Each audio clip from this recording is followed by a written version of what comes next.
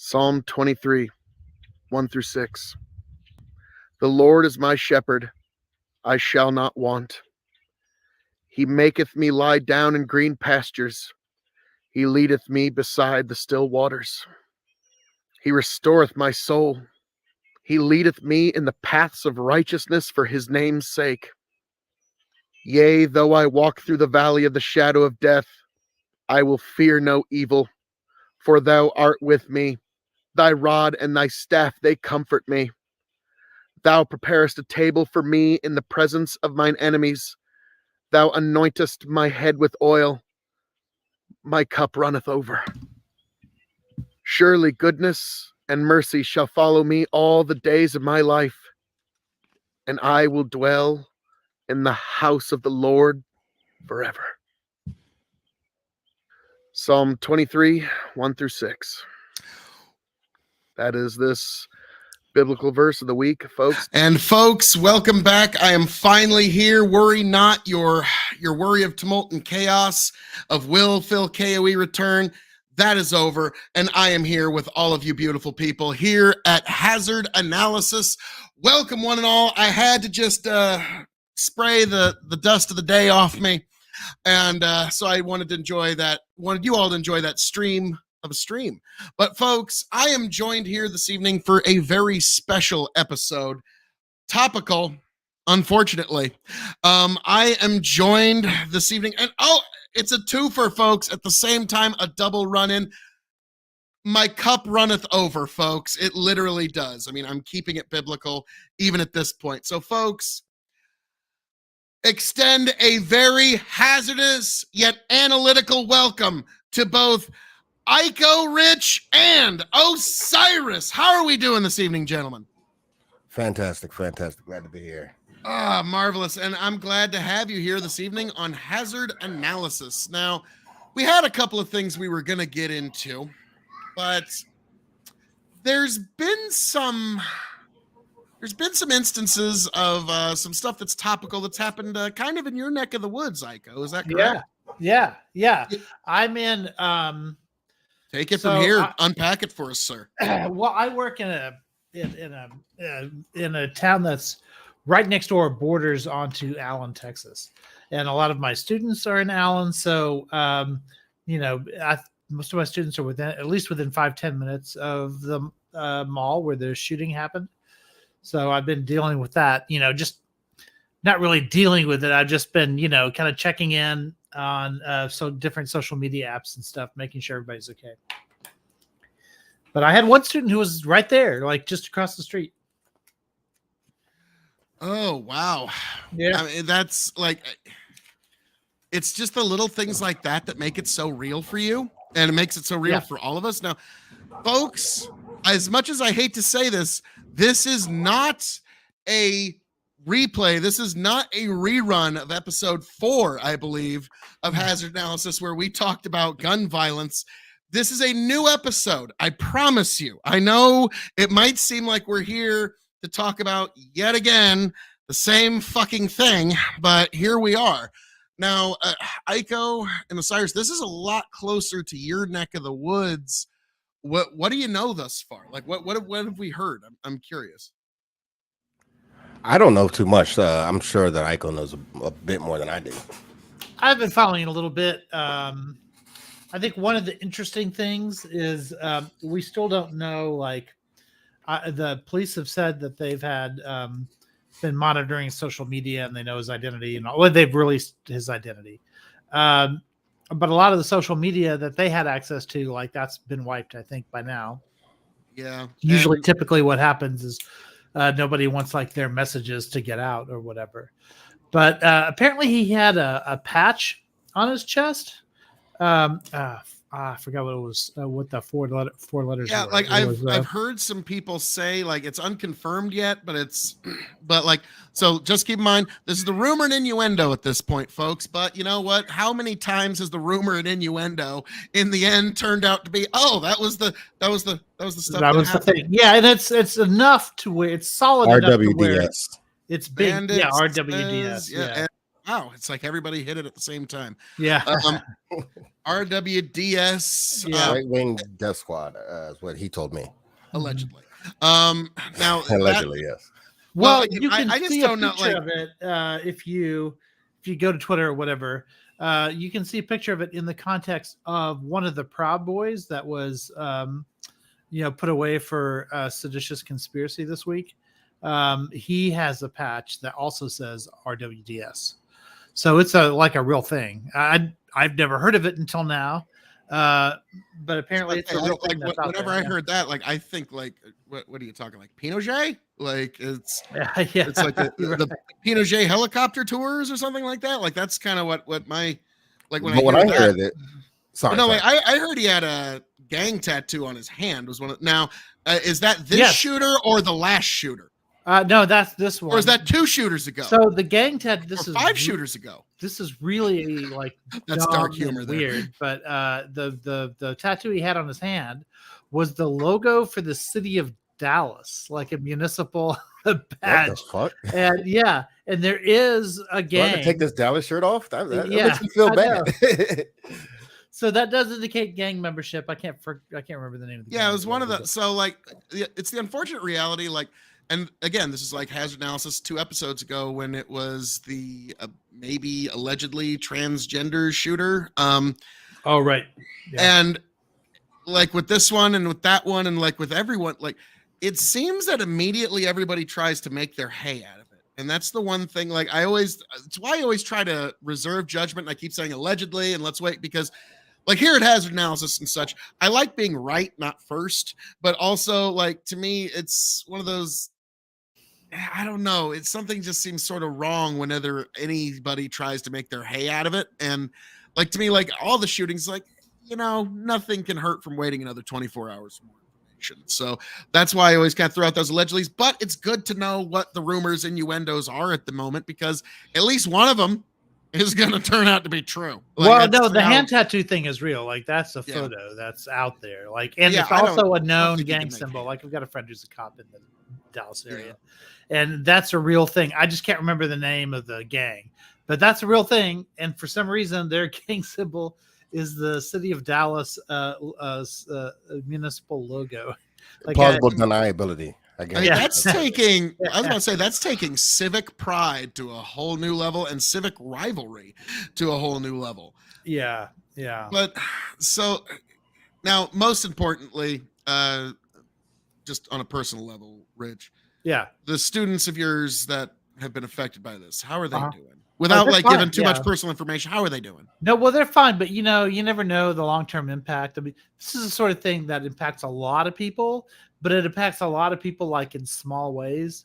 Like, for instance, there's another mall around here, Stonebriar Mall. I don't know if you heard about this one, Osiris. I have a friend of mine who was there same day, like a few hours later, that was evacuated for a shooting.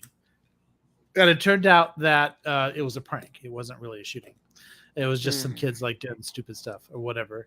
But you can see like everyone's on such a sort of everyone's sort of like waiting for the next shoe to drop, that the second somebody like, pulled some kind of a prank, like everyone panicked and, they just ran. So Yeah. And, Bandit it's a Pro Tango Blast Gang. there you go. I'm sure I pronounced that absolutely correctly. Like, I'm sure there was no like, apparently Hispanic gangs in South Texas like tats of their localities, according to Bandit. So Yeah, That's North Texas. but- That's what my friend told me too. Yeah, that's right. it's about to say, so it's like, That's kind of weird. yeah, but like, so I'm glad that your students are doing okay, but I'm going to be honest with you. Like, here's the thing that I've noticed, especially with the Zoomers and the Generation Z, and they're more numb to it than anybody. Like, it's Yeah. like as much as They it's grew like, up with it. Like this is their Well, life. it's just like, okay, like it's kind of like my joke about like, now is that 2 shooters ago or 5 shooters ago? That's how Yeah. they talk. Well, That's I how they don't- actually yeah. talk, They- which they- is why that joke lands. Yeah. Well, they may be surface level numb to it, but I equate it to like other passive traumas, right? Like if you grew up in a gang neighborhood, you're gonna be numb to the gangs and the gang violence, right? but you don't, like Rich said, you don't really know what the long-term effect is. So the Yeah. surface level, they're probably numb to it, but we don't know how this is affecting kids in the general sense as it happens across America. Maybe not in their schools and maybe not in their districts, but obviously more importantly so for the ones who are having that thing happen in their school district. This is basic Maslow, right? Like you have to have safety is one of the cornerstones of like your psychological development. If you don't have safety, then there's a lot of shit that's gonna get messed up in your development over time as you age. So yeah, I mean, sure, they're gonna talk about, like, they're absolutely used to hearing this stuff, but that's not necessarily a good thing. No, I'm not saying it's great, but like, no, I'm saying this is just how they talk now, which is like, to me, it's kind of like, God, Yeah, I get what you're saying. remember Yeah. when Columbine happened, when I was in high school, like basically the entire education system just stopped for a week. Okay. Like, for lack of better terms, like it was like, just, we're all trying to figure out what we do now after Columbine. And now it's, Which was nothing. We did nothing. I was about to say, okay, we didn't do anything about that. That's a better way to put it. Yeah. Like when you said, which is nothing, I was like, Yeah. you want to rephrase it? Like it wasn't nothing to the folks that were there. Like. Oh no, I'm saying you said we're going to figure out what we're going to do. Well, what we did was nothing. Like, yeah, that was during the assault weapon. And also, like, yeah, another one was a Sandy Hook, right? After Sandy Hook, like, everyone thought, okay, there's going to be a solution. Like, they're going to come up with something. There was a now. run on because I was just kind of in gun store culture at that time. Like, sure. I like go to a gun store maybe like once a year now at most, like pick up some ammo here and there. Right. But like at the time, I was like, it was a place to hang out, talk with people, and like it was kind of like talking cars.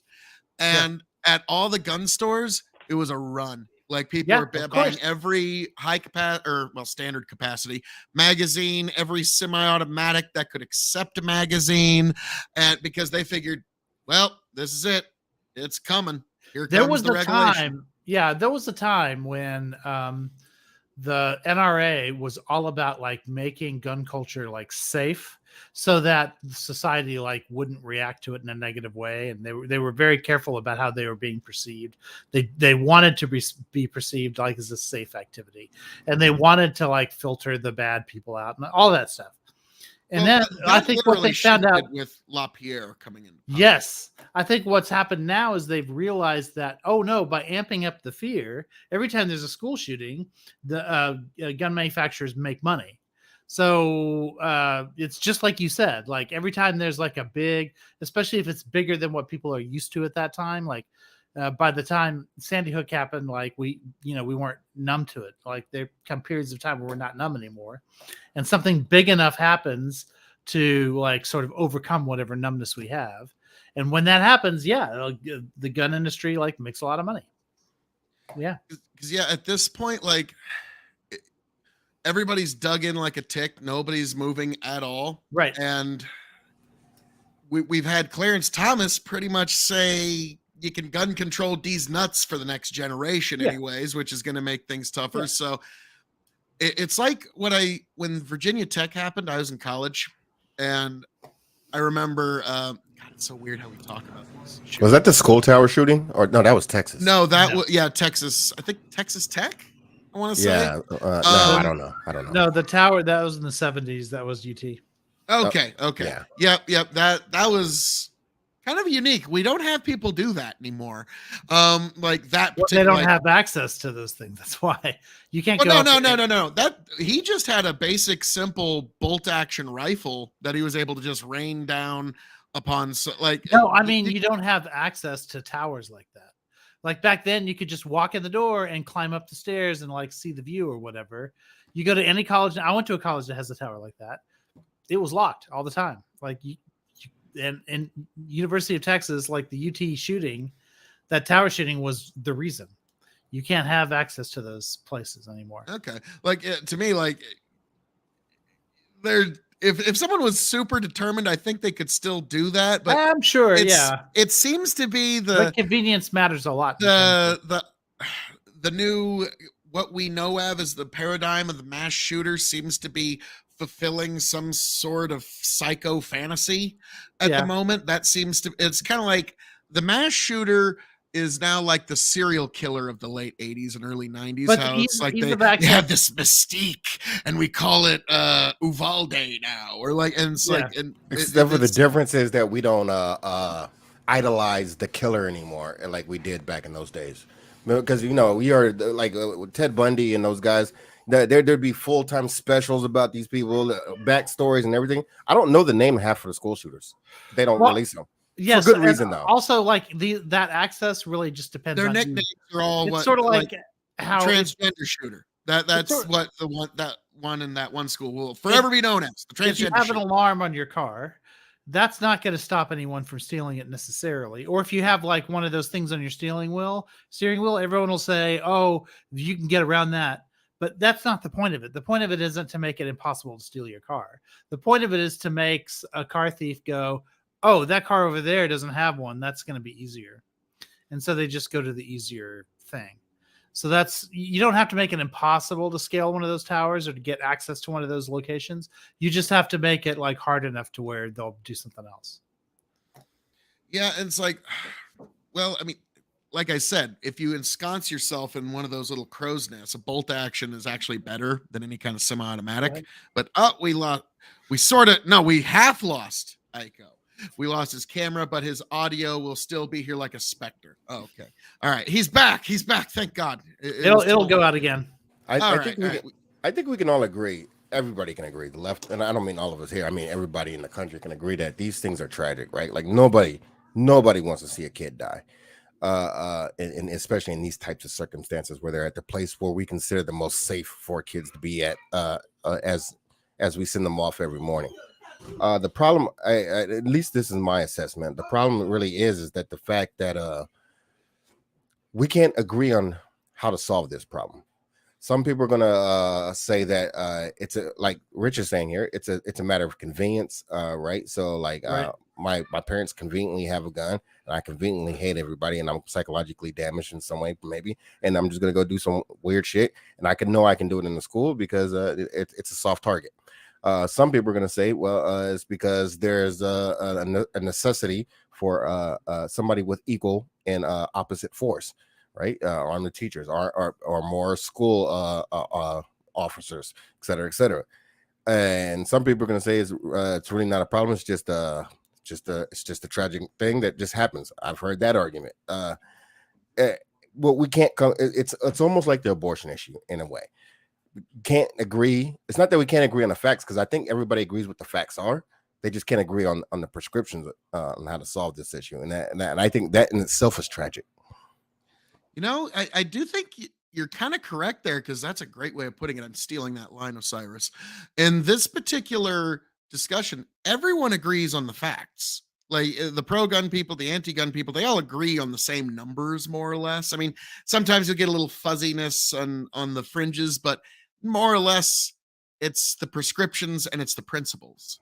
And unless Because- the facts back you into a corner where you can't admit them, in which case they do, like, people do disagree on facts at that point, just because they don't want like to have Yeah. to bite the bullet on whatever This is that Twitch, fact isn't means. it? I was about to say that's half of Twitch discussions. I mean, yeah. So, like, for instance, you know, I'm fine with a variety of like gun positions. Like, I'm not offended by like pro Second Amendment positions or anything. But would you say something like, you know, that the EU, which is the same population as the United States broadly, you know, doesn't have a mass shooting problem the way the United States has, or Australia, or New Zealand, or all these other countries, OECD countries, basically? That's a fact. Like, we should all agree on that. Now, we can disagree and say, well, yeah, we do have more deaths here based on that, but it's worth it because it's we what have comes after the freedom. buts and the therefores, Right. where we all seem to disagree. Right. So you can say freedom is more important than the lives lost or whatever, because you can make that argument. And I think it's a reasonable argument to make. But a lot of people aren't willing to bite that bullet, so they'll just deny it and they'll just say, no, it's the same everywhere. You just can't stop it. There's nothing, if we had no guns tomorrow, we would have this equal number of deaths from stabbings or something. And those are the kinds of things that we have data for. Like there's no reason for that to be just like, or we might have more from pressure cooker bomb terrorists now. Yeah, exactly. Like, that's exactly. It was such a good argument. Ico's like, nah, I'm No, I'm sorry. I'm giving you shit, sometimes I turn my video off for. No, I got you. But no, like I totally understand those arguments. But like to me, it's like the therefore that I always turn to is it's like, well, okay, that's understandable and valid. But if you look at our gun deaths here in America, if you take away just these three numbers, just take these, knock these off, because you can explain them away in different ways. In our, let's say, 33,000 gun deaths a year, 22,000 are suicides. So over 2/3 are suicide. Yeah, I agree. Suicide is a big consequence of. Then if you also take off the numbers of police officers that committed a homicide during the line of their duty, because that could be justified, could not. The courts will decide that one. And then get rid of gang violence, because you could take a bigger, wetter hunk out of that if you just decriminalize drugs. You take those three numbers off, America's actually in line with most European nations in terms of. But if you're just looking at, if you just narrow it, because what we keep going. So what I'm saying is a majority of these gun deaths are for a reason that has something that has almost nothing to do with the gun itself. But I'm not talking about gun deaths. I'm talking about mass shootings. So we have 2 mass shootings a day now. So, I mean, the discourse that we're having now is about how do we stop this like phenomenon from growing? And I've had this line for a long time. I still kind of say it a little bit, but now I'm starting to like have less confidence when I say it. And the line that I've said for years is, if you look at total risk analysis, like having like a good healthcare system is a way bigger deal than say guns, because the number of people that die like from these mass shootings or whatever is relatively small compared to like a 1 point differential in terms of improving the efficiency of Medicare or Medicaid, something like that. And I've been saying this for years, but now the rate at which these mass shootings are starting to increase in terms of their number and their this impact. Year. The chart you showed this year in particular is showing something. Yeah, I mean, but also up before this year, the number one was 2020, not that long ago. Like, well, I think the pandemic, in many scenarios, including this one, has emphasized and increased problematic areas in people's mental health and other things. And I think this is evidence. This is evidence of that symptom there. Well, this year is worse than 2020. No, yeah, I'm saying, well, I'm not saying that 2020 is going to be the apex of everything. I'm saying that post 2020, a lot of things have happened that kind of wane and flow, but everything is just much greater than it was pre 2020. That I think in a lot of cases. I'm not sure about the numbers on this particular subject. I think, but if I can kind of add an addendum to what Osiris is saying, I think to the spirit of what you're saying here is 2020 brought everybody's mental health shit to a head, whether they liked it or not, and they couldn't put it off anymore. And then people found out whether they liked their spouses anymore, whether they liked their children anymore, whether they liked their parents anymore. And then they found out, so we are kind of dealing with the spiraling out of 2020 still to this day. But bringing it back to Ico, I remember on Twitter, because yes, folks, KOE Nation is now on Twitter as well. KOE Nation, YouTube, TikTok, Twitch, and Twitter. I'm nothing if very on brand here, folks. About time. But I think the biggest year before that was 2018. Yes. So, I mean, it's not like 2020 is some kind of outlier. I think it's been increasing at the rate that you would predict based on the years before. But no, like my point is, like in previous years, like the mass shootings have been spread out over 12 months, and we're getting 6 months worth. Yeah, exactly. It's like we're not getting paid by the mile here, motherfuckers. Jesus Christ. This is that map you showed the other day, where it emphasized mostly former Confederate states and a couple of Midwest states. Yeah. And that was Yeah. like, that made me Yeah. like, because I was going around from field to field that day, and it made me want like, wow, that is a lot of former Confederate states where this is happening. Like, Yeah. I know correlation doesn't equal causation, but it makes Right. you wonder. Yeah. It Well, is kind of a culture thing. Yeah. Well, we kind of talked. I think I brought this up the other day. Maybe Rich was there. The amount of deaths, gun violence, and everything that's happening is really concentrated. Well, I think it was deaths. Concentrated in the South, in particular. Not just mass shootings.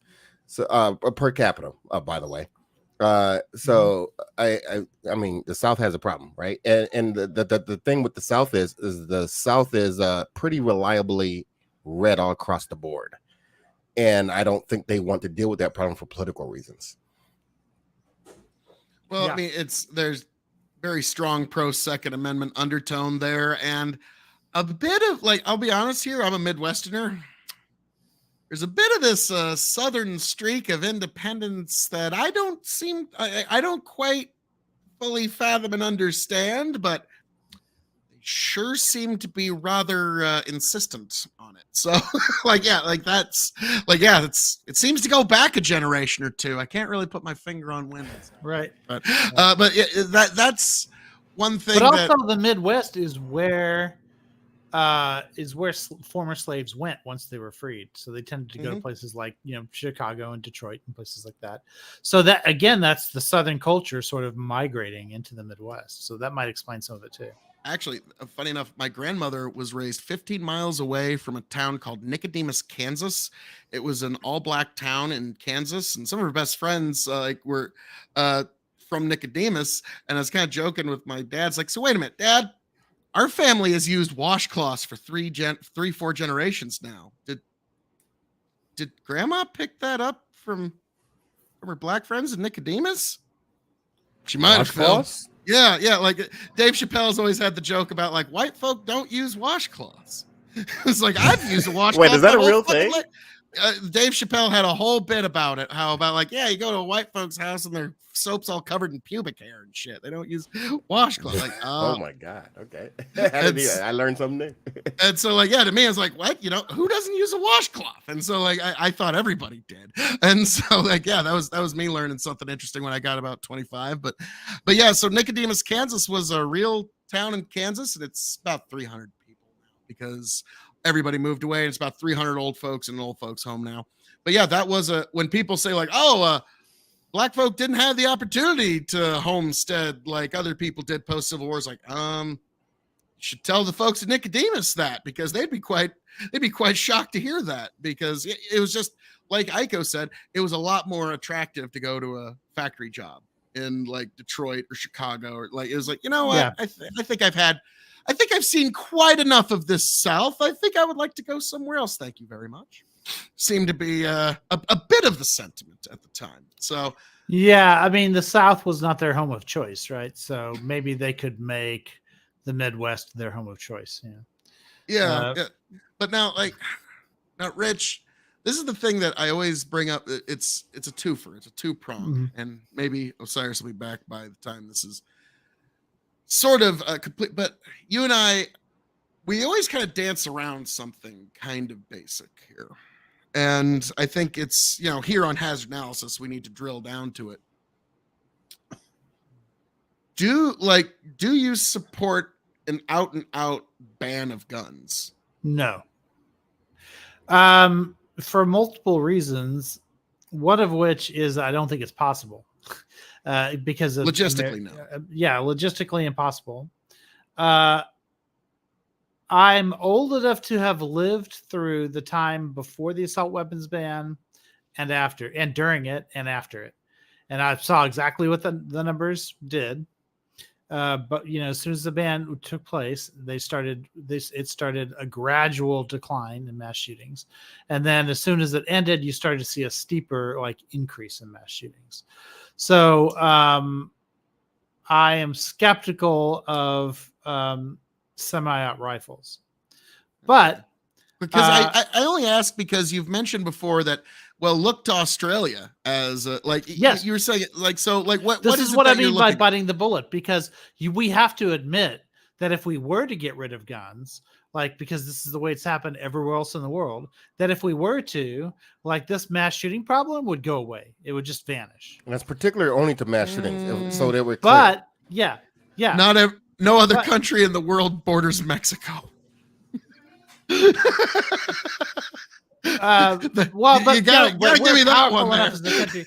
We're powerful enough as the country to where if we could manage to do that, I mean, we have a big gun problem here as well. Like Mexico relies on us for access to their guns, so I think Yes, we that give them would solve guns it. and they give us drugs. Yeah, If but we they get pulled their with automatic Australia- weapons from South America, Africa. Well, everywhere no. else. Where did the automatic weapons come from? Same of them place come they've from been here. coming from for years, from old Dutch and Belgian colonies, the USSR when it collapsed. The guns aren't biodegradable, the people are. Well, no, wait. The guns that are on the street, the MAC-10s, the Uzis, a lot of that stuff came from here, or or the Israel in the 80s. I mean, sure. Uzis? I mean, I'm sure you could source a lot of places. I'm Well, just hold saying. on, but it's about numbers. It's not about whether they exist or not, right? Like if the policy required all availability to drop to zero, then you wouldn't have seen the drop that we saw during the assault weapons ban, the 10-year assault weapons ban period. We wouldn't have seen those numbers. We would have seen it just continue to get worse. But it Yeah, didn't. the problem is we because had it's- Columbine during the assault weapons ban. The highest profile shootings still happened Yeah, during so the even assault with, weapons ban. So that was how ineffectual they were with weapons Well, that were no, technically banned under the assault weapons you ban. made my So- point. You're saying that even with that one, made mine. even with that one event skewing the numbers still dropped considerably over that 10-year period. So I mean, yeah, you're right. Even if you have just like people like to say, oh well, Norway has a bigger problem than we do. Well, yeah, sure, because they had that one incident in Oslo, like with that guy that like murdered like 100 people or something all at once, and that made their like stat for that year like jump off the roof, right? But then it hasn't happened again. It hasn't happened since. Yeah. Kaylee and Because- Osiris, you guys put on a good show together. Difference of opinion, welcome. Well thought out points. I don't think you get your info from CNN. Inside joke, this on time. No other countries border Mexico. That's real politic and a point most people misunderstand. Well, thank you, Girl the Front, because that's the thing. Like all the other countries in the world, like that was one everybody you could know. Everyone's like, shit, is that because Mexico will still keep bringing in drugs, guns, fucking human trafficking to their I must heart's have content missed. until we figure I that one. must have missed the ocean on Mexico's southern border. That we're the only country that borders them. Like, I don't know. Well, no, about that all one. these other countries you're talking about, Australia, UK, all these that have done these gun bans you're talking Well, no, about, you just said none no of them other- border Mexico. We do, and that's a problem. No, but hold on. You're But right. we're That the is- problem for that is- Mexico. Yeah, we're the problem for Mexico, and they're the problem for us. It's a reciprocating problem, and So we're just the market. it's just because it's a hard problem doesn't mean it's not a problem that we can mitigate. Maybe not solve, but at least heavily mitigate. We can do that. All policies about So mitigation. what- Like, I'm sure what- someone shot somebody in Australia in the last 30 years. Well, so my question is, so what do you want? Like, I'm going to give you open format here. Let's say you're dictator for the day. Okay. You Yeah. have 24 hours to implement whatever gun law ICO wants dictated to the world, and Clarence Thomas has to just huff and gruff and deal with it for a couple of years. What would you do with the time you have? Go. Well, I would just go back to the assault weapons ban that was already successful. I think that'd be the number one thing. By the way, that ban was not a total ban. You had to didn't Yeah. you have to have a special license or certain Yeah. Which I think is fair because that doesn't completely get rid of your Second Amendment, right? Not a You total have ban, yeah. access, but I think that unlike the gang problem, the suicide problem, and the normal American gun problems, this is a very particular thing because you're gonna you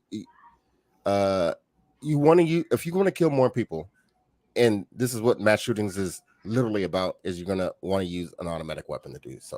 Now, here's the problem, Rich. Though, so I have to throw this back at you and go on Phil's side. Assault weapons are not what's being used in these mass shootings, though. Well, I mean that one yesterday or was, does AR-15 count as assault weapons. So, like I'm saying, when you ban, are you Yes. wanting to ban any semi-automatic weapon that accepts a detachable magazine?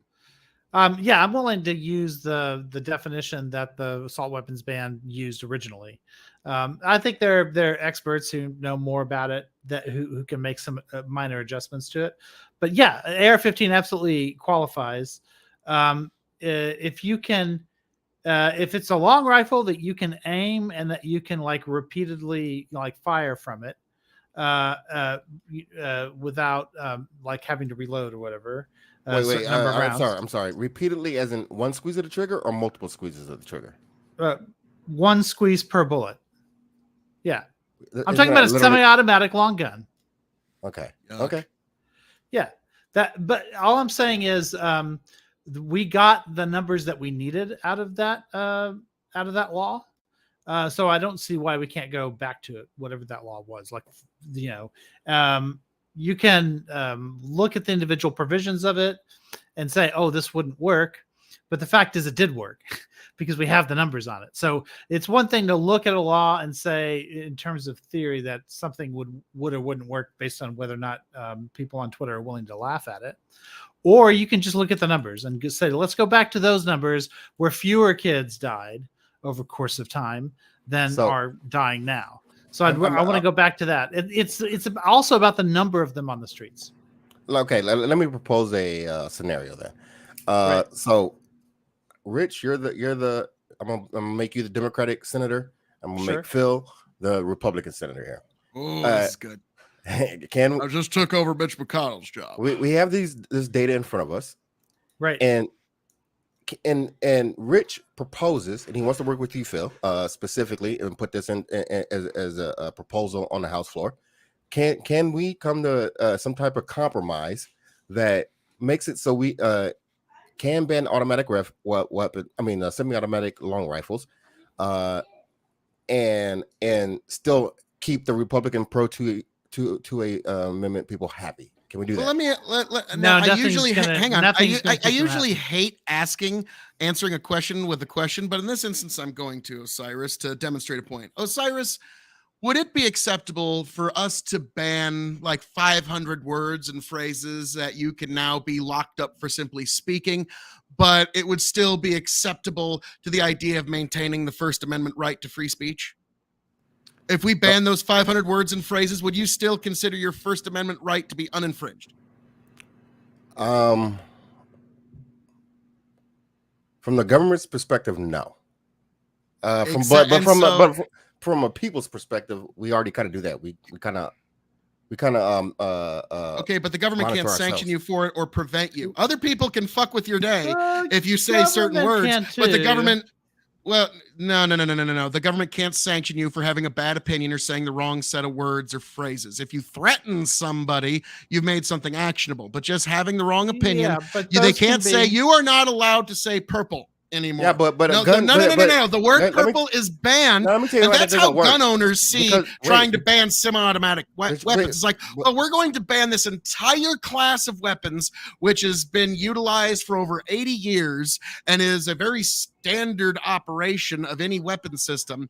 But because we're banning these, though, but because there's a few pea shooters that we're still going to allow you, technically your Second Amendment right hasn't been infringed upon. You see how that's No. more than just a slippery slope. That's Right, you give an I inch, get they that, take a but mile. this is why this analogy doesn't work, because the government does ban actionable, analogy. threatening word set of phrases, right?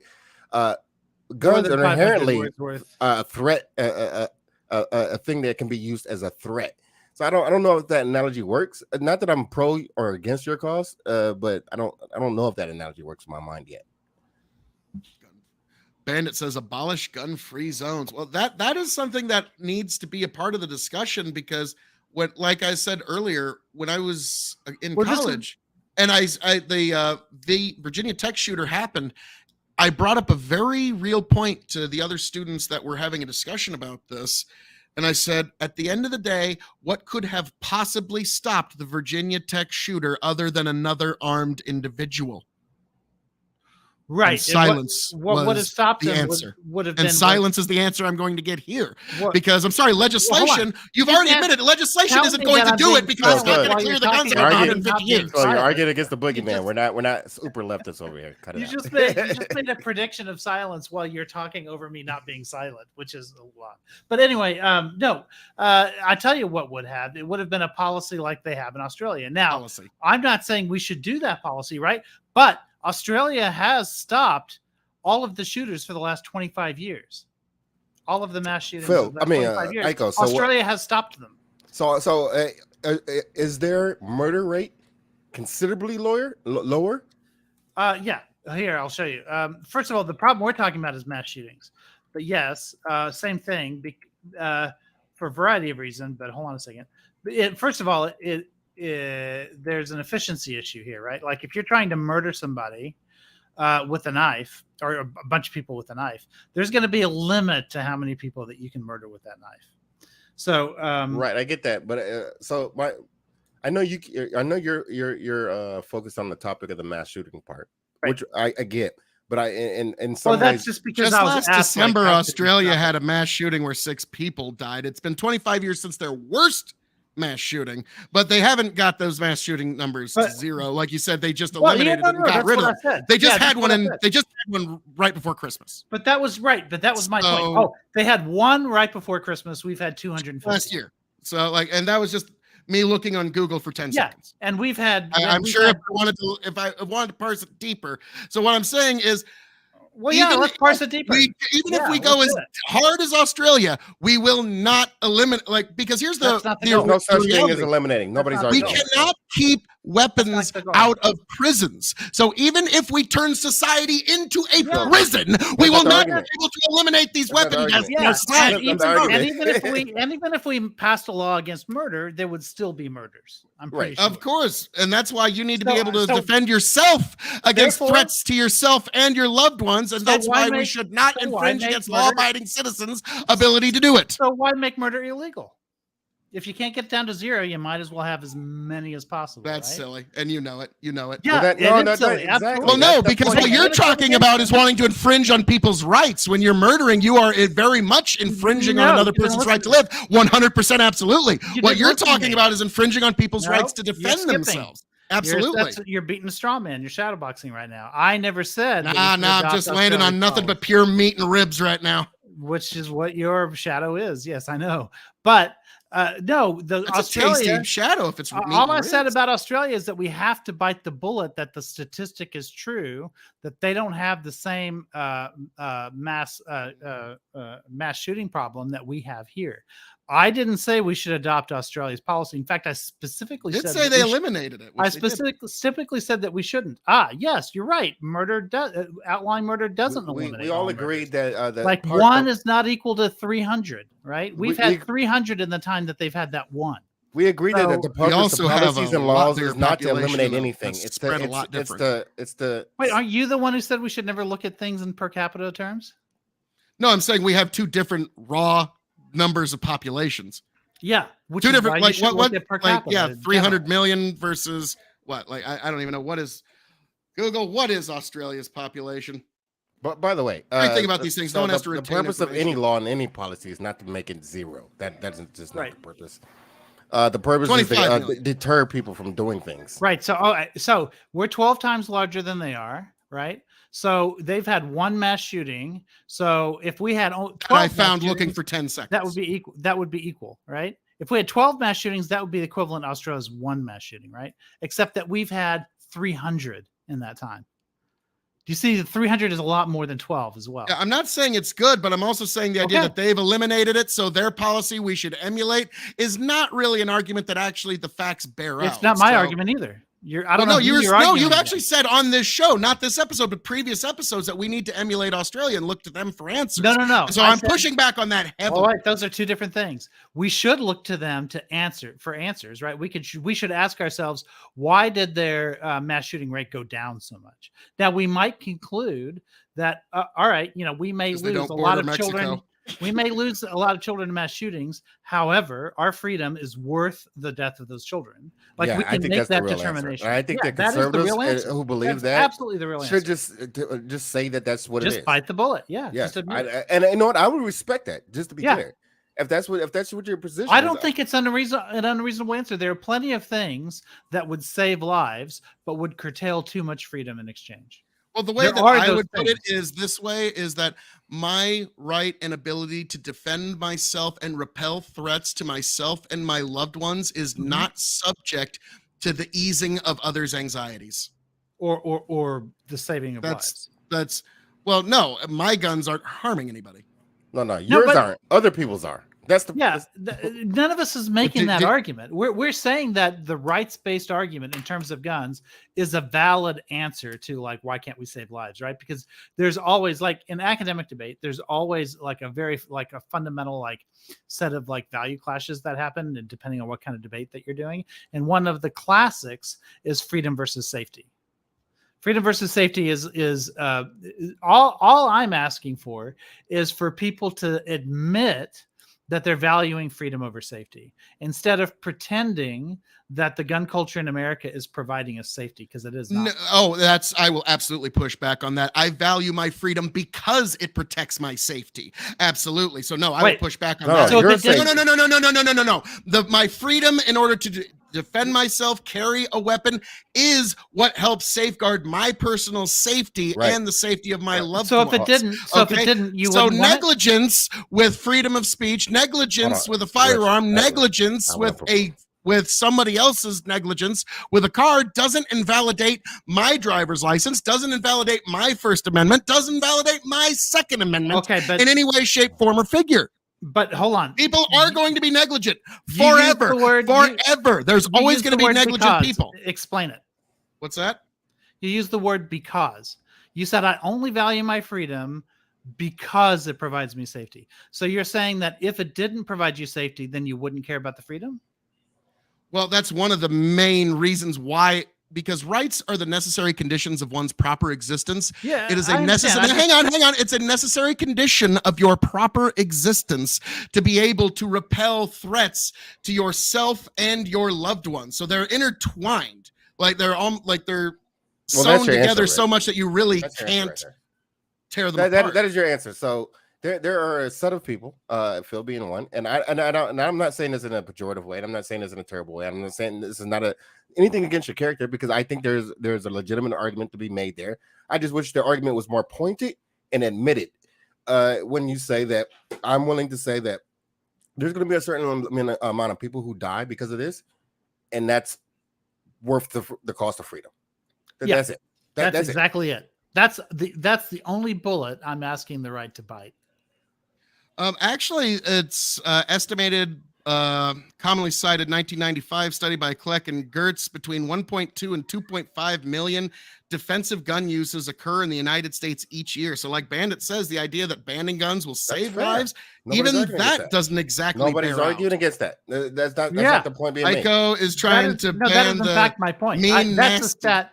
That's a scary stat looking. that I welcome, because what you're saying is that those kinds of like defensive shots are necessary in the United States, Well, not all of as them opposed are. to other countries. Not all of them are necessarily firing on somebody. There are plenty of like, yeah, motherfucker, get off my lawn. You leave that kid alone. So, There's like, plenty Phil, of those. Let that me happen bring every this year. back around, back to the beginning. So I think the point that Rich is trying to make, and I think I concur with, is the fact that nobody's saying that. What we're trying to say is that there's nothing wrong with the argument that there are going to be people who die of guns, and but are also going to be people who are going to be saved with guns, right? And therefore, our personal freedoms are not worth giving up because of the people who died because of those guns. And I know that's a harsh way to say it, but that's the reality of what I think some people's positions are. And if that's your position, I think people should just own that and say it that way. That Well, way we can have a the reason conversation. I don't see it is because that's not my position. I don't look at it like, well, it's just worth more than you're like, no, it is because my life is so valuable to me. My loved ones are so valuable to me. And I want you, those people who had to be victims of this, your lives are so valuable to you that there needs to be someone that can push back when evil is visited upon you. And that's okay, I see what's happening here. So it's a matter of perspective for you. It's not a matter of whether what we're saying is right or wrong. But what Rich was giving you was a set of numbers that shows that there is a measurable way to decrease gun violence, and that's by removing the guns. And your position And is that's that not even the policy I advocate. I'm just saying that we have to bite the bullet and admit that that's true. and like to me, like I'm not even willing to concede that because that's not my position. And Osiris, when you were asking earlier about if it was Senator Iko and Senator Phil KOE, which is a beautiful idea. I mean, Iko needs to be the senator I would from vote Texas. for both y'all. I need to be the senator from Nebraska. I'll be that. I think swing voter. Iko's like, I'll take that compromise. I'll take that compromise if I'm the senator from Texas. Sure. Like we'll have some issues when it comes to Supreme Court nominees, but no, like this is a real thing, and I've said this many times because there was going to be a topic of is Phil reasonable? That was going to come up a long time ago in a galaxy far, far away. And what I was going to come up, and this applies to me and my pro Second Amendment argument, but I think it also in the equal inverse doppelganger is also kind of how Iko sees it from his perspective. So allow me to just anytime that good compromises with evil, that is a 50% loss for good and a 50% win for evil. Anytime that food compromises with poison, death is the only profit. And so when you say, what sort of compromise should we find? My thought as the American gun owner is like, we're at the negotiating table for the American gun owners' rights. Am I going to lose 50%, 70%, or 30%? And so it's one of those so we see no real profit in coming to that table anymore because there is no trading of horses. It's just we're always expected to make greater and greater concessions. And so hold on. I get what you're saying there, and I've heard this from you before, and I agree with that. But the thing that I don't agree with, the hard usage of the words good and evil, right? Because I don't think good and evil are things that should be brought into this this particular discussion, because we're talking about a gun. It's an innate object. It can be used for good or evil. It's just a thing. And the problem with that is that when you use verbiage like that, now you may not be doing this, but when politicians do this and talking heads on TV do this and people who write blogs do this, even if they're not saying it explicitly, they're implying that the other people's opinion is inherently evil. And I think that's a dangerous road to go down, personally. Okay, just a quick update. I just haven't answered your question. I think it was your question, Osiris. The murder rate per 100,000 in the United States is 6.4, and in Australia it's 0.9. I mean, it's one of those things that I like. Even with the numbers, I mean, I'm just answering your question. I wasn't even trying to make a point. I'm just answering your question. Right. Like to me, like the biggest wettest hunk you need to take out of in America is the suicide numbers, because that's 2/3 of your gun deaths. I agree. We have a suicide problem in the United States for sure. A uniquely bad suicide problem. Yes. Yeah. Like Japan is about the only country that you can point to is like, yeah, their suicide rates even more wonky and out there than ours. But like here in America, wait, what about China? I thought China was pretty bad. Well, they got the nets to catch them from trying. Oh shit! So they bounce right back up into the factory floor. Like shit. Sorry, boss. I'll get right back to work. So yeah, they're not letting their workers even have the chance to You can't even kill yourself to punch get out out early. early. That sucks. Like, yeah, that's man. How much would that? How much would you feel? She's like, man, couldn't even kill myself, right, man?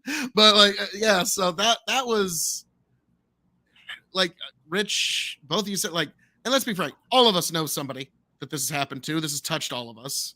Like, it's the unfortunate reality. Now the thing is, like, there is no legislative wand we can wave and like, hey, we've solved suicide. It's solved, everybody. We figured it out. We need because to be it's better people, but the problem is the word better, and we No, don't know how to solve that either. I know what Rich's immediate comeback is going to be because I've been in these debates a few times. Like, yeah, but guns suicides are a hell of a lot more successful than most other suicides. Like, and that's like yeah. it. Like, yeah, can you tell I've been in a few of these debates before? Yeah, sure. Like, but yeah, they very much are, and that's why I don't know what the proper situation is there. Because again, like when people say, "Well, what about red flag laws?" That comes into a right delayed is a right denied issue, and we're worse than Japan, by the way, on suicide too. Okay, I must be thinking of their forest where everybody keeps killing themselves. But like yeah, there's this forest there where one of the Paul brothers got in trouble filming themselves there. Yeah, that did happen. There's plenty of third world countries that are worse than us. But when you look at like the classic lists of like suicides and murders and gun deaths and whatever, like, because I've gone through so many of them over the years, it's the way to compare it is to look at among OECD countries. Right, because if you're comparing to a third world country where, you know, the poverty rate is through the roof and there's all kinds of revolutions happening all the time, that's kind of a different story. I like this question, Phil. Bandit, I really like this question. Like, so you guys have given some, not like hard policy or anything, but just kind of general North Star guide of what you think. But like to achieve what you want, what are you willing to exchange in return? Because like when I say trade horses, that never really happens in the gun debate. Just gun owners are expected to make more and more concessions and nothing is ever given in return. And so I'm wondering, because like there's a lot of things that folks they want suppressors made just as easy to buy as a standard firearm. A lot of them want fully automatic back. I know that's kind of going in the opposite direction of where you're talking, Rich. They want the NFA overturned, so like you can have shorter rifles or you can put a stock on your pistol without having to do 6 months worth of paperwork. There's a lot of different things that gun owners have been going. So I'm curious, if you were coming in the spirit of trading horses, what are you willing to concede to get? Well, this is why I proposed the question from Senator Phil and Senator Rich, because I don't consider myself left or right, really. I mean, I might have some left or right thoughts about particular subjects, but I don't really care about any of their camps. And I think you guys have, established your flags in the sand of the camps that you're in. While you think about that, I have a quick introduction to make while you let your synapses fire there, Aiko. I've got another man who's making his way to the ring. He is from the waters of Lethe himself, Lethe Water Kai. How are we doing, sir? Welcome to the show. Wow, the pylon's gonna happen, Rich. I mean, Phil, like you're a real trooper, Phil. Well, hold on. If he truly were fresh from the waters of Lethe, then he would have nothing to say. Where are we again? Yeah, see. I only took a fucking drop. well, no, I gotta just give him that one. That's a fucking mic drop from Aiko tonight. Well, fucking done. All right. So here we're talking about guns. Yeah. You know, it's kind of weird. That tends to happen when the King of Extreme shows up. Lethe's gonna give you what you want more than I am because I'm not, like I said before, this is not one of my top issues. I'm talking about like how to be honest in the discourse. That's what I've been talking about. That's why I say we would need to be honest about where the countries are. Talking to two Texans. It's not like we're anti-gun here. Right? But at the end of the day, if you were to tell me that a gun law failed in Congress, like you would be met with a yawn from me. Like that's not. Because like I said before, like a 1 point shift in the efficiency of Medicaid or Medicare is going to have a bigger impact than like any gun law that we can pass. So, it's very sad. Let's get Kai up to speed and see if we can let's make it Senator Phil and then Senator Kai. I'll restate the question for Kai. So Kai, here's the question: if we could, if you and Phil are senators, you're the Democratic senator, and he's the Republican senator, and we're like, we want to get rid of, we want to have another assault ban because, as Rich brought up earlier, there's good evidence to show that if you get rid of semi-automatic long rifles, that that mass shootings will go down. And you and Phil are the two senators who are tasked with being bipartisan on seeing if we can get this to happen. And somebody in chat already brought up a good question. What are you going to Phil's going to probably have to come to you and have you give up something too. What are you willing to give up for that assault rifle ban? So first, I suppose, what is the gun control that you would absolutely want in America, and what are you willing to trade horses? I was about to say, I'm a Nebraska boy, so welcome. We're trading horses today, Lethe. I know. Guy from Compton's like, what the fuck are you talking about? But I actually owned a horse. This was wild about it. Nice. There's actually horses walking around our city, and what was its name? More wild. It was Snow. Nice.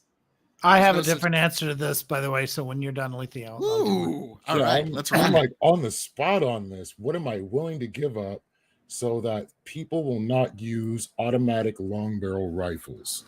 Yes. Semi-automatic, to be clear. Not automatic. Semi-automatic. Sorry. Okay. Automatics already off the streets. We love you, Lethe. I won't like. Well, they're not off the streets, but they're so the assault weapons illegal. ban of the 90s that Aiko is talking about that he does not advocate for, but will tell you the ins and outs as to why he thinks it's so very beneficial, but does not advocate for. Keep in mind. Well, there's a difference between a scientific approach and number analogy and advocating because you feel a certain type of way. But like he was the assault weapons ban. Now these aren't real assault weapons. It was just silly political language.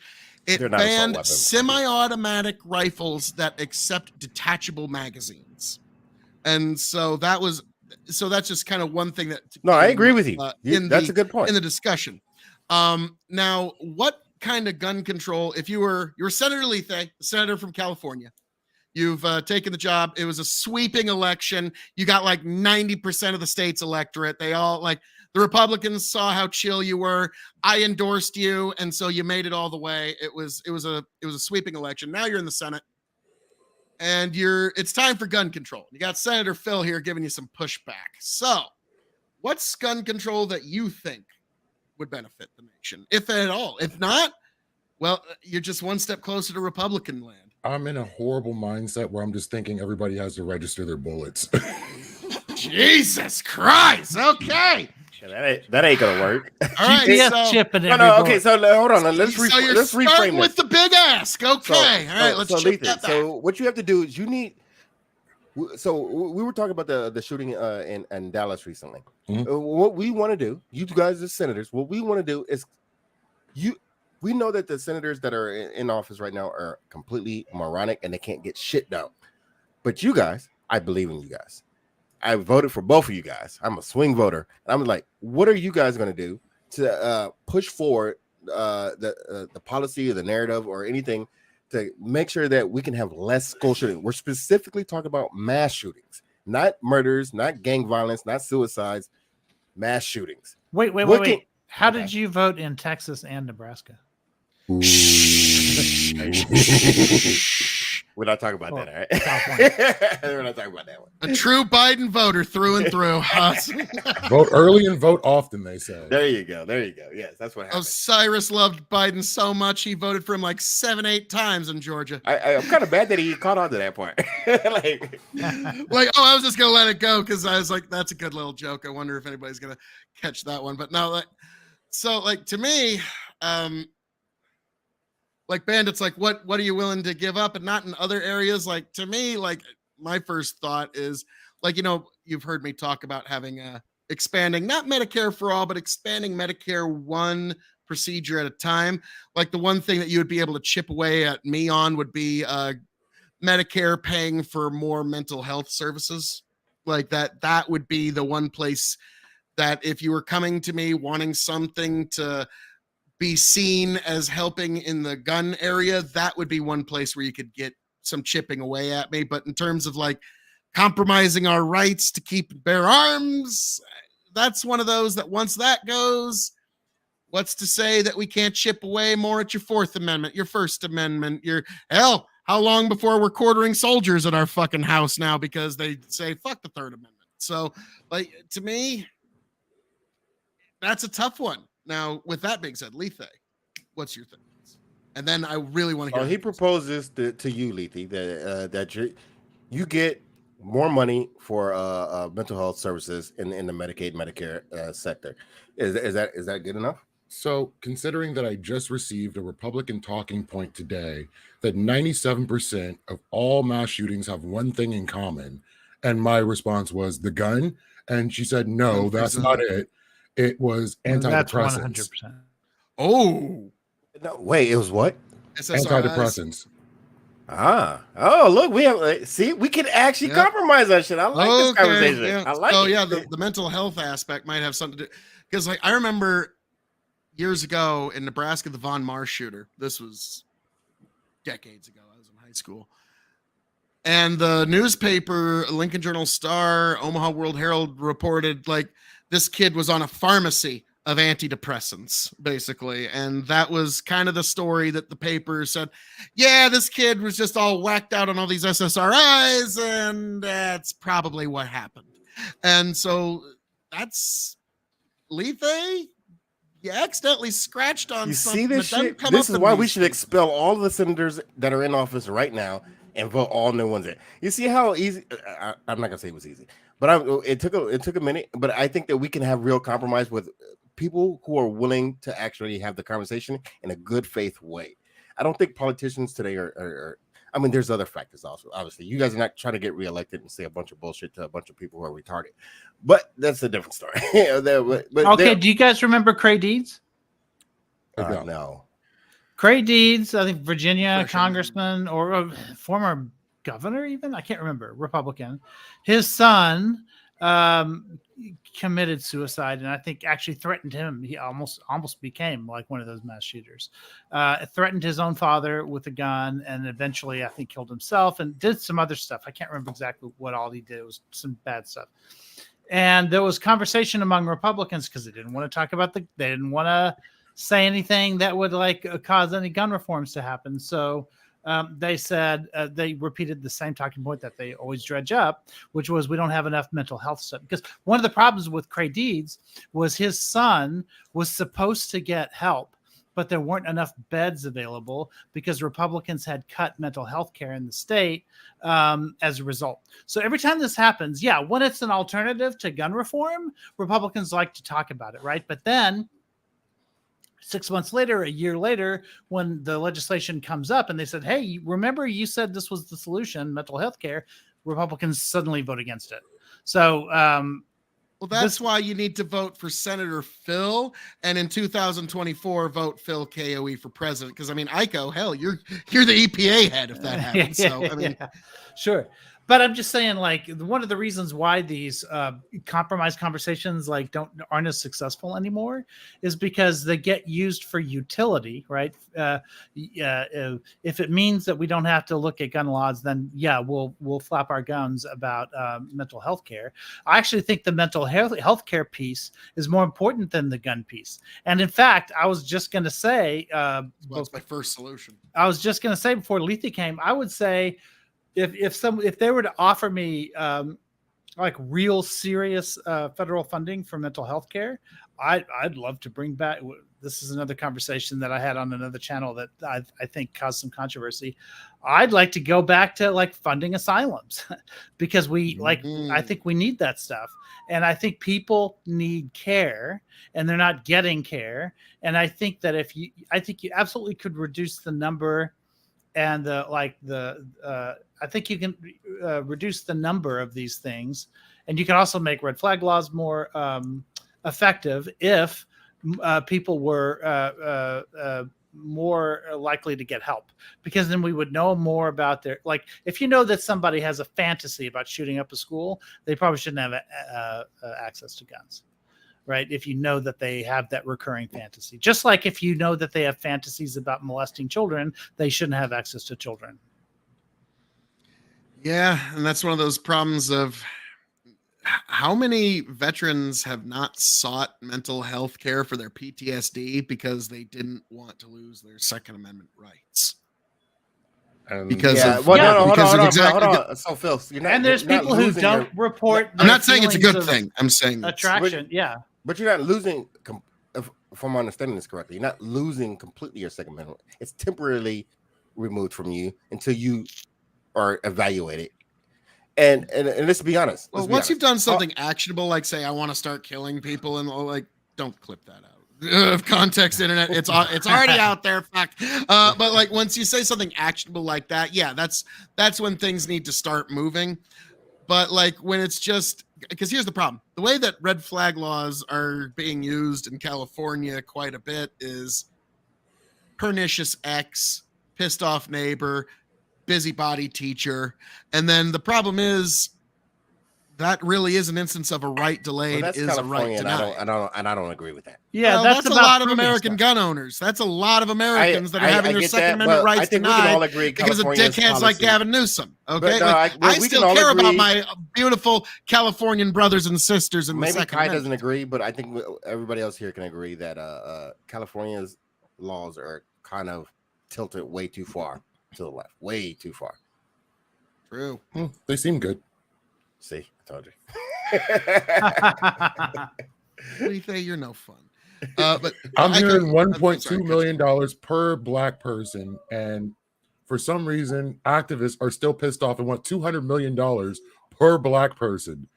I'm losing my mind here in California. California's politics That's is gonna be is interesting to see absolutely how wild to me. I It's don't, never I going to don't- happen. It's never going to happen. It's not sustainable. There's no way to do it. No, of course not. But like it's kind of funny to just watch like people just like throw out numbers. Like I think let's make it 5 million, 200 million. I mean, fuck it, we got them on the ropes. Let's do what we can. And so like, but we'll see where it ends up. But like in reality, Lethe, Osiris, we all know that once it's all said and done, the number will be as it's always been. It's the same as minimum wage. It's the Just same. saying, It's the when same I problem. get it, don't ask me to borrow money. Oh, you're Nah, not it's getting fine, it. that's I'm not fine. asking. Not getting it. I mean, But But the he's like, biggest- but no, Lethe's, but you can go to Lethe Water Kai Payday and Loan for 44% interest rate. Like, So, nice. Phil, let me ask you, what do you think? Because to me, the biggest lump sum reparation there ever was Israel, right, being given to the Jews and recompense for the Holocaust. Why do we pay for the Holocaust? What's I the don't- value of that? Yeah, the world paid for that. It wasn't just Germany that paid for Israel. I The mean, world should pay for race. That's a little slavery. different because everybody that happened to was still alive and just kind of hanging around. Like, yeah, dude, that was fucked but the up. beneficiaries were people who were never stepped foot in Germany in many cases. The vast majority of Israeli Jews like that got to move in as a result of the nation being Yes. established. Oh, okay. No, We're I thought not you were talking German. about the money reparations. Oh no, I'm talking about Israel being created as a state. Oh, okay. Israel being well, once the place is made and it's their country, they can invite who they want and not want. It's kind of like a home. Right. So it was reparations really just on the basis of race to like or I don't know, people in Europe tell me that there's no such thing as race in the sense that I mean it when I'm talking about Jews. I'm really talking about ethnicity, but or religion, or I don't know what. I don't know. Okay. Actually, What I are you have some cousins who are Jewish, and when I asked them, okay, is Judaism a race, religion, or Right. ethnicity? The response I got back was, Yes. eh. Yeah. I've always been confused about. And confused they about that told, and then I topic. asked some other folks who are Jewish, and they said, no, Phil, that's the right answer. Yeah. Just Yeah. with an Well, exacerbated. it depends on what. It the depends end. on the context, is what I understand. Right, like you can have that conversation about Jews in the context of their ethnicity, right? There's Jewish people who are ethnically Jew. Then you can say, well, then you can talk about religion. Well, that's a different thing. There are ethnic Jews who are not religiously Jewish, and it's to me that's way too complicated. It's way too complicated, and it It almost reminds me of the whole N-word thing, because that's too complicated for me. Is it like, I don't like the whole idea of things being complicated where these people are these people are that people. If under the sun in the right shade with the right color, then you can say this, that, and it's all ridiculous. All of that shit's ridiculous to me. Because at the end of the day, there's only one species of human being. And I know this sounds very, oh my God, lefty, liberal, peace, love, and happiness bullshit. But it's too complicated for people. Hey, we have enough things to fight about. I don't need to fight about these things that I don't even understand. But no, before we get to the hazards and analysis, I kind of want to drill down on what Aiko was getting because it's an interesting juxtaposition, because like the Israeli creation of Israel and the reparations that were paid, that was all kind of like, that was to people that all that stuff had kind of happened to at that time. The discussion that we're having now, and I wish I could remember the guy's name. He was a British poet, and he sounded so much more intelligent than I am when he said this, because, everything sounds better with a British accent. But he said the problem with American reparations is what it's ultimately going to be is people that look like people who used to be slaves are going to be getting money from people or whatever, what have you, from people who look like people. But the who effect used to is have still there. slaves. That's the problem. That's the real problem. It would be No, different. I'm not disputing the effect, but No, I'm not saying it's- you're saying that. I'm but not it's saying coming depends from on people what who you're just talking look about. like people who used to have slaves. Like, Like for example, Fanatic's version of it is that you have to prove that you specifically a descendant of a slave. And you have to be able to trace everything. Foundational Black American. American. You can't just be black and get it. You have to actually be able to prove like the damage. And it's the same today, right? If you were to find stolen Nazi art, which still gets found every day, by the way, what happens is they find out what family owned it. They go and look for their descendants, and then they try to figure out like which descendant to give it to. If there's more than one, then they've got to figure out like how to Rich, divide the problem with proceeds, that, the problem with that is that you can't trace. In many cases, you can't trace back African American lineage because it's all erased mid 1900s or early 1900s. Not all, but a lot. A lot of it because there's no birth certificate. But no Fanatic's Social answer Security. to that is tough shit. Like you have to be able to trace it, and if you can't, then you're out of luck. Like that, at least that my understanding is that was his answer to that. and it's not really a reparation for the people who actually it's a suffered good- I it. think It's it just is a my- reparation for people who had good paperwork. I think Okay, Yes, so, like, yes. but That's the same but, with the Nazi art too, right? If they No, but can't it- find your descendants, then you don't get it. but in No, his mind, it's not. Rich, send me some articles about that because my family was driven out of Germany by the Kaiser before the First World War, Right. and whatever money was left out, the Nazis stole all of it by the Second World War. And so, send me that shit, motherfucker. Just the fact that you can say that is an amazing thing to a Black person because we don't have anything close to that. So I think I may be wrong. Because most but of my I think- family didn't get here until after the Civil War. Most of us. Like there's on my father's mother's side, we found there's one guy that served in the Union in the Civil War, and that's as far back as we can find anybody in North America in our family. And so like a lot of folks, most of my family came in the big immigration push of about, I want to say about 1910, give or take a couple of years. Like folks came from Greece, from all over the place. And now here I am. Yeah, So- if you were to ask any Look Black in the American, StreamYard chat, Phil. if you were to ask any Black American what tribe or what part of Africa their family came from, you Most get likely crickets. West. Most likely, I was about West to say Africa 23 and me one. is your only hope for that. No, that's not even a hope because Even that what doesn't work. Yeah. because what happens with most African Americans, what you're going to find with the DNA test is that they're a majority European than they are African in America. My daughter That's showed good. me this video. It was a makeup lady that she really liked, and she's Black girl and pretty girl. And she's like, I got my 23andMe back, and I'm looking so forward. And she said, I think I'm from, like, people have told me I look like people from this tribe in Africa. And I'm so looking forward to this. And then she opens up the envelope and she finds out she's 67% German.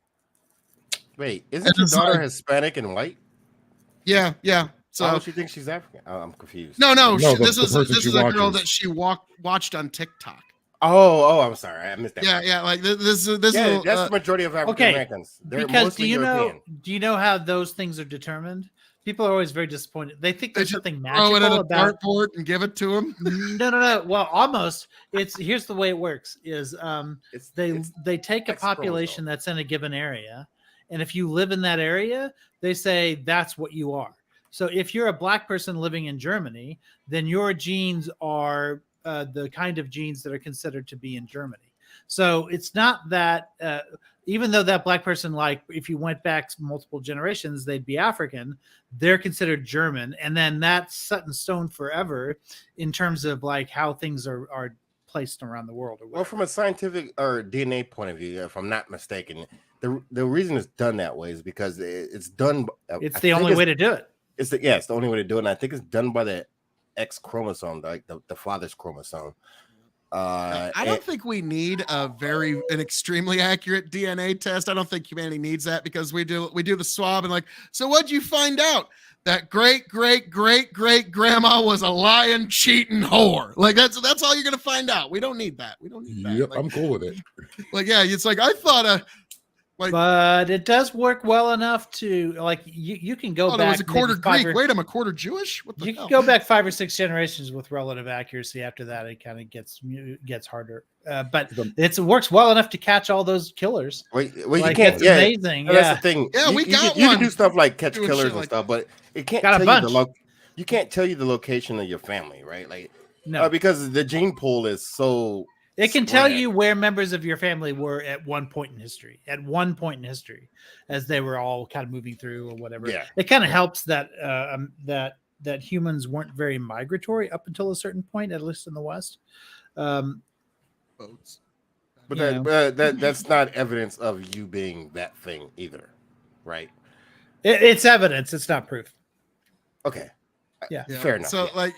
So yeah, 23andMe, it's mostly bullshit, not going to tell you anything all that accurate, and it might get your weird Uncle Sticky arrested for something he did in 1989. So it's like I don't know, like it's now, Wait, granted, wait. Are you against that? If I don't. Yeah, he seems very interested in making sure that people don't take the 23andMe No, test. if Uncle Sticky did some fucked up shit, like that's just the way it is. But like, no, I just Are kind of you feel like Uncle there's Sticky? Is that what no, you're telling I'm me? not Uncle Sticky. No, actually, my niece and nephews were having a big pool party today. One of them stepped on a sticker, had to carry him over the chair, yank it out of their foot. So no, I'm Uncle with pliers when somebody's got a sticker in their foot. That's but like no. Those To are me, I not think it's mutually funny. Like I exclusive. feel like when they're arresting the guy, it's like there's too much comedy there. Like there's like, oh, you son of a bitch, you cheated. Like it's like you cheated, you son of a bitch. Like you didn't solve none of my Zodiac killer fucking letters or nothing. Like yeah, like so that I think. Don't get me wrong, glad they're gone, but it's just like fascinating that like all the people that were That paranoid one saying, guy, the don't Golden give your State Killer? DNA to 23andMe. They're going to share it with the government. Everyone's like, no, they're not going to do that. And then we find out, okay, they totally, absolutely did that with every single sample that they got. Okay, That's you know, wild. there's The whole idea of it is wild to me in the first place. Like I wouldn't voluntarily give up my fingerprints unless I had to for a job or something It else. doesn't matter. So to be voluntarily giving up your DNA is just hilarious to me. It doesn't matter because you wouldn't be voluntarily giving it up. If you're the killer, you just need all that has to happen is one of your relatives gives up DNA, like a just cousin, need like a a nephew distant or cousin something, or you've never niece. met or whatever. Sit. Because then okay, they'll go, there's an okay, 8% match here. yeah, We're closer. because you already donated yours when you left evidence at the crime scene. No. So this is an interesting conversation because the way the world works today, with the amount of technology that we have, and this is something that I have talked about on my YouTube channel and talked about with various people who are in the technology field. Yeah, Is that there is no such thing as privacy. There's no personal privacy anymore. There's no there's no DNA privacy. There's no real mental privacy. There's no psychological. There's no privacy. You're getting mined for all the information that you have, and it's all being sucked out of you. Like I mean, sure vampire there shit. is. It's just No, you but people have are- to no, act- people- you just have to sacrifice using these shiny Exactly, new electronic exactly. devices. That's all you have to do. Guess you know who has perfect privacy?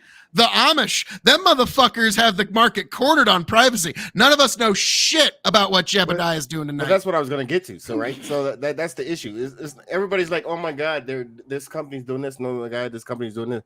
But then everybody's willingly doing it because it's convenient. It's convenient as fuck. You can't live in the modern world Like those without being Amazon credit non-private. cards. Yes. Like that Everybody. story I told yesterday. Did I tell you that, Phil?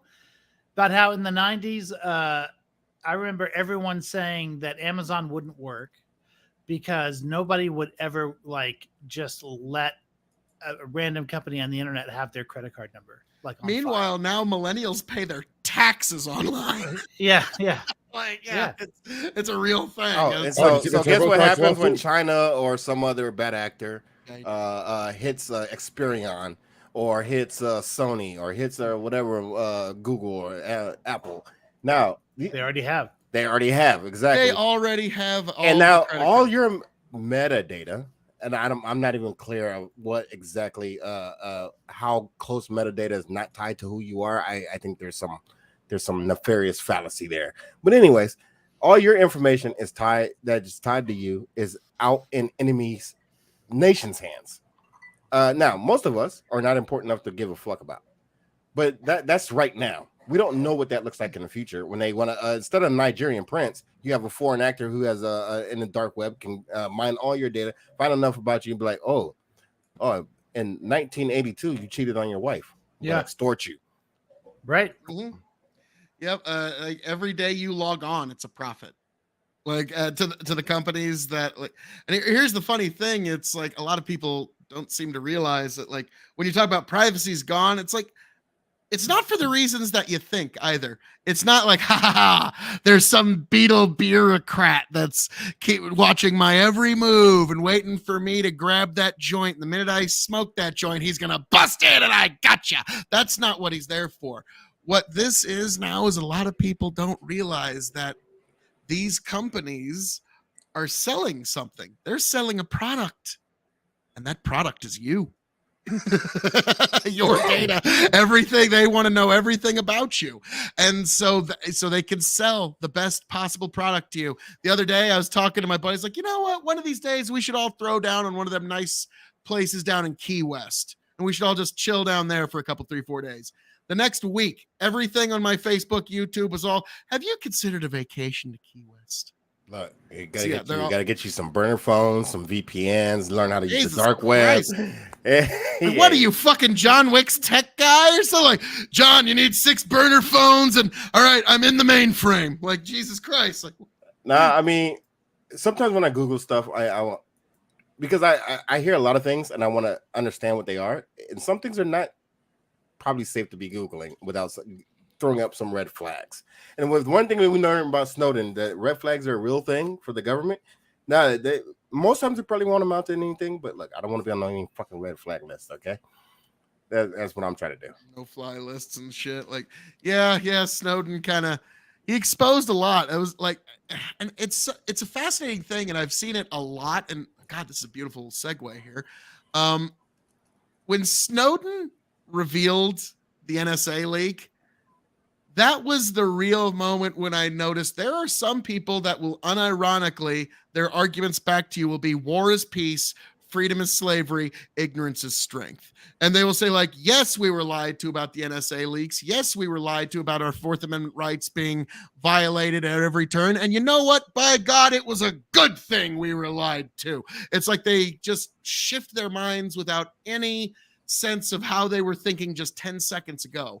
And so the Snowden leak was the beginning of that. And you're starting to see that with some of the latest leaks as well, as the idea of, yes, we were lied to, but by God, No, God damn it, it was a good thing we were lied to. But the problem is that there has been zero movement on actually fixing any of these problems. All it has been is political rhetoric and fear mongering. There's been no movement on actually fix. Why do you think they had to end up leaking it? Because people who always say, well, the leaker should have gone through the official channels. You know why they say it? No, I because don't the say government owns the official channels, and they're probably not going to work. Well, hold on. The official channels thing was proven not to work, right? When Exactly. what was that? Colonel Vindman was outed and fired by Trump, even though he never leaked anything. He went up through official channels, and still his whistleblower status like got blown. Like, you know, Yeah, because the Yeah. government owns the official channels, No, and they're designed not to work. So I agree that's with- why I- the leakers do. I agree with that. They but have to do what they got to I'm- do. And like, I know a lot of people hate them. Like, I remember the Ukraine leakers lately. One of them was an idiot. The other one was like at least not half as much idiotic. But like, people were calling for these motherfuckers' heads. I'm like, wait, weren't people calling Julian Assange a hero and Chelsea Manning a hero? I just a wouldn't few say years they're ago, heroes. like- I wouldn't say they're heroes. I'd say it's complicated, but it's necessary. But my point is not is whether that should or shouldn't happen. I think it in some instances these things should happen. My problem is once they happen, nothing ever changes. People are still doing exactly the same things. People are still giving out all the information. I can go in my kitchen right now and say, "Hey Google, who is my wife?"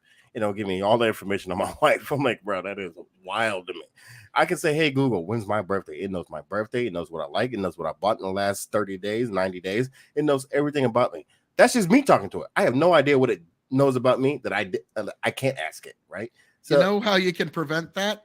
Not have anything in your house that says, "Hey Google, hey Alexa." there's Because no, basically all you're that's saying not is, true. That's not "Hey, true. why are That's a fantasy. That's a fantasy. That's what I'm trying to tell you. Because you have a phone, right? It's Oh, an yeah. Android or an Apple. Droid?"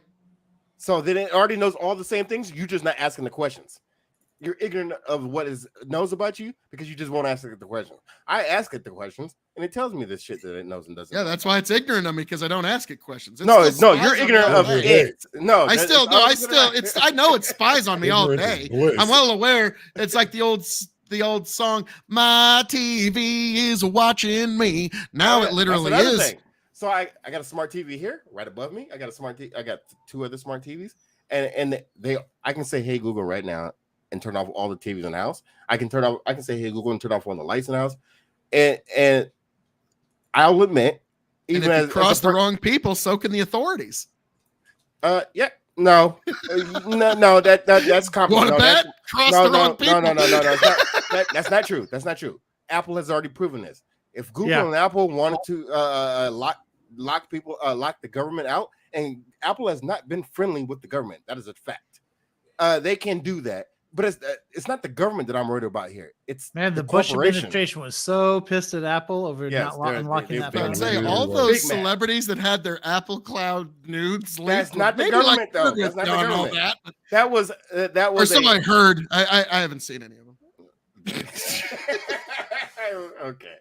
No, I mean that was an unfortunate breach of the iCloud by foreign actors. That was not the government. No, it was hacking. Yeah, It was hacking. that's a different story. But the problem that we're describing here is not it's not whether it's the government, the corporations, or foreign actors, or hackers, or whoever. It's a confluence. It's a Venn diagram of you're getting fucked in every direction possible, and you don't even know it yet until it happens to you. That's the problem. So the people who've had identity theft over the internet, the people who've had their credit cards compromised or their information compromised, the people and those are the normal people. The people who've are of high status and importance, like government officials or celebrities and stuff, they feel it probably way more than we feel it. But people don't know internet security. People don't know how to operate on the internet in a safe and non-harmful manner. And I'm tying this all back into the idea of our freedoms. We need to understand that there's a give and take. There's a dichotomy between giving and taking of our freedoms and what is convenient to us and what is good for us, what we think as a society is good for us. And we have decided as a society that in the technology that is good for us to give up more of our freedoms for more of the convenience. That has turned out to be bad. So Phil, I'm kind of on your side on this one. When I'm saying that the people need to understand when it comes to the gun debate, the gun debate, that there's going to be a give and take there. Now, what that line is, I don't know. I'm open to the suggestions. I'm open to having the conversation, but there is a give and take. There is no absolute freedom. There's no absolute right, in my opinion. There's no such thing. I'm going to push back on one thing. You Uh-huh. folks do have an absolute, undisputed, and inalienable right to hit subscribe on KOE Nation Hazard There you go. Analysis. Other than that, yeah, I'll totally give that to you. But, I think this is a good point where I'm getting some background noise from one of y'all. Not sure. I'm muted, so it's not me. Not I. Let me try something here. It's you, Aiko. We busted you. You got some background noise going. Aiko, can put up a number one if you can. Okay. Like, all right. But I believe this is the time to get For a into. minute. Oh, there we go. This is the time to get into the hazard and the analysis because of this particular topic. There's one more thing I want to touch on this evening, but we'll get into this one.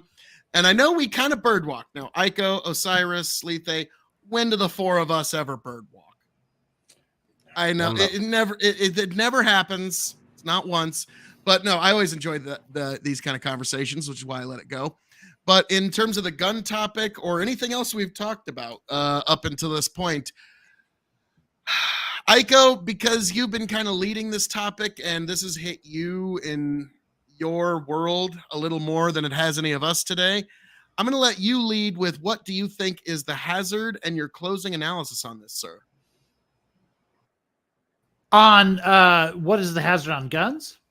Yeah, on the gun issue that we've been talking about today, what's been relating to the shooting that's been facing you, and also anything else that we've talked about that you would like to get some closing. Yeah, I mean, I think the hazard with this gun stuff is always that we always think it's like going to happen to somebody else or it's going to happen somewhere else.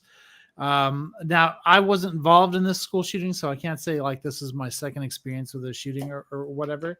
But it happened really close to me. And I was in a school shooting once before. So what I'm starting to find is that even in a country as large as ours, if these instances happen with enough frequency, the odds of it happening like in your general vicinity starts to go up. And I think the hazard is that we assume that it won't. And any final analysis on this topic you'd like to touch on, or anything we've said? My analysis is still that when you're prioritizing issues like this, it's sometimes hard to like get a perspective on it because there are things that affect us like in really, really big ways that we aren't able to measure. Like, for instance, when you were asking me like what would I trade like within guns or whatever, my argument is I would trade away the gun issue entirely for a solution on climate. So because it has to do with scale. Fascinating. No, that's perfectly valid. Osiris, Lethe, I swear this is not a rerun of just 2.5 weeks ago where we had another gun shooting issue. I swear this is a new one. Folks at home, I swear this is a new one. But on this topic, Lethe and Osiris, as we move on and upward with this particular issue and this particular bloody year, unfortunately, and I'm going to start with you, Lethe.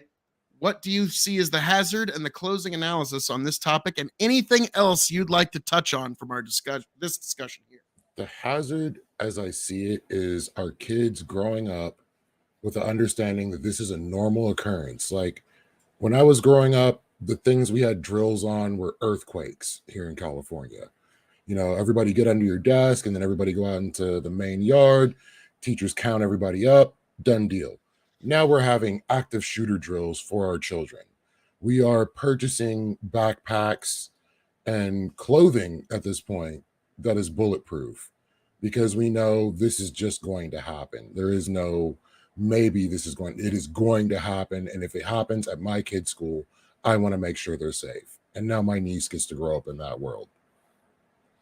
And any final closing analysis on this topic or anything else that you didn't get to touch on in this discussion time? The analysis is we definitely need to have a better focus on helping our fellow Americans, be it mental, physical, or whatever health, because a person that is unhappy and depressed may cause harm to other people. So we need to look to better solutions to dealing with what affects our fellow Americans. And we also need to understand that the tool that exists is not going back into the bottle. The genie is out. You cannot put it back in. We can now 3D print or create weapons off the internet. There's no point in trying to stop it because someone's going to have something they probably shouldn't have. So we need to prepare and be mentally understanding of what's going on in this situation and what few steps we can take to make our world a little bit safer every day. Well done, sir. Osiris, the hazard. So I think the hazard is that we're losing focus of what the real problems are around these issues because we're not arguing the real problems. This is why I thought it was important for liberals and conservatives, Republicans and Democrats, the in good faith state their issues as they really are in their mind, and not what they are as in the political talking points. And if we're gonna ever get down to the bottom of this problem, we need to understand what those problems are. And I can see both. I can empathize with both sides of the side of the argument, but you have to make the real argument. And I'm not saying anybody here is doing that, but I'm saying there's a lot of people in America who are not being truthful about how they really feel about certain arguments, whether it be gun control or abortion or any other number of social issues or political issues or geopolitical issues that are happening. I think people are just towing the line for political advantageousness, and that is as hazardous as fuck. And any closing analysis, sir? I don't know if I have an analysis, but I'm pretty dumb about this. but I think we have the capacity to do it. I am hopeful that we have the capacity to do it. I think that we need to have more discussions like we had today. I think we made a lot of progress in this conversation, just with the three, then the four of us. And it's not about who your favorite senator is. It's not about your favorite congressman. It's not about your favorite president. It's about your next door neighbor. It's about your community. It's about the people that you call your nation. And it's about the people in the world. I refuse to believe that the people don't care about the people in the world. I know this is woo-woo, oh my God, a hippie shit, but I think that is true of people. But we need to be able to break down the barrier of these artificial psychological barriers of people needing to side with their tribe or their team or whatever it may be. We can do this. It can happen, and it doesn't need to be aliens, and it doesn't need to be some artificial, like some outside threat. We can do this through sheer willpower of human goodness. Because I think by default, humans are good. I've always believed that. I do believe humans are a lot better than they're given credit for. But now the hazard, it's pretty simple, folks. It's our children. That's the hazard. That's the problem. Like, how are we going to protect our children? Because I'm sorry, like Lethe said, the genie's out of the bottle. Like Icos said, we're not disputing the numbers here. And like Osiris said, we've been talking past each other, but maybe tonight we maybe cracked that just a little bit. The true hazard, though, is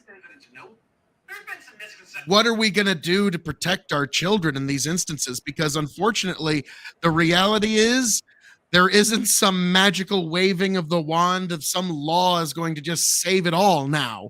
Because like Lethe said, the genie's out of the bottle. If we did the most draconian bans imaginable, it'd take 150 years to even start to put a dent in the hundreds of millions of guns that we have in America. So the reality is I know Cyrus doesn't like the idea, and this is my closing analysis. I know you don't like the idea of there being good and evil, but there really is no other explanation for it that actually makes sense. In that there is in this world, in fact, good, there is in fact evil, and when evil manifests itself, you'd better be able to meet it with like kind force. Otherwise, it will run wild and rampant upon the soft hides of the innocent. And so, may that never be the case.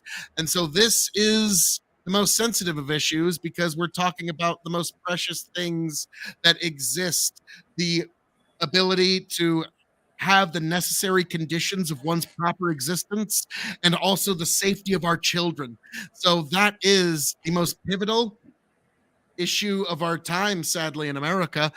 And I really hope we come to a peaceful resolution on it. And that, the hazard analysis on that. Now we move on to a slightly different one.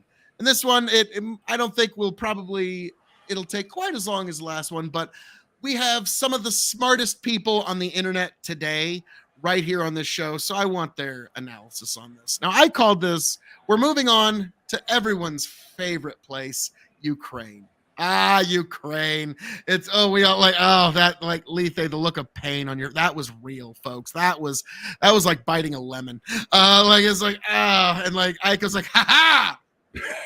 I know all kinds of shit about this motherfucker. You're fucked now. And it's like, yeah. So like, oh yeah. So folks, get the scorecards out. I'm expecting Aiko is going to do pretty good on this round, but this is a serious question. And unfortunately, like months ago, and I think you were actually there, Osiris. It was a panel months ago. Where isn't really important, just some two-time operation. But it was, I made the observation that this is probably World War III. We're in World War III now. It's here, whether we like it or not. All the players are in place. Everybody's in on this war. And it's not really Russia versus Ukraine. It's Russia versus NATO. This is pretty much World War III. Strap in. And so this is a twofer that I'm posing to all of you, and then we'll dive off here. Is this World War III? Why or why not? And two, how do you see this conflict ending? Because I've made my prediction that it's going to end in Berlin Wall 2.0, and we're going to play hopscotch around some sort of barrier, whether it be a bridge or a wall or what have you. And that's going to be how this war ultimately ends, because everybody gets to walk away and they don't lose faith. Now, if that prediction turns out to be true, I may never predict anything ever again. Just retire right there. Motherfucker, got that one right the day it happened. But I'm curious, we're going to go around, and Aiko, because you are the most studied and learned, I'm going to save you for last on this one, actually. You got to open the last one. And so, Lethe, Water, Kai. So this twofer. Is this World War II? Why or why not? And how does this conflict end in your opine? I don't think this is World War III. This is an asshole country bullying a country next to it that it thought it was going to shit stomp within 3 days to a week and bit off way more than it could chew. And I understand that having other powers involved, giving aid to this country and being in this country may look like a World War III, but this isn't acting like how World War I or II played out in the first place. This is just straight up one asshole country, just like what China wants to do to Taiwan, they're doing to Ukraine. And it just didn't work out how they wanted it to. So, ultimately, I think you may be correct. It will probably get to a point where we just want to allow Russia to save face, and we allow them to act like they mission accomplished their way through that shit and got what they wanted, and they didn't lose. But we all know they definitively did not win, because what they said in the first place didn't fucking happen. So I'm really happy about this situation, because it took a tyrannical country off the map as one of the top 3 world powers, which is now going to give room to an interesting event that we're going to be seeing what the next world power is going to be to take Russia's place. And I'm really looking forward to which end that country ends up being and allying with. India. Osiris, sir, now keep in mind that everything that's happened in the last few weeks. Is this World War III? And how does this conflict end? I'm going to admit ignorance here. I can't say if this is World War III. I'm gonna side with Lethe. I'm gonna lean towards that way and be like, nah, it doesn't seem that way. But what it does is it's like the pandemic, the C virus. It was a test run. I feel like this is a test run. These are things that we need to take into account. We need to study carefully. We need to be very serious about and how we dealt with this, the rights, the wrongs, the mistakes, and the good things we did here, and evaluate these things. So when somebody actually with real power tries to do something, because I think Russia either they overestimate their power or I think we overestimated their power. We need to just think long and hard about all these things that are happening. But I don't think this is World War III. I don't think this is even the precipice of World War III. I think there's a lot of things coming that are on our table that are happening all at the same time that will create World War III. We have climate change that is happening. We have economic failures in different parts of the world.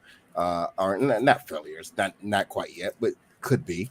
We have a lot of other things that are just happening that will crush people's morality in their specific regions, and as if the United States pulls out of the global market, which will crumble the entire global market, all domino is like the whole domino memes. And that's going to be the precipice of World War III. This right here is just Russia doing the Russia things, and I think this is in the 50-year scale. Another thing. I don't know if it's that important. And how does this war end?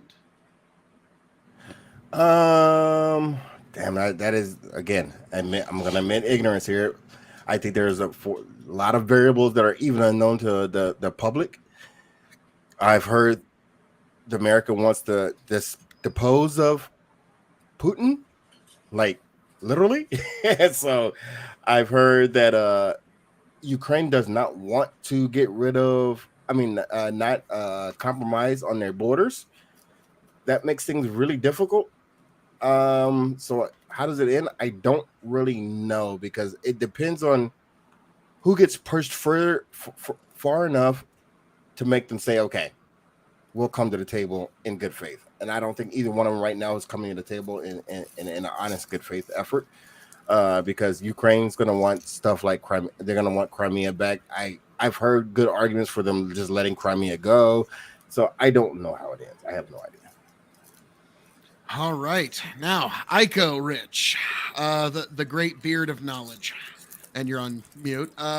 Yeah. I'm going to ask you, is this World War III, and how do you see this war ending? I mean, if it's World War III, it would be a really strange one, right? Because I had a professor back in college First two. who used to explain why he didn't talk to the students in his class more. Like, he just gave a lecture, and there wasn't a whole lot of back and forth. And he was teaching college freshmen, all right? So that's important to know. And he said, sort of infamously on our campus, in order to have a conversation, both parties must have something valuable to say. And so by which he meant, like, having conversations with the students would be fruitless because they don't know anything about what he was teaching. I was just about to say a fruitful conversation. Yeah. But he was saying it wouldn't even be a conversation because a conversation is like something that goes back and forth. Otherwise, it's just a waste of time. And I say here, if in order for a war to escalate, both sides need to be able to escalate. And the thing is, Russia has hundreds of thousands of troops on the ground in Europe, and they're doing everything they can just to match the Ukrainians that are there, right? So, yeah. To the extent that NATO is present in Ukraine, it's their equipment.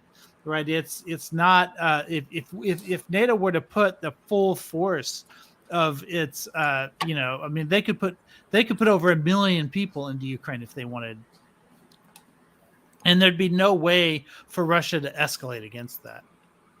So NATO, to the extent that it's fighting at all, it's fighting with one arm tied behind its back. So for that to escalate into World War III would just mean like instantaneous loss by Russia. Now we all know that like the risk of nuclear exchange or whatever is the big threat here, but there's no benefit to that for Russia. The only way that they can benefit from that is if it remains a bluff. Because if they were to have to actually start a nuclear exchange, like that's the end of Russia. Like that's it. So no, I don't think it's World War III. Although I do think there is a risk, and the risk is if we were to give up NATO, what would happen is, I mean, if we were to give up Ukraine, what would happen is we would be sending a message to Russia that there is a reward for this sort of behavior, and they would go back to that well over and over again. And if we ever tried to, they would even be willing to cross lines into NATO itself if they had the sense that they could just say, hey, we're going to move around some nuclear weapons, so you better back off. And if the reasonable answer is always going to be, well, it's not worth the end of the world, so let's give them Lithuania. Okay. It's not worth the end of the world, so let's give them, Poland. I think the risk is giving them the message that that it's okay for them to push that message, and ultimately to take the kinds of risks that would make it possible for a nuclear exchange to happen. Now, I do want to say one thing, and because this is my show and no one can censor me for saying it, turns out that the leaks showed that Wait, don't say this, Phil. Wait, stop, Phil, stop. I'm being censored again. But no, good rapscallion, ne'er do well. But apparently, the leaks did show that we do actually have special forces on the ground in Ukraine, and if anybody believes guarding the embassy and Kyiv, if anybody believes that they're only doing what's now being reported after they got caught lying the first time, beggars belief, folks. This is an information problem. 13 embassy guards is a big disaster. But listen, 13 embassy guards versus 300,000 Russian troops. Yeah, that's not fair. It's not fair to Russia. Exactly. It's 13 of our boys with fucking M4 rifles and some plate armor. Yeah, because like what's literally happening is Ukrainians have better and better equipment, but they're running out of people to like run the shit because they can't replenish. The Russians have more people in the theater now than they've ever had, right? But they have less and less equipment to arm and equip and have. We're this close to like enemy at the gate. One person carries the rifle. When he gets shot down, the next person picks up the rifle and shoots. We're pretty close. And they seem very incompetent for a world power. To be honest, I've saw the drone footage. I've looked at the videos. It's like, what the fuck is happening? Well, that one, when I saw that, I was like, okay, and that's why I wanted everybody to go around. So, folks, remember, it was Phil KOE that called it. I'm not really going to be happy about being right about this one. This is going to be like the fucking Jeff Goldblum moment in Jurassic Park where the T-Rex gets out like, boy, do I hate being right all the time. But when World War III does break out, remember, and everybody declares it, because I think the drone, that's the next escalation. Whether it doesn't matter whether Russia fucking staged it themselves, doesn't matter if some Ukrainian was involved. The result is going to be the same. Russia's going to allow it to escalate, and that's the unfortunate reality. And so the one thing drone thing is the death of Ferdinand, like for real. Well, let me ask you something, because everybody says, well, then why isn't Vietnam World War III or something like that? Well, because can you think of any time that the VC attacked one of our capital government buildings of the United States? Like RFK Jr. said after this happened, if this were to happen in the United States, we would drop the fucking sun on anybody who did it, and we would be justified in doing it. So of course there's going to be an escalation. I don't like it, but this is the next step. And two things I wanted to respond to Aiko just real quick here. When you said NATO is tied, NATO and the West is always going to be hamstrung and ham-tied in every war because we're the only side that's trying to apply some shape, form, or figure of the idea of ethics to warfare versus the people that we're fighting. So we're always going to be hamstrung in that regard. It's unfortunate reality. I agree with that, but a million men under arms, like even acting ethically, is going to have a pretty big advantage against a force. Let me put this idea on the table. I don't think there is a such thing as, well, it could be possibly, but I don't think that the next World War III is going to be the next World War III in the traditional sense of war. No, So I don't calling this World War III. I think you're going to have border conflicts, especially with as great nations die and maybe get reformed, hopefully. But there's not going to be a World War III in the traditional sense. There's not going to be an entire theater like we see in the World War II or World War I. I think there's going to be cyber warfare. There's going to be soft power warfare. There's going to be a lot of things that are happening. If we continue on this path, right? I can't know the future, but if we continue on this path, there is no advantage to anybody on the planet as a nation leader to have a major war. It just doesn't make any sense, in my opinion. So I don't think there is a such thing as the World War III as we know world wars to be. Now, like a major cyber warfare, or rhetoric warfare, or like incandescent. I think that's the right word. Deposing of leaders, and all that CIA woo-woo crazy blacklisted redacted shit. Maybe, yeah, sure. But major nations are not wanting to risk direct confrontation anymore in that way that we've done it. It just doesn't make sense. The risks are way too high. You should tell Putin that. No. That motherfucker seems to be rather confrontational. No, Putin is making a calculated thing against a neighboring state that who is not part of NATO, and he knew what was. I think he very well knew what was going to happen. Nobody's going to come step in directly. This is what I'm saying. Nobody's going to step in directly. It's not going to happen. It can't happen. Now, there's one other thing I wanted to push back on something Ty said. Like, the unfortunate reality is whatever deal ends up getting struck, I'm going to guarantee you Ukraine's not getting all of Crimea back if they get any of it back. No, it can't. Like, it's like like in a just world, they would. But, Aiko, how many... In your life, how many times have you had to watch some sort of injustice just grind on through regardless? Yeah, what's important here isn't that necessarily Ukraine gets Crimea back. What's important is that Russia perceives, whatever happens at the end, if that Russia perceives that the cost of what they gained from this action outweighs the benefit. So that's unfortunate. If they can say we took 1 inch of Ukrainian ground that we didn't have before, at the end of the day, they're going to be able to at least save that much face to their public, which I know is kind of fucked up, but yeah, like to them, if they can build Berlin Wall 2.0, then the Russian boomers consider the West contained, and that's their legacy they leave to the next generations of Russians, which are having a serious demographic and population issue in the coming decades anyway. So yeah, let's throw away a couple 100,000 in a war. What could go wrong there, Russia? But here's the hazard. Here's the hazardous part. And I know I'm jumping forward. Whoa! I know I'm jumping forward, but I've heard multiple people hardly got her skirt off.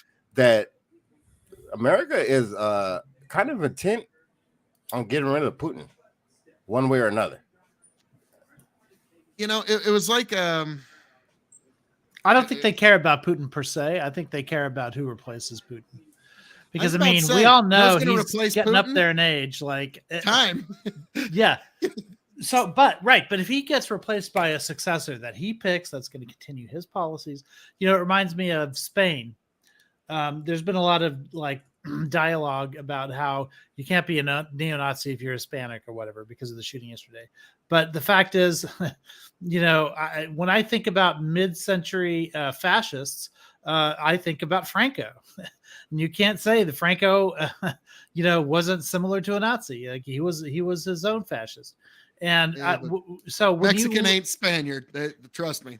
They will. Oh, they are though. They That's will just it, tell like- you the difference. Yeah, but Um, well, they will, except for the ones who consider themselves to be Spaniards. Like, and a lot of them are lying to themselves about how much Spanish blood. I was about to say my grandma told me that shit, and then was like, Yeah, yeah, "Grandma, yeah. how are you Spanish if your grandpa lived on the reservation?" Okay, Grandma, I think Yeah, you're just lying that's there. just what I mean. Is there's a lot of white supremacy in Mexico. People don't realize it, but if you spend a lot of time there, you come to learn it. But anyway, my point is that when I think about Franco, I think about how the king of Spain, Juan Carlos, said to him, gained his confidence, and ultimately convinced him that after his death, he would continue Franco's fascism, and so he ended up doing it. It was a beautiful way of, from Franco's point of view, taking the fascist government that he had put together and legitimizing it by making it part of the royal family. And then as soon as Franco died, Juan Carlos stepped down as king and declared that Spain would be a democracy. It was brilliant. So what you're Sneaky. saying is we can expect that when Putin dies, No, because not at everybody all. else that's not under Oh. Putin is like, oh shit, the CIA is gonna turn me into liquid glass with their Yeah, fucking no, white not at all. phosphorus That's by not now. at all the likely outcome. So what I learned from that story, Rich, is that bad It's a ideas new are not America. born from people of ethnicity or race. That bad ideas are just bad ideas, and we all have them. Yes. Yeah, I mean, Yeah. Juan Carlos is Mussolini was not a white supremacist. He was not even white. Quote, unquote. Yeah, exactly. Yeah, That's although I was weird, talking about like- Franco, but yeah, but the point is that if the dream scenario for Russia would be if they go in a whole different direction after Putin. I think that's what everybody wants. I think overthrowing Putin is itself not all that important if the person that replaces him is No, gonna be no, the but same we guy. have lots of evidence of American history. Now, I'm not saying that I can't speak for American intelligence, but we have a lot of evidence of America of the Americans doing things to overthrow somebody and not having a good plan afterwards. That is true. Say it ain't so. that's- Yeah, of I was course, about yeah. to say, our likelihood and our odds of replacing regimes successfully is sort of like the successful rate of marriages. What I would Divorce also, rate's about 50%. I also wouldn't credit Wait, America for that. Like Juan Carlos, I don't think Juan Carlos was an American agent.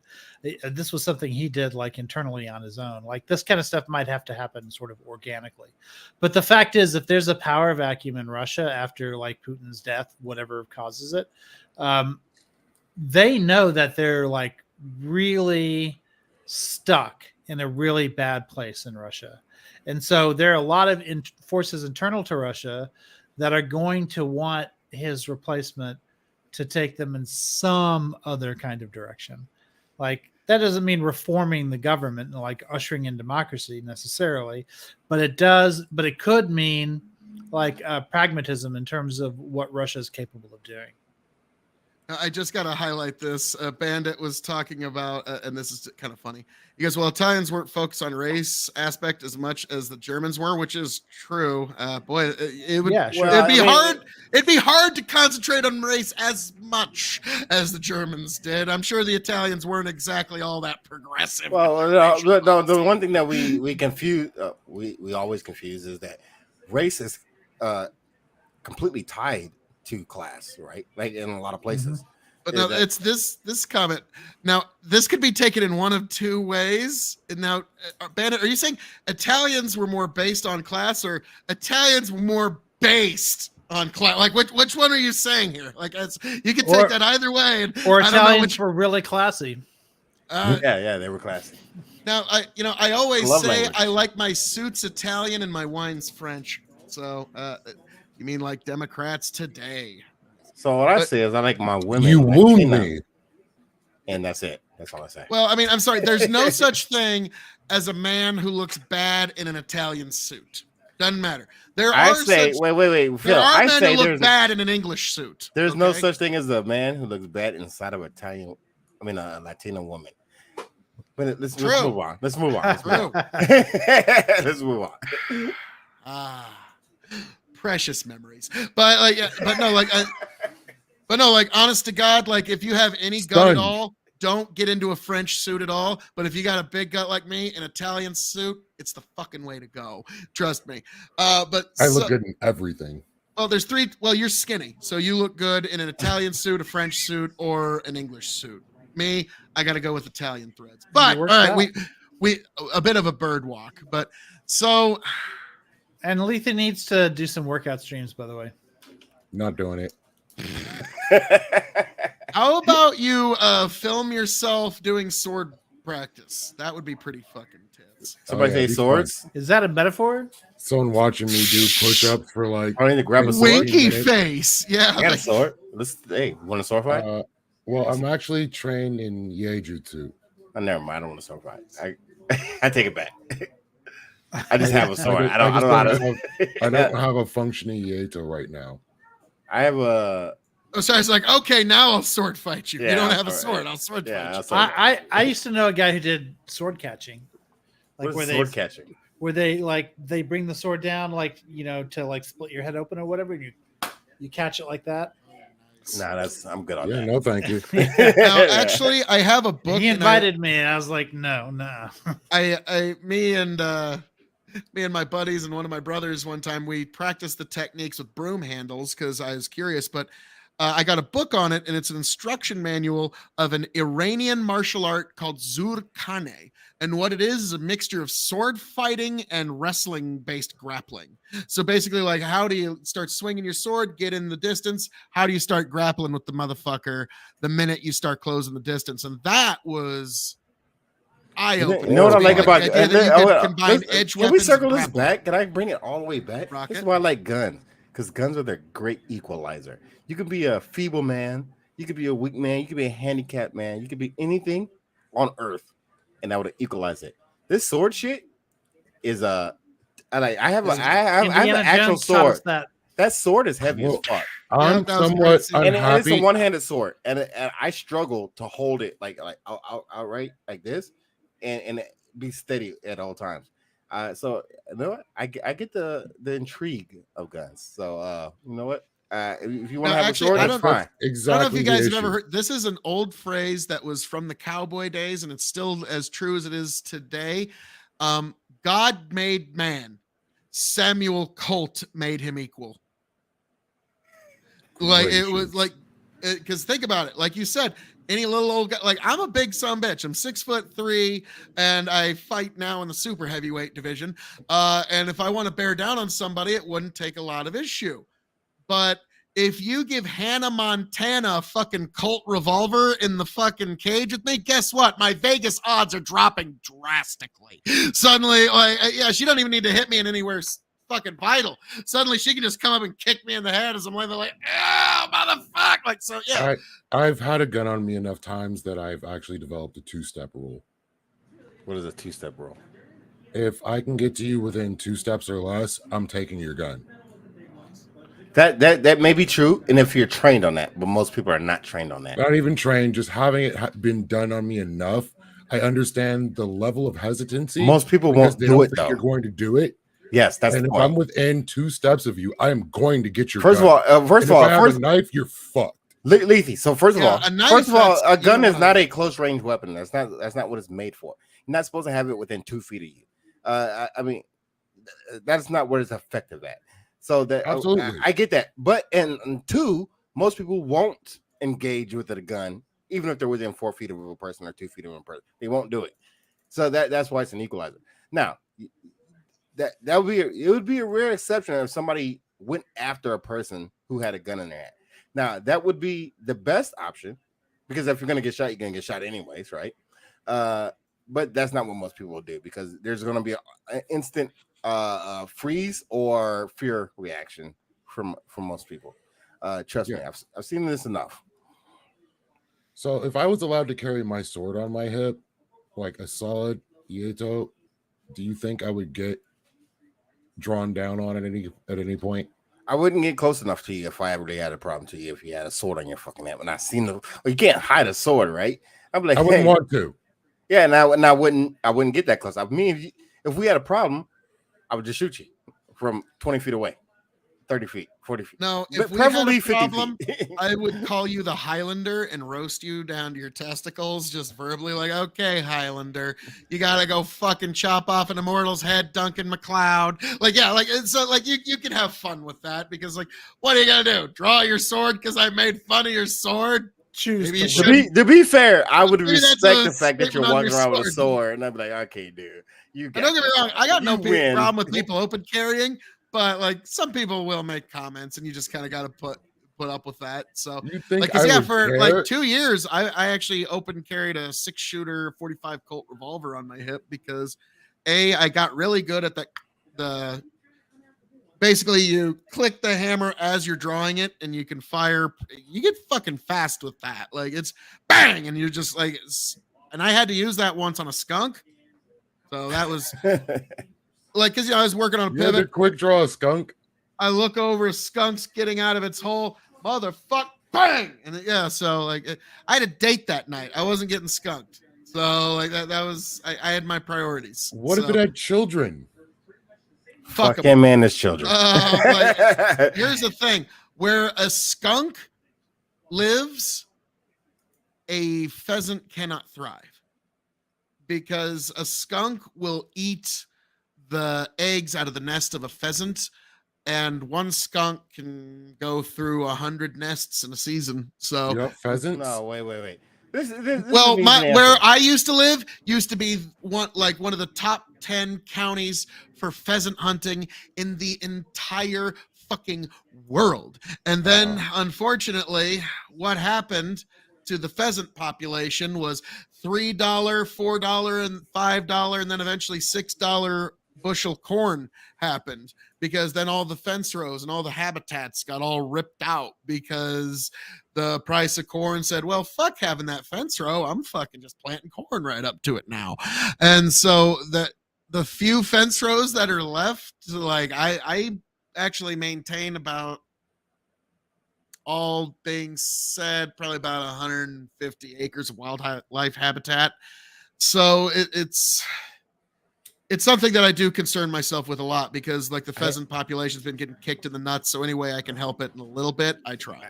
I think that one thing that people miss about the people in the cities miss about using firearms against animals is that animals are I don't want to say annoying because that sounds not good enough.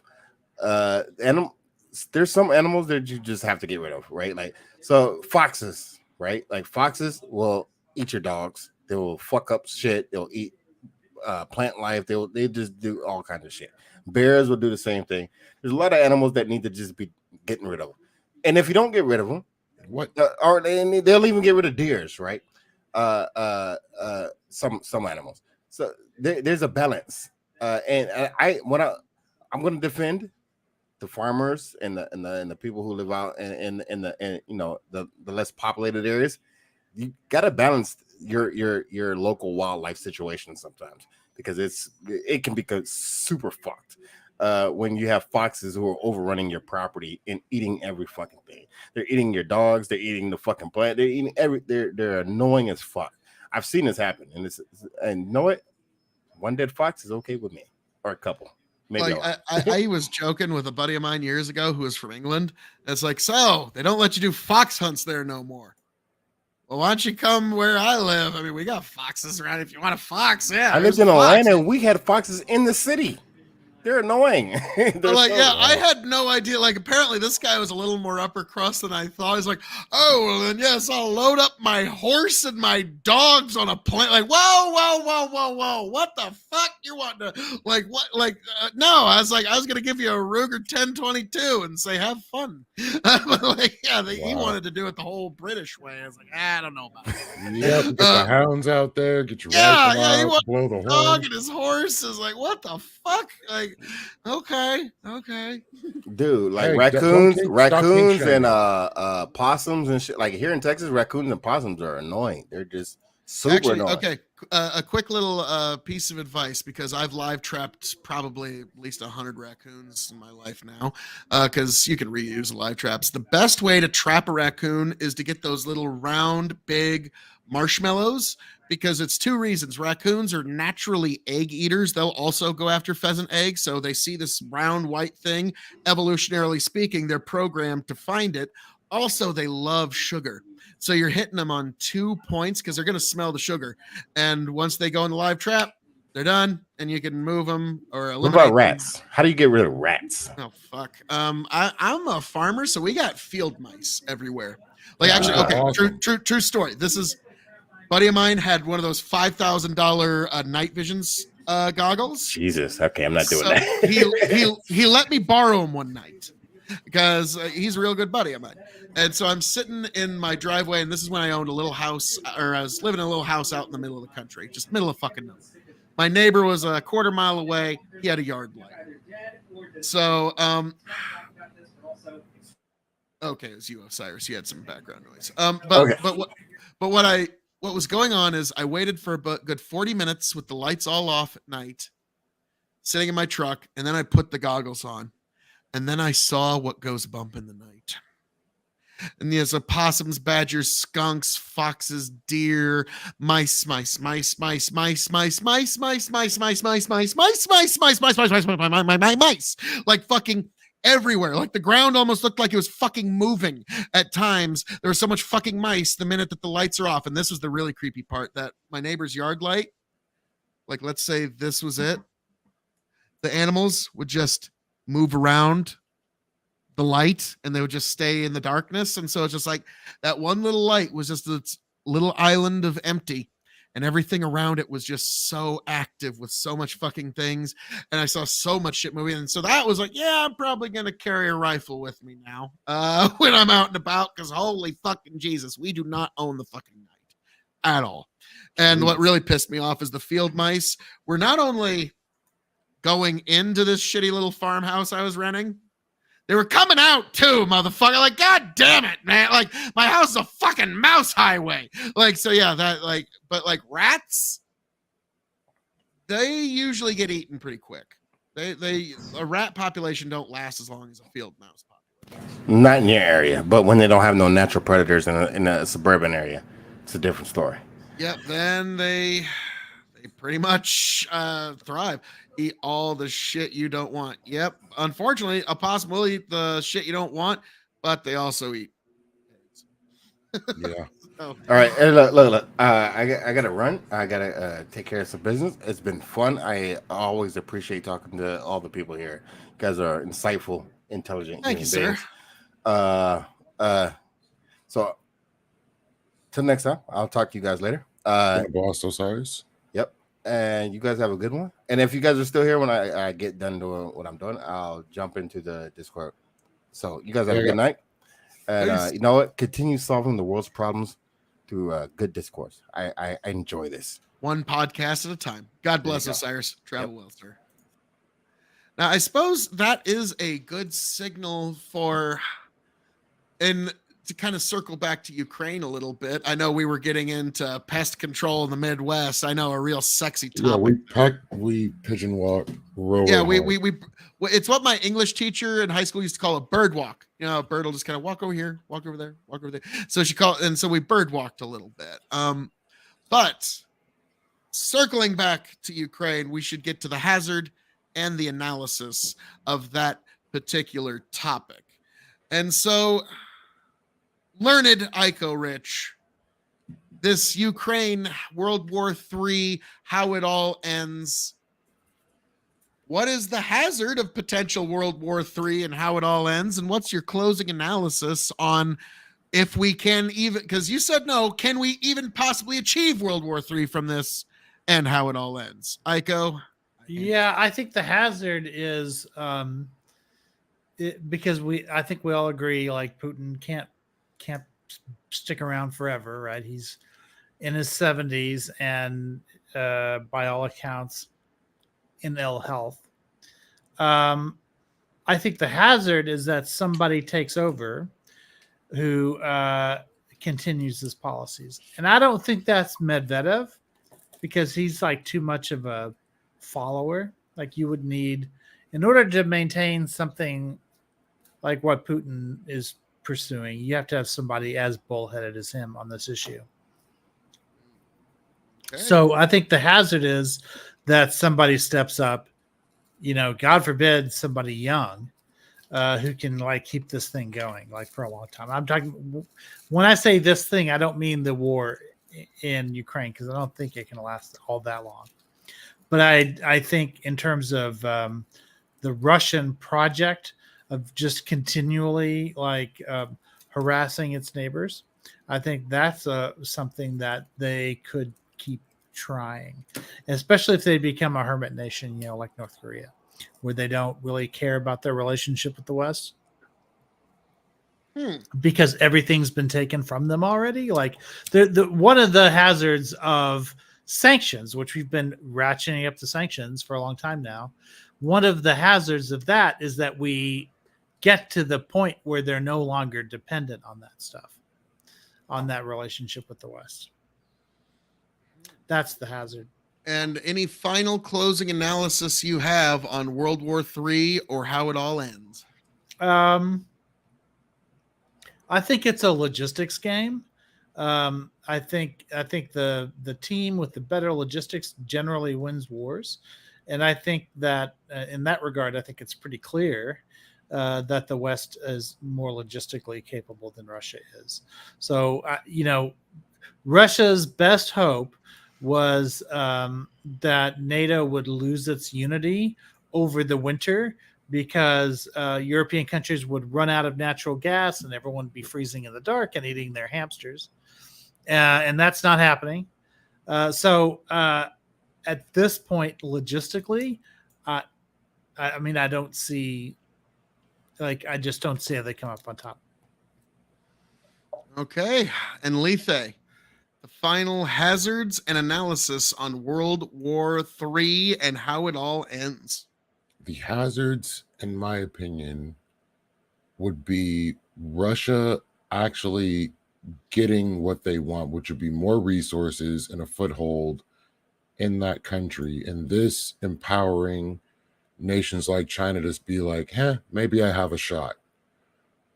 And I believe a lot of this is over resources, with climate change being an issue, with resources becoming scarce and even difficult to keep in process.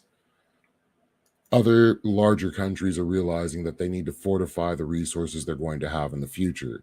So when this situation wasn't capable under the last administration, all of a sudden they knew it's now or never.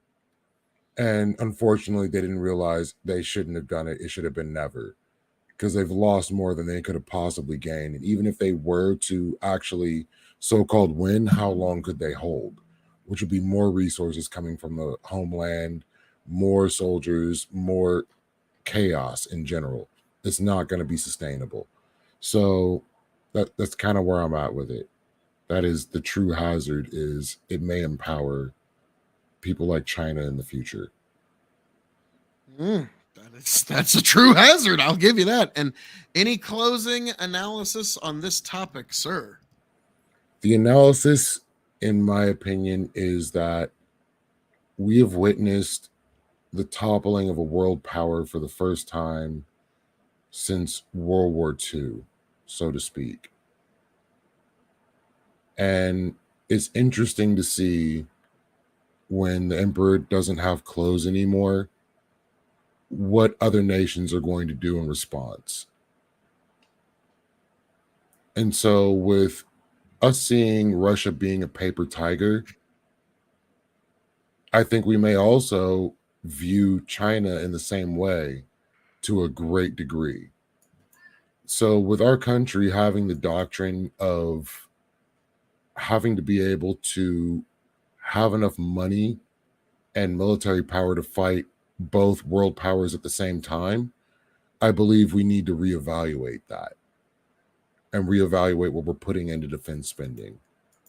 and probably put that more into research and development, not for weaponry, but for technology that'll make us money in the future by being ahead in every other scientific endeavor.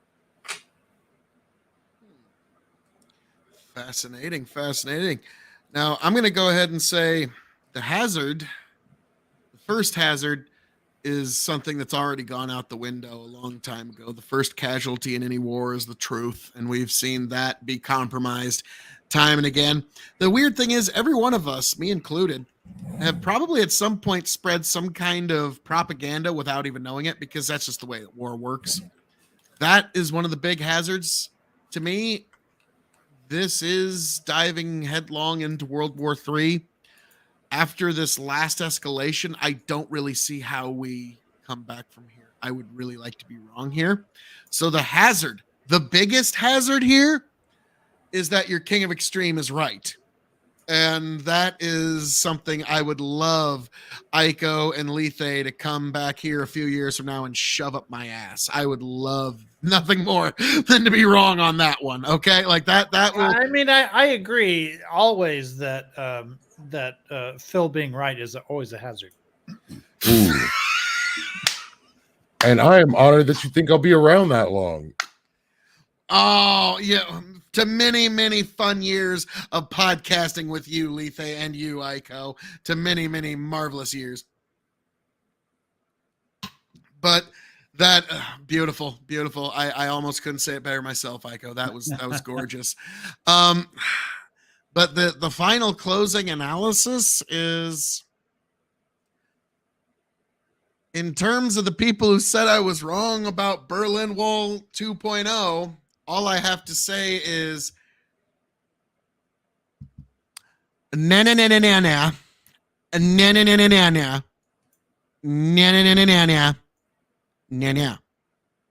looks Wait like a minute, isn't Berlin Wall 2.0 the alternative to World War III? Like it would be either one of the other, right? Like, well, no, that's how it's going to end.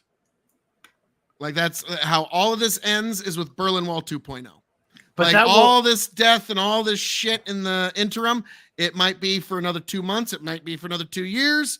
That's the battles of World War III. I think the Berlin Wall 2.0 scenario that you described. Nice try. Like, oh, come on, Aiko. Do I ever try to have it both ways? So I'm either unbelievably right or incredibly right, despite what you choose. I would never do that. Yeah. So the scenario that you presented with Berlin Wall 2.0, to me, that comes as a result of stalemate, not as a result of a world war. Because stalemate comes from the West, like not being willing to escalate. And so nobody moves. And so everyone stays where they are. And those just eventually become the new borders. Well, but the reason I say that is because in our modern wars, we don't have winners, just more casualties over enough time. And so this Berlin Wall 2.0 allows everybody to walk away, go home. Nobody has to launch their nukes. We can say, hey, we at least advanced this much, and now Russian territory is expanded. The Ukrainians can say, look, we stopped the Russian bear here, and they will advance no further. Everyone gets to go home. We don't have to keep killing each other. It's the perfect way to end it all. And Ukraine becomes part of NATO then under that scenario. Oh yeah, they late that night or early the next morning, the minute they can, and so they can make sure that Russia can't advance one more inch, because they're going to lose some territory. Like they're just going to. But yeah, like literally the minute Russia hides behind its wall and saying, okay, I guess this is good enough, Ukraine is in NATO, like I said, late that night, maybe early the next morning, if by lunch at the latest. Yeah, that would be big loss for Russia if that were to happen. But they can go back to their people and say, hey, look at us. We took territory. And like it or not, they can save face with their own people. It doesn't matter if they convince us. They're not going to convince fucking folks with red, white, and blue behind them and folks who live in the West. They're not going to convince that. But that's not who they're trying to sell this to. Like they're trying to sell it to their own population. And they'll buy that. They bought Stalin's bullshit for how many decades? They'll fucking buy this. Trust me. It won't be a hard sell. So to me, I see that as the ultimate end. And that is the final analysis of this topic. Woo! All right, gentlemen, that was fun as fuck. All right, now before we wrap up anything, I just want to say, Aiko, Yeah. thank you for sending me a biblical verse of the week. Oh, It right, was yeah. a good one. Lethe, you've had one. I can't remember. It was about lions and stuff. I got it written around here somewhere. Is there any others you want me to answer? Send me in the comments or in private message sometime. You got it. I'll have no problem with it because like we all wrestle with the Bible. And so I actually started to play on my stream sermons from Pastor Bill I've from been Southern watching. Community Church. Nice guy. And once planting season's over, I'm probably going to go to his church just because he's extended so many invites. But I figured, yeah, what the hey? I asked him explicitly, and I've known this guy all his life. His son was my best friend. So to me, it's like, you're a pastor now? Like, really? Like it's such a, like, to me, it's like amazing. But I asked him, can I play your sermons on stream? And he goes, oh, Phil, thank you so much for asking. Absolutely not. No, Phil. No. Let's share Jesus with people however we can. Thank you for asking me. But yeah, like he's actually a pretty fun guy. That's cool. Now, I appreciate that. Aiko, curious, you now, if you don't want to get into this on air, I totally get, but I'm just curious. You converted to Catholicism, correct? Right. Yep. Mm-hmm. What was the religion that you were born into in this life? Well, I guess you'd say I was a Southern Baptist. I wouldn't say I Okay. was born into it. Like my family came here from South Africa or whatever, and they weren't particularly they didn't raise me with any particular religion, but because I live in Texas, I wound up, through classmates or whatever, falling into a Southern Baptist church. So I was Baptist all through my childhood. Okay. Fascinating. Because Yeah. me, I grew up Catholic. Mm. And now I find myself going to Protestant and evangelical churches, Mm-hmm. which is fascinating. Like it's kind of weird that we both kind of right. You're going the other, yeah. So for about 10 minutes, we were we totally agreed theologically for only about 10 Right. minutes as we Yeah. passed each other. And then Yeah. it was it was about 10 minutes in 2007. Me and Aiko completely Right. Yeah. agreed theologically, and then it Right, ended yeah. all with it.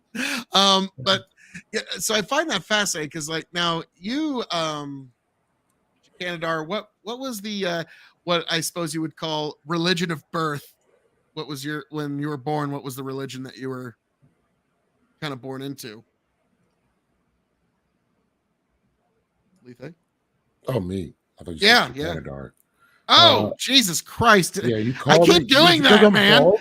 Is it because you are baldest? I'm completely shocked apparently and I am appalled. baldest. Because I mean, you and Canadar just look so much That's much why I alike. did not Jesus respond. No, I was I'm born so and sorry. raised Baptist. No, I don't have my glasses on. So it's fuck it. And so, but no, Lethe. So you were born Baptist too. So Yeah, I was rededicated as a child, was baptized. Baptist boys. Went to Christian school for probably 8 out of 12 years or 8 out of 12 grades. But I've got to say, in the Southern Baptist Church, white Baptist and black Baptist are not the same. It's No, just the but- singing's better in the Black Baptist Church. That's the But only no, difference. you both arrived at two very different places, but you came from a place that's at least, I know not exactly. It's kind of like saying that an Irish Catholic and an Italian Catholic, those are two very different Right. Catholics, but a fairly similar point of order. What was the thing that led you both away from the idea of the Baptist Church? And I know it's going to be a little, but this stuff fascinates me. This is going to be really boring because it's Not to your me. standard fedora wearing atheist argument. But I really had issues with fundamentalism, and one of the sticking points when I was younger, teenager, was the idea that I couldn't even think about like the theory of evolution. And I had to believe that, I don't know, stupid stuff like how many animals could fit on an ark and stuff. Like there was a lot of critical thinking skills that I was supposed to abandon in order to maintain my faith. So there was more cognitive dissonance than you could. Yeah, I remember being shocked when I found out that Catholics, were fine with evolution. I remember going, "Wait a minute, hold on, what's this?" It depends on what order you're talking about. Yeah, they're totally like some orders of the Catholic Church are just almost downright lefty by like any other religious standard. Kind of great on a curve, but you got to give me that. Evolution shouldn't be a political thing. I mean, the church is a religious thing, though. I mean, it shouldn't be. It shouldn't be. It shouldn't be, but like they're like Islam explicitly. Yeah. Well, I mean, there's a lot of fundamentalism like embedded in the current iterations of Islam for sure, but that wasn't always the case. It also like the Catholic Church officially recognized that you were officially pronounced that you could believe in evolution in the 50s. So it's not even a new thing for them. Like I understand, like we have a kind of a history with Galileo and stuff like that, where we weren't a big fan of the sciences, but a lot of that changed as a result of Vatican II. So yours was a lot of theological difference, if I were to try to distill it to its most base. Yeah, and also like theological, I suppose, but also in terms of, I think religion has to be relevant to your life. So the idea that you're going to believe in religion, but then like not allow it to have an impact on your ethical living or on like scientific theories that you subscribe to and all that kind of stuff, and not have to make them reconcile, that made no sense to me. It's never made any sense to me. Fascinating. Because like to me, that was one of the things that I kind of, growing up Catholic, I thought it was kind of a funny little technicality, because I remember there was this Hollywood movie where it's this guy, he's a hitman for the mob, and he goes, "Bless me, Father, for I have sinned. I've killed 14 men today." Right. And then he starts, or this week, and he like describes all the people that he's hit for the mob. And then Father says, 14 Hail Marys, 23 Our Fathers, and you're forgiven, my son. And off he goes, because he drops a giant envelope into the donation bin. Right. And so like, and that was a Hollywood movie, kind of an over exaggeration of it, but that was something that I always had a hard time squaring that particular circle. Right. Like confession, I think is a good thing. Like it's a little formalized, but now I'm getting into my thing here, but I was kind of curious, Lethe, what was it that led you away from the Baptist denomination? So the school I went to had us going door knocking. Are you aware of the convention of door knocking? I thought that was a thing that Mormons and Jehovah's Witnesses did. Well, Christians do it too. And so they gave us tracts and we would go door to door knocking and have you heard the good news of our Lord and Savior, all that fun stuff. And some people would just wave me away. Some people would take it and be really cool about it and got great responses. But it was the ones where I would show up and they would give me Bible verses that are fucked up in the Bible that made me go, wait, there's a lot of inconsistencies here. There's verses that contradict each other. There's information that doesn't seem possible. There's things that history has proven to be dead ass wrong. Like, if an entire Egyptian army was annihilated in the Red Sea, we'd have some artifacts chilling, well preserved. Like, we don't have any of this information. None of this stuff seems to be real. So then eventually I got to the point where it's just, I can't do because I was literally functioning on the wager at that point. It was like, I just don't want to go to hell. And my family, was very adamant that I was rededicated to Christ. The devil wanted me as a child because I'm something that the devil would want for whatever reason. So they walked the floor and prayed over me and all this stuff. So all this baggage. And then having the religion that I grew up with be the only thing in my life besides fiction that I read and watch, be the only time that I suspend my belief in this world, I couldn't reconcile any longer. Okay. And so that led you away from Baptist denomination.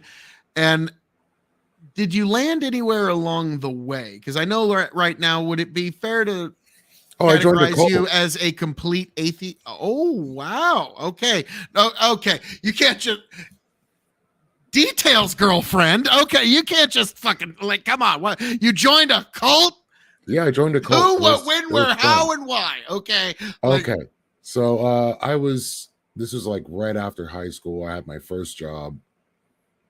And I had already been like studying other things, like trying to find like anything that would conform to the belief system and understandings that I had. Anything that would, prove giants, anything that would prove floods, anything that would show anything metaphysical, like anything spiritual. Like there's no such thing as a spiritual event as far as I can say or quantify. So I was looking for anything that can prove the supernatural. And so I was going to this Japanese restaurant very often, and they had this pamphlet, and it was like the way to happiness, and everything coincided with like pretty much what you would think Jesus would say. It was very interesting.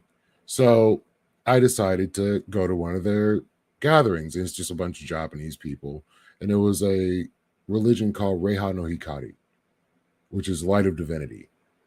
And they had one key figure called the Goshigojin Sama, who did miracles and was able to teleport and transmute stones, which nobody can touch or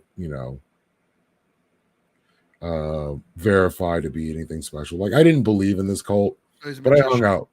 But I hung out for a while, and it was really interesting because they actually had an anime for their, perceived deity. And so when this individual eventually died, his next up took his place, and that is Nidai-sama. So they pray to the Goshigojin and to Nidai-sama for peace and equality in the world. And it's just a really cool religion, and they would invite me to their homes, and we'd eat, and we'd watch and listen to tapes and like hear the words of the Goshigojin. And it was really because I was working with a producer that was in this religion, and it got me somewhere really interesting. But it was great to get the information. And I proceeded not to come back to any of the meetings after about 6 months. Okay. Damn. So a legitimate cult, like even by your own estimation, like, yeah, this is probably a cult. So after It's listed as a cult. It is listed as a cult. Okay, then. All right. Well, I'm glad you got out of that, and you're not like, Phil, you need to come listen to the Gojo Ryu Jiu-Jitsu, and listen to him. I think I just said a form of karate. But but yeah, that I'm glad you got out of that. Now, after that, where did you land next? Because like normally people don't just, is it fair to say that you would consider yourself a strong atheist? Yeah, I would say at this point. Okay. So like because I notice it usually it takes a minute to land there, because like to me personally, in my journey, like I'll just give you kind of a quick synopsis. Like I said, I was born Catholic. I was an altar boy. No, I wasn't, to answer your next question. Way too much of a loud mouth, and I couldn't keep secrets as a kid. So now they knew better than that. But Good. But I which is funny because when you say you were an altar boy to Catholics, they see like a Boy Scout or something, and when you say that to Protestants, they hear sexual assault victim. It's like, wow, okay, interesting. Philippe. That's what. Except Baptists have the same issue. True. Yep. It's In the Catholic Church, watch your preteen. Make sure you keep an eye on the preteen boys. And the Protestant churches, make sure you keep an eye on the teenage girls. Sorry, I mean that's. I don't mean to. Like, now don't get me wrong. It's not all of them. They're not all scumbags, but there are. Now, actually, weirdly enough, statistically speaking, you're far more likely to have that kind of issue with somebody in a public school than almost any other group that's not like That's true too. Yeah. so that's one of those like, ugh, Jesus. But like, The trouble isn't the number of molestations that occur, because that's actually like baseline pretty the same across all organizations. It's the cover-ups. That's it's There's always the problem.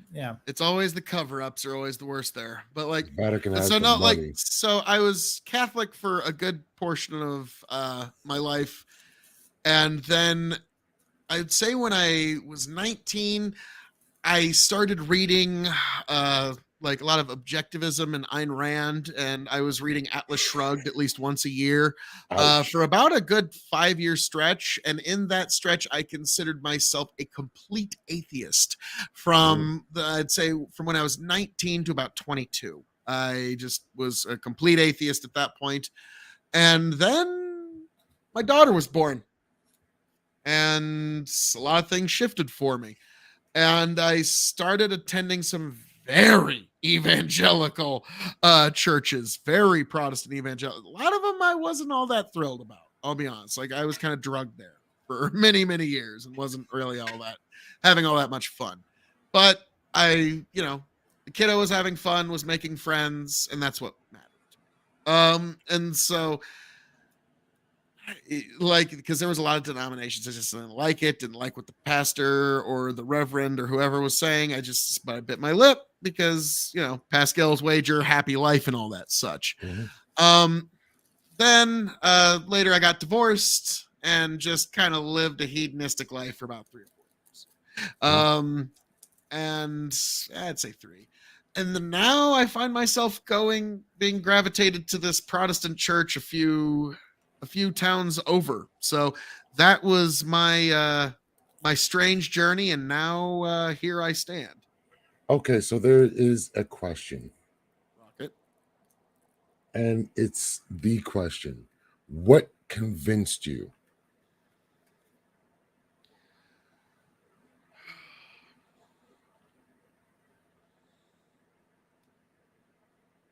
Trying to think of Because we can't choose to Diplomatic. believe or not believe something. Like, if you don't believe in the tooth fairy, you can't just will yourself to believe in the tooth fairy.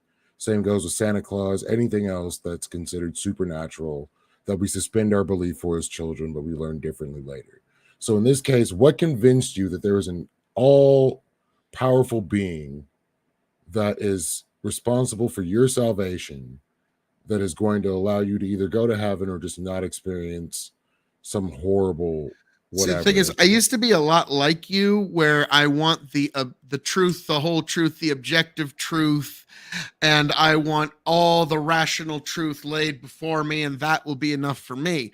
Unfortunately, when I've gotten deeper into the waters of this life, I have found that life is not entirely rational, and that is the unfortunate reality. It would be nice if it was, but it is not.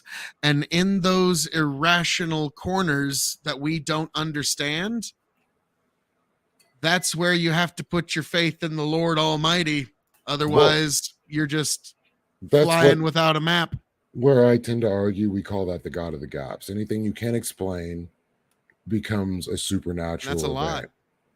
And that is not really acceptable. No, I understand the God of the gaps argument perfectly well, but what I'm saying is, you're not going to find a perfect rational answer to all of life's questions ever.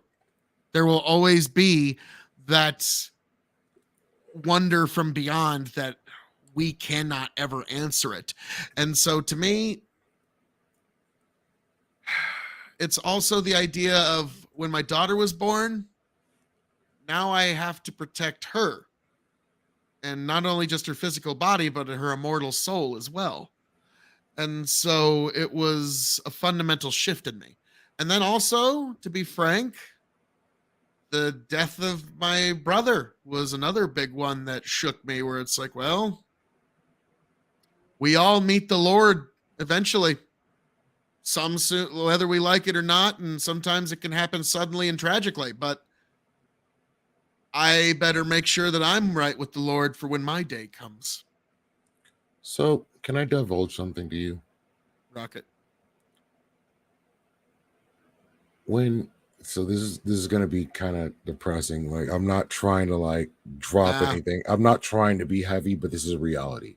Hey, I this is a heavy decided- combo. Bring it. Even though I didn't believe anymore, I decided to appeal to the God that my mother believed in and that my mother dedicated me to, and practice as such every single day.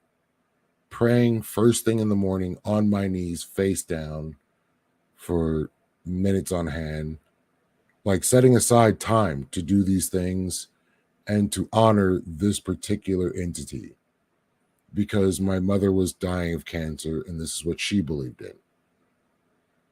So I decided I will let it ride again and flex my beliefs in hopes that things will happen. Had I done so or not done so, not a thing would have changed. Well, that is one of the problems, is like, even though it is unclear to you and even though it's unclear to me, no doubt the universe is unfolding as it should.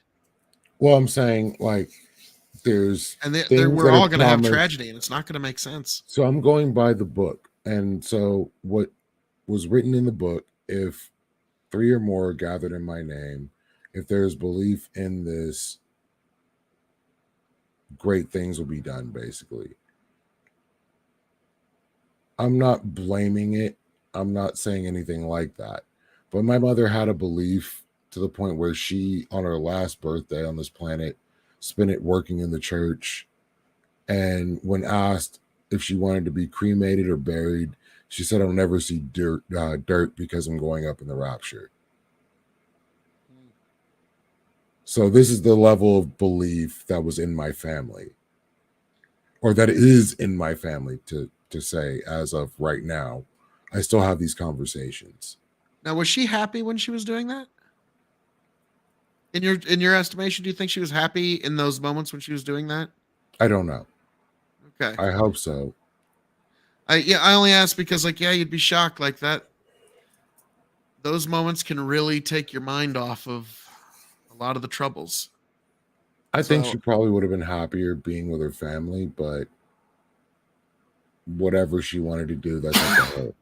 But I don't blame any of that, except for the church itself taking advantage of free labor, which bothers me to no end. But it was knowing that, and there's been a study on this, praying, and the person that knows you're praying for them has worse outcomes usually than a person that doesn't know you're praying for them, statistically. And so it wasn't until Studies on prayer. Yeah, it's wild. It wasn't until my mother knew that we knew what was going on with her that her situation deteriorated quickly, because she's stressing to get better. And she knows we're praying for her. She knows we're hoping for her. And that puts more strain on the psyche and the nervous system. And that's why I want to say that happens. I mean, don't get me wrong. I totally would concede that, yes, there are people that can worry themselves sick when they know that other people are worried sick over them. And so that's absolutely true. But when you say it's like, oh, statistically, the prayers are like, you could pick that apart 1,000 different ways. But I'm just saying that at the end of the day, this was what made your mother happy. And so Yeah. I think like that alone has value, because if you ever heard that, it's a speech I listen to at least once every 5-6 months. and it's The Strangest Secret in the World by Earl Nightingale. It's about 39 minutes long, and it's one that's essential listening to, as far as I'm concerned. And he talks about the one thing that all philosophers, theologians, and thinkers throughout all of history agree on: this one proposition, and this one proposition alone: we are what we think about.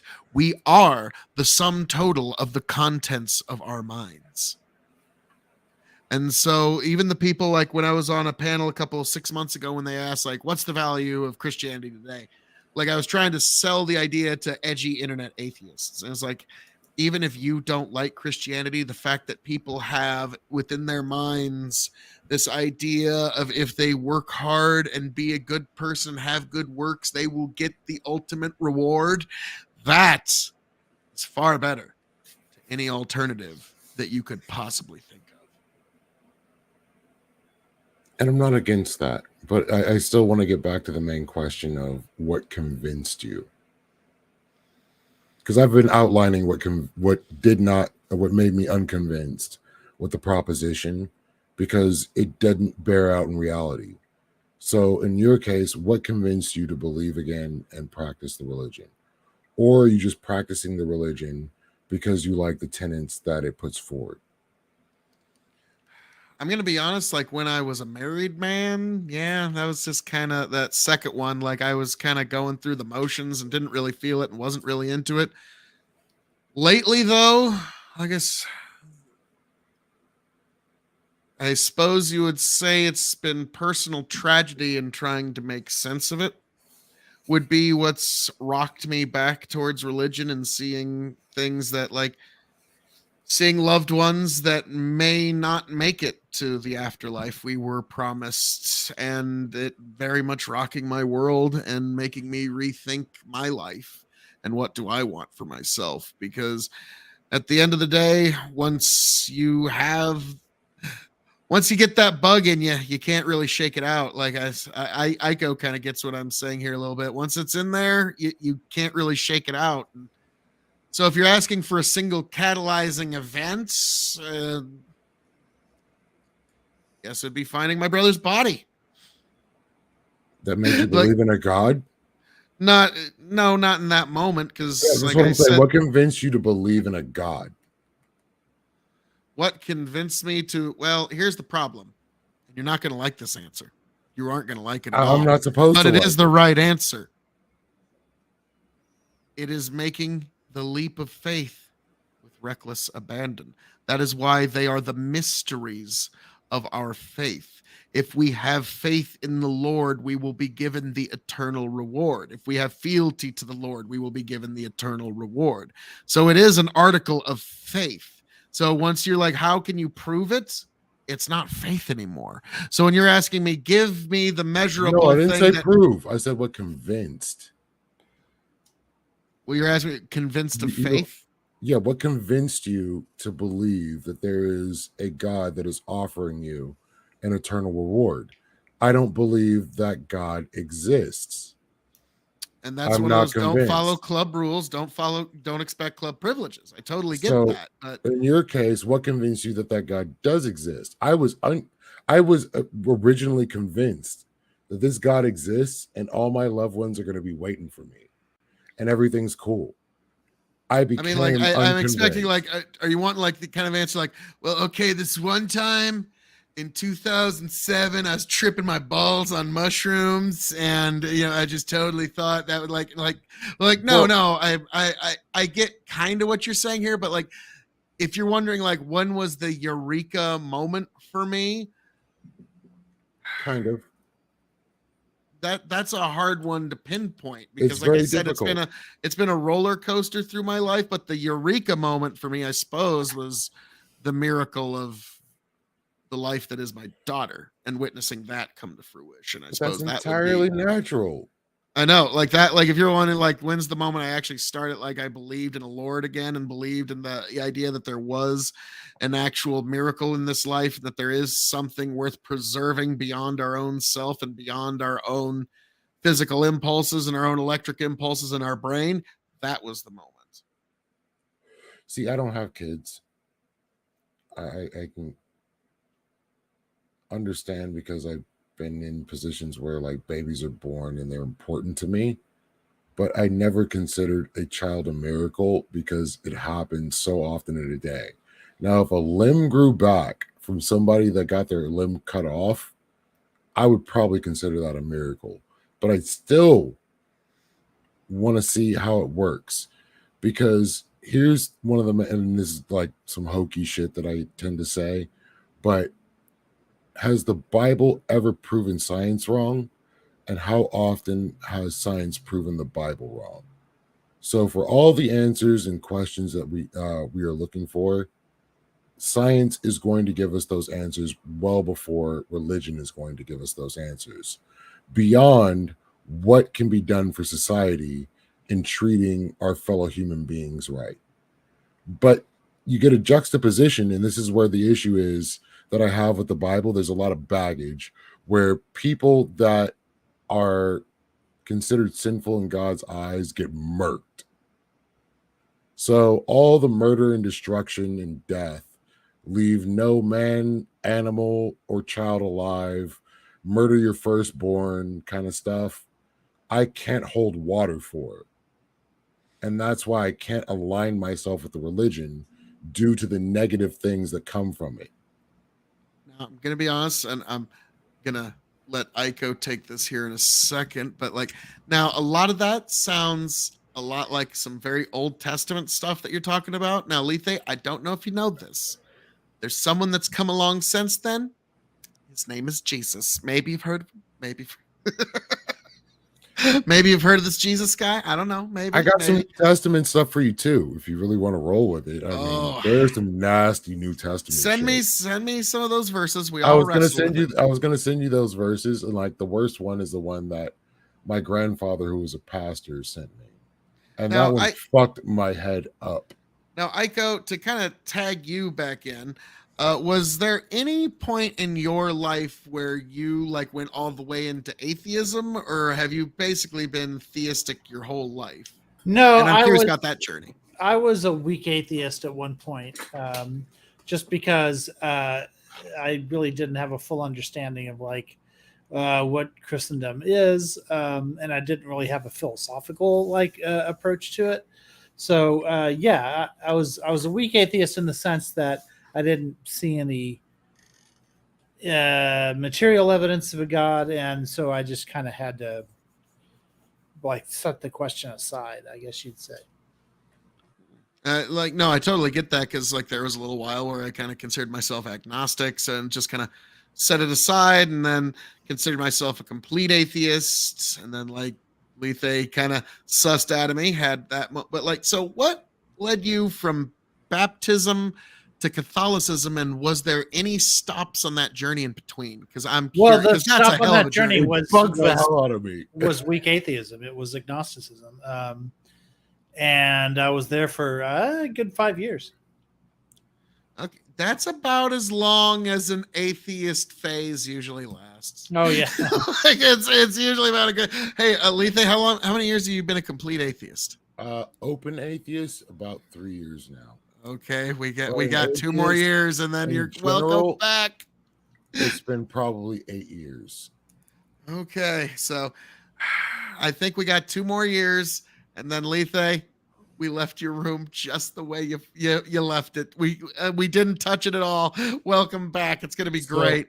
Like for Rich, like I really didn't find the ability to grapple with evolution until about 4 years ago. And I hate to say that, and I feel really stupid for it, but I would have been considered a young Earth creationist. Yeah, that was interesting. Is I never was that. Like I was never a fundamentalist. So when I was a fundamentalist. I just kind of had to reconcile in my head. I was just like, okay, how can I believe in Genesis and also like, still have an understanding of evolutionary theory? And I just couldn't make it work. But I did try. I never was a creationist, like never. And that's really difficult, because where I come from, to have salvation, you need to understand creationism. There has to be a creator. and that's fucking wild. And so like that's where Well, I mean, Catholics still believe in a creator. We just think that, you know, you see how long that was. Augustine talks about this, right? Because he writes a book called On the Literal Interpretation of Genesis. And he talks about the creation myths, and he talks about how if you're to interpret them literally, it's kind of ridiculous. And that as a Christian, like, you have an obligation to present the best face of Christianity forward to like anybody who like observes you from the outside, and that you're not doing anybody any favors by making the religion seem ridiculous, by thinking that you are believing in a series of events that even back then, 1,500 years ago, it was obvious couldn't have been the case. Rich walks this fence between atheist and Catholic so hard it rides up my spine. That's not atheist. That's not atheist. That's science. Oh, you're so close. You're so close to being right where I am. It's ridiculous. Well, I But always your like knowledge is so strong. now this is going to seem like now kind of a weaker argument, but like to me, I always thought like if you look at Fibonacci's spiral and everywhere that you find it throughout the entire universe, to the spiral of galaxies, to the spiral of your ear, to the spiral of waves, to me, I looked at that as the Fibonacci sequence as a possibility that there is a design to the universe, which implies a designer, which at the very least proves deism, but does nothing to prove, or like, and it doesn't really prove it, but it sort of implies it, but it does nothing to get to theism, like you were asking, Letha. It's like, okay, if there is a designer, why does he care about who you have sex with? Why, and how we pray and who you pray? Like that I totally get. And that is where the leap of faith comes in. And that's what I'm saying. What other things in your life do you apply the leap of faith to? Oh, Trust. No, it's different. Each betrayal begins with trust. You have to have a leap of faith with a person to trust them. When it comes down to religion, what is the most important thing you could ever decide in your entire life? In your earthly life, the most important thing you can decide, well, first of all, accepting Jesus Christ as your Lord and Savior. And this is what I'm saying. How many other religions are there on the planet? You could be wrong. It could be Allah. You could be wrong. It could be Buddha. You could be wrong. It could be Kali. You could be wrong. It could be. Here's the difference, though. We're the right one. Exactly. And why do you checkmate? Like, what is the quantification? Like, okay, so if I say I get to kill this dude, and you say I get to kill this dude, and I say, well, why do you get to kill this dude and I don't get to kill this dude? And you say because Jesus said so, and I say because Kali said so. How do I prove you wrong? So wait, you're saying how do we prove one religious prescription against another? Precisely. Well, you don't prove religion. Well, I'm saying because if you can prove it, it's not faith anymore. What solves the argument between both of us at that point? Well, that's where secular society has always kind of served us quite well. When we have one religion versus another religion, well, why don't you just keep that in your home? That's how we operate here in the West now. Well, it'd be nice if we weren't applying that to abortion rights and civil liberties and other things like that. Well, so you're saying people shouldn't vote their values? Well, I'm saying when it comes you down vote to your what values, the values, but that means you don't just keep it in your home. Exactly. Your values are your values, and they coincide with something that is coming from the religious text that you believe in. Therefore, you vote based on it, and it harms other people. This is what I meant. Well, no, when you're asking what's the solution, but when Group A and Group B want X, Y, and Z, that's a whole different question. That's a whole different question. So, like, for the reasons why either one of us believe we are right is because of an entity that we believe in giving us the answer to what the situation is. How do we make the distinction between which one is right? Guess we're just gonna have to see who wants it more. Well, that's rough. And I'm going to say Islam has proven they're No, going to no, get. no, no, no, no. We like America and Western civilization can drop the fucking sun on anywhere on the planet Earth if we Well, want here's to. where I'm going to If it disagree with truly you. comes down to it, we can. Here's where I'm going to disagree with We you. may When it not comes know the down- minute, we may not know the hour, but we know the method. When it comes down to media, what religious figure will they not show on a steady basis? Not the Dalai Lama no more. I'm not in that, but you know damn well what I'm saying. Even Oh? South Park. had to pump the Oh, brakes. yeah. They won't talk about Muhammad. They won't. They show will him. not show Muhammad. They will not talk about Muhammad. So when it comes down to who believes harder and who's willing to throw punches over their religion, I'm gonna say Islam is hard piping for that shit. Now, I gotta say, this was comedic brilliance. What Trey Parker and Matt Stone wanted to do for an episode, but Standards of Practice is like, no, we don't want to get bombed. We're not doing. And like, yeah, the folks, I think it was Fox or whoever owned Comedy Central, is like, no, we're not doing that. We don't want to get bombed. They wanted to have like a guy wearing a turban, but he has like the shaky head, like a Canadian, like the bobbly Canadian head, like, "Hi everybody, I'm Muhammad." No, I'm not.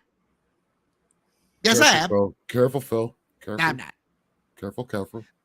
Yes, I am. No, I'm not. Maybe I am. I don't know. And then cut to credits. They wanted to end the episode like that. And like, so did they show Muhammad?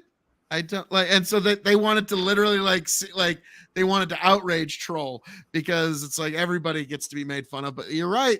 Islam is willing to swing harder at the moment. And it's They are the not trans good. community of religion. Well, I forget how Christopher Hitchens said it. He said it really well. It's the awful trifecta of self-hatred, self-loathing, and self-righteousness. And so it creates a powder keg. But now we birdwalked again. Well, But, I'm like, basically saying who gets to say they're right. There are millions and millions of religions. And if we're going back to the first religion that was a monotheistic religion, because originally Christianity wasn't, or Judaism wasn't a monotheistic religion, because there was an agreement there were other gods, which is why in one of the commandments, thou shalt have no other gods before me. Why have a commandment for gods that don't exist? But moving forward, so that you don't worship other gods. You're not allowed to worship a little bit in that religion and worship Christianity too. You are either a Christian and you worship the God of Abraham, or you worship no other gods. There So those are no gods are other real. gods that are before or equal to the Lord, the God of Abraham. I will say that may be true, but that does mean there are other gods. So which God is right? Just because Well, no, the God he's is more saying powerful, you cannot worship make any that God other religion. correct. You will have no other gods before me. You will not worship in any other churches. And that's what that's saying. It's not saying that God thinks there's all these floating other entities out there and he's got to go kick Cthulhu in the nuts. Okay. It's like, no, it's like there are people who believe in false gods and you will But he not. kind of worship does. it. But Rich, He does kick Cthulhu in the nuts, right? I mean, at he one does. Well, I mean, with ease, but At one but point, there is no Cthulhu. At one point, right? But You sure? not literally. But Sure about that? but at one point, Moses throws his staff down, right, and turns into a snake, and the other, and the Pharaoh's staff turns into a snake, and that's the other god, and those are the two gods fighting, and then of course, Moses' God wins.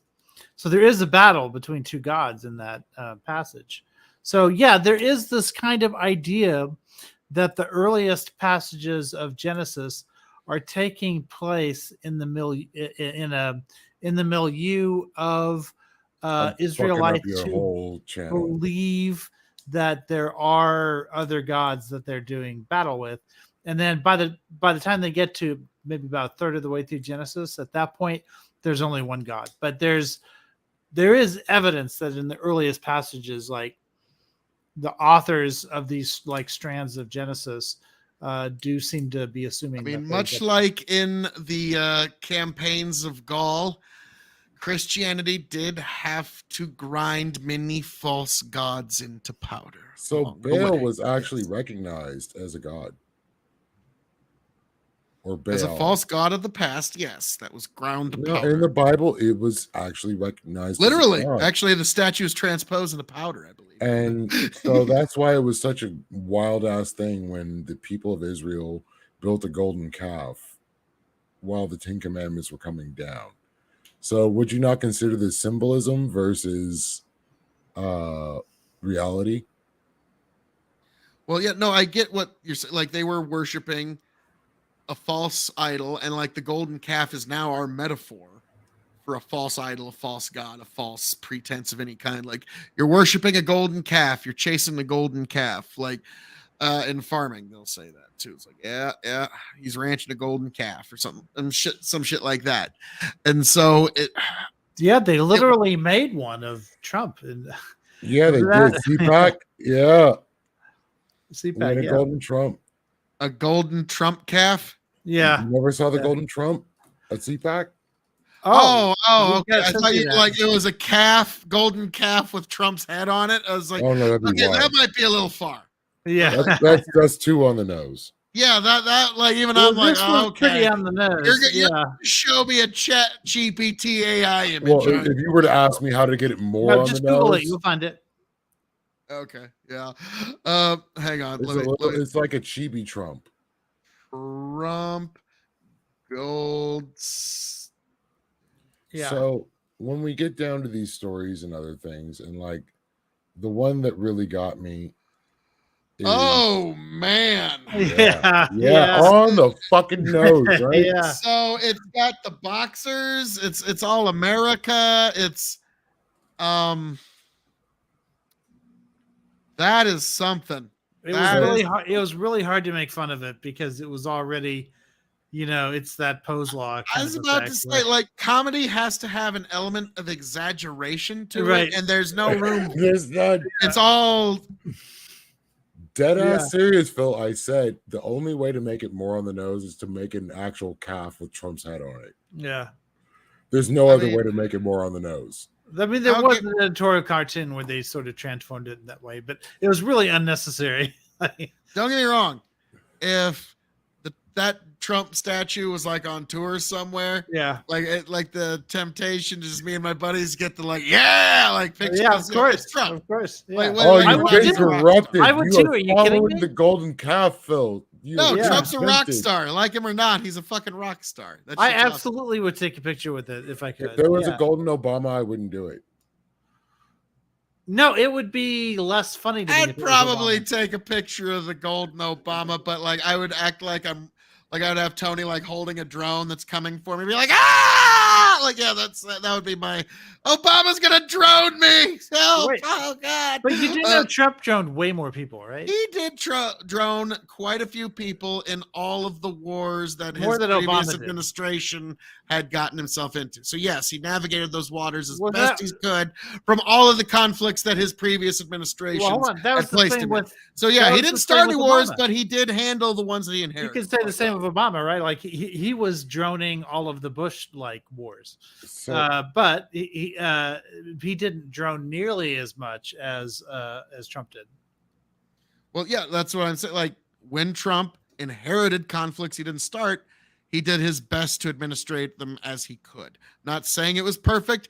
People did die, and it's very unfortunate, but when you inherit Well, something from your previous administration, you do have to clean up. He some did it messes once in a because while. he knew that drone warfare has protects U.S. troops. Right? Oh, he was- it's That's fucking why he Mickey did it. Rourke. Mickey Rourke and Iron Man 2 put it best. People cause problem. Drone better. yeah. I mean, like, yeah, they're expensive, but if a drone gets shot down, nobody gives a shit. Right. But if a pilot of something gets shot down, we have Black Hawk Down again. Okay. And so I'm Right. wondering Right. when are we going to be sending remote control battle maps? That's that when we get there, that will be the next step. But now we got off again. Son of a biscuit. yeah, I know wanted to get back to religion. and I just want to this ask fun Aiko one deal, 'cause one somebody- question. If well, I I may. wanted to say something because it was from your chat earlier. And somebody said laws are God given, and I'm gonna ask which God. Go ahead and ask Heiko what you want to. Okay. What made you arrive at Catholicism? Of it, like, not, you didn't go to Greek Orthodox, you didn't go to Lutheran, Methodist, Mennonite. Yeah. Like, what made you land at Catholicism? I'm because I left the Catholic Church because at one point I could not believe that the Pope is the vicar of Christ on earth. I just could not bring myself to I read the Gospels, and I couldn't reconcile. Like, first of all, the Gospels blow me away. They always blew me away. I got a chance to read them in Greek after I took 4 years of Greek. My favorite way of doing it is with the Synoptic Gospels, right, which is Matthew, Mark, and Luke, all in a row, and so that you can see like what basically the conversation that they're having. I'm obsessed with the Gospels. I think that's what is at the core of Christianity. And Bill talked about those at the Bible study, having all the Gospels lined up. And it's the way to go. Even if you don't like know any Greek, you can just take your favorite translation and do that synoptically, and it's also like gives you a very different perspective of the moral system that's developing, that's coming out of there. And the moral system, when you compare, now Jack gets really mad at me when I talk about this because he doesn't. The moral system. The moral or Lethe. system that existed. I'm not the only one who did it. Oh. Well, no, for a very different reason than Lethe, because Jack is Pagan. Jack considers himself a pagan, and so the idea that what I'm saying is that the moral system in the Gospels like takes the pagan system and turns it on its head, and because Grinds it to powder. yeah, and so basically he's it's saying that you should love your enemy. It's saying that you should prioritize the poor over all else. You have the golden rule. You have so much going on, and all of it is counterintuitive to the moral system that existed at the time prior, especially also in many ways within Judaism as well. And so the idea that you would do all of these things, I couldn't reconcile that with fundamentalism at all, especially after Matthew 13, right? But what I found was that when you look at the culture of life teaching in the Catholic Church, for instance, and all of the different, like you just run the logic tree down where that applies when it comes to the death penalty, when it comes to how you're supposed to treat migrants, all of that stuff, extremely consistent with the Gospels. And I had a hard time because I would talk to my pastor, like, as a Southern Baptist, and I would point these things out to him and say, shouldn't we be helping the poor more? Shouldn't we be doing this and that or whatever? And he would just come back and say, oh, that's justification by works, and that's no good. And I would come back with, oh, but works without faith, or faith without works is dead. And he'd be like, he would just like tell me to shut up at that point. So the fact that I could couldn't have a conversation with my own pastor about following the life that the Gospels are telling us to follow. If he finds the Gospels like that inconvenient, then I was definitely in the wrong religion. And that's a conversation that I could have with every Catholic priest I've ever met. Now, I might disagree on one issue or another or something, but I'll always be heard out. The primacy of what I'm reading in the Gospels will always be honored in that conversation. Hey, fucking hey, we got a returning Osiris. Yeah, because I'm gonna dip soon. I've been needing to dip. All right. Well, Lethe. But damn it, Rich, I need to ask the question. Mm-hmm. What is the God? And why do you believe? Well, that's just it. I just told you. Because No. He wants to know what convinced you to believe in a God at all. Just like because what was these the- people can write these things. They could have believed they were inspired by God. It doesn't necessarily make it true. Yeah, you're taking So what again. made Again, you- you're taking things too literally. When I look at the moral system, when I read the Gospels, to me that's like divinely inspired.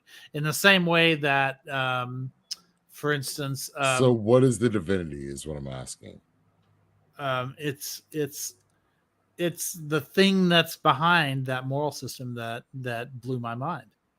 Like, so if you approach it, Oh, if I you- can't agree. I can't agree. I'm sorry. well, Can I put it that's this way? okay. I don't expect you to agree. Like, Rich, can I put no- it this way? yeah, it's, We all put we all put our faith into something. And I don't think No, no, yes, I we no, hold on, disagree. just let me finish. We all put our faith into something, and I don't think that faith is finite, as if we run out of faith.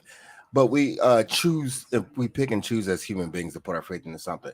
Now, some people, we have faith in our teachers to do teacher things and not violate the restrictions placed upon teachers. We have faith in our institutions to do institution. Well, we used to, at least, but we have faith in our institutions to do institution things. And this is how society works. If you don't have faith in your society, society will crumble. So there is a certain amount of faith put in society. You have faith in your parents to do, to be not to harm you and to protect you. You have faith in your taxi cab driver not to fucking murder you.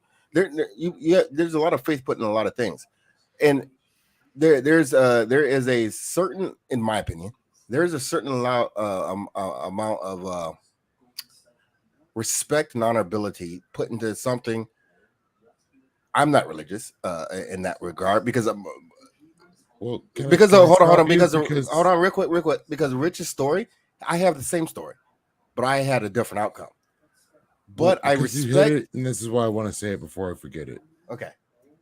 And it's that you're saying faith in the sense that no, you have an expectation.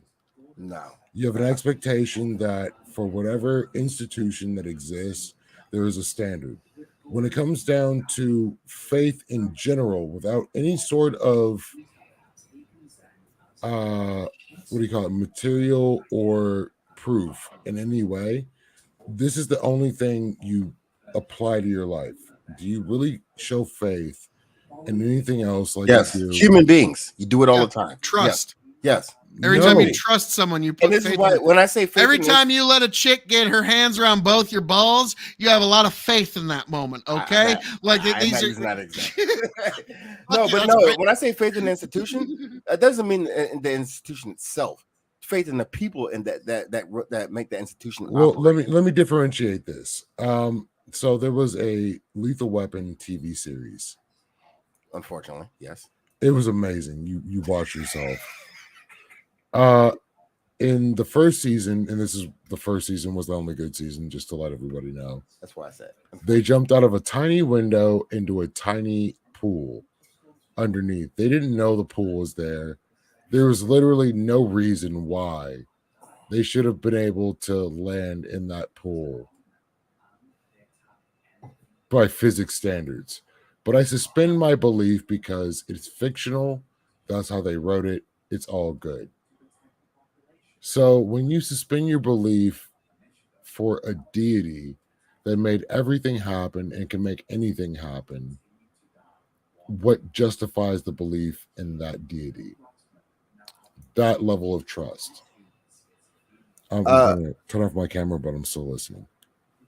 Go ahead, Rich. I think you're more equipped for this. I mean, I gave the answer already. It's the moral system. Like, that's what it comes down to for me. Like, so when I look at like decisions that I make in my life, like throughout my life, that I use the Gospels in order to determine like what I should do next or whatever, to frame the ethical like quandary that I'm facing at that moment or whatever.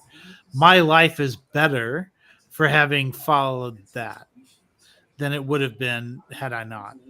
And so to me, like that's the sort of evidence that you're looking for, that you're telling me that I should be looking for. Now, when I say evidence and not proof, because I think at some point a leap of faith is involved, but that doesn't mean that it's without any evidence whatsoever.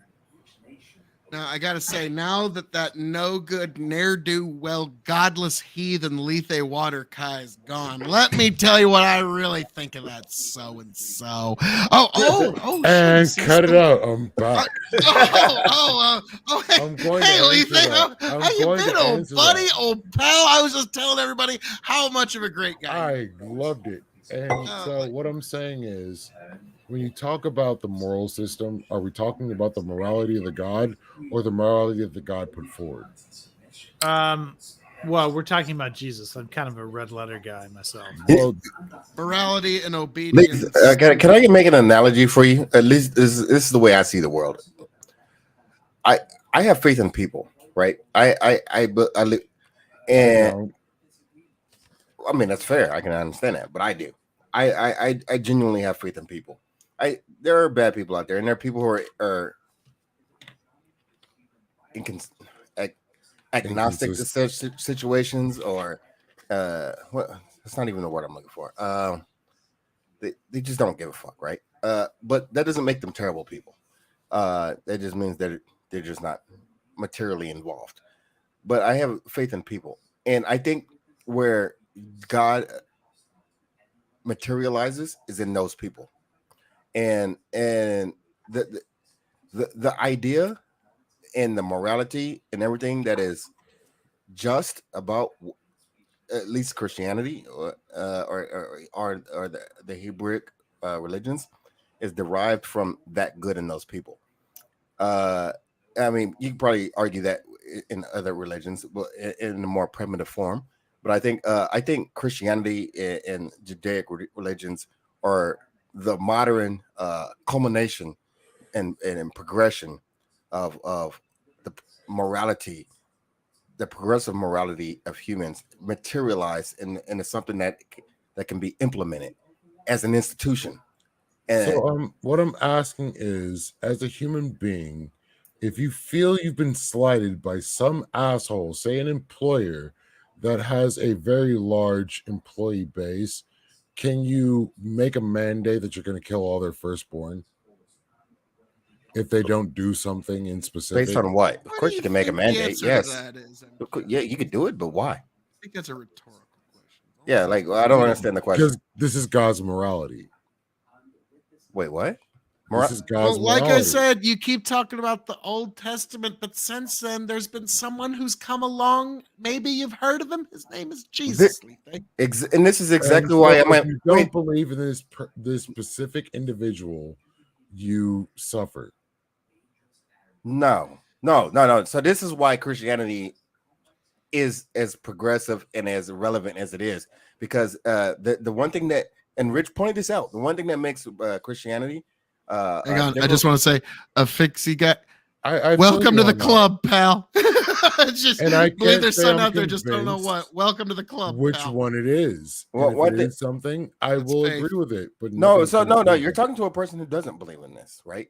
So I agree with you. But I am making the argument that even though I agree with you, that I live my life based on said principles and morality, because I think that's the best book and the best not literal book, but the best instruction manual that we have for living our lives. And I think that we all should adhere to that said And I instruction manual. believe you're cherry picking if you do so. I didn't say it wasn't.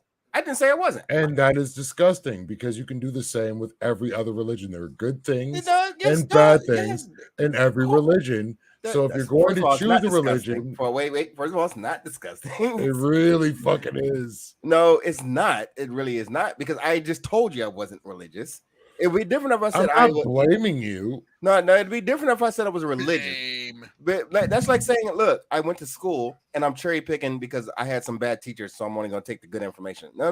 That's not how this Oh, works. I want to go to bed too. Yeah, I think we all do and don't at the same time. Yeah. But I really I want don't- this conversation so bad, and I've been itching for it, and all the right people are here.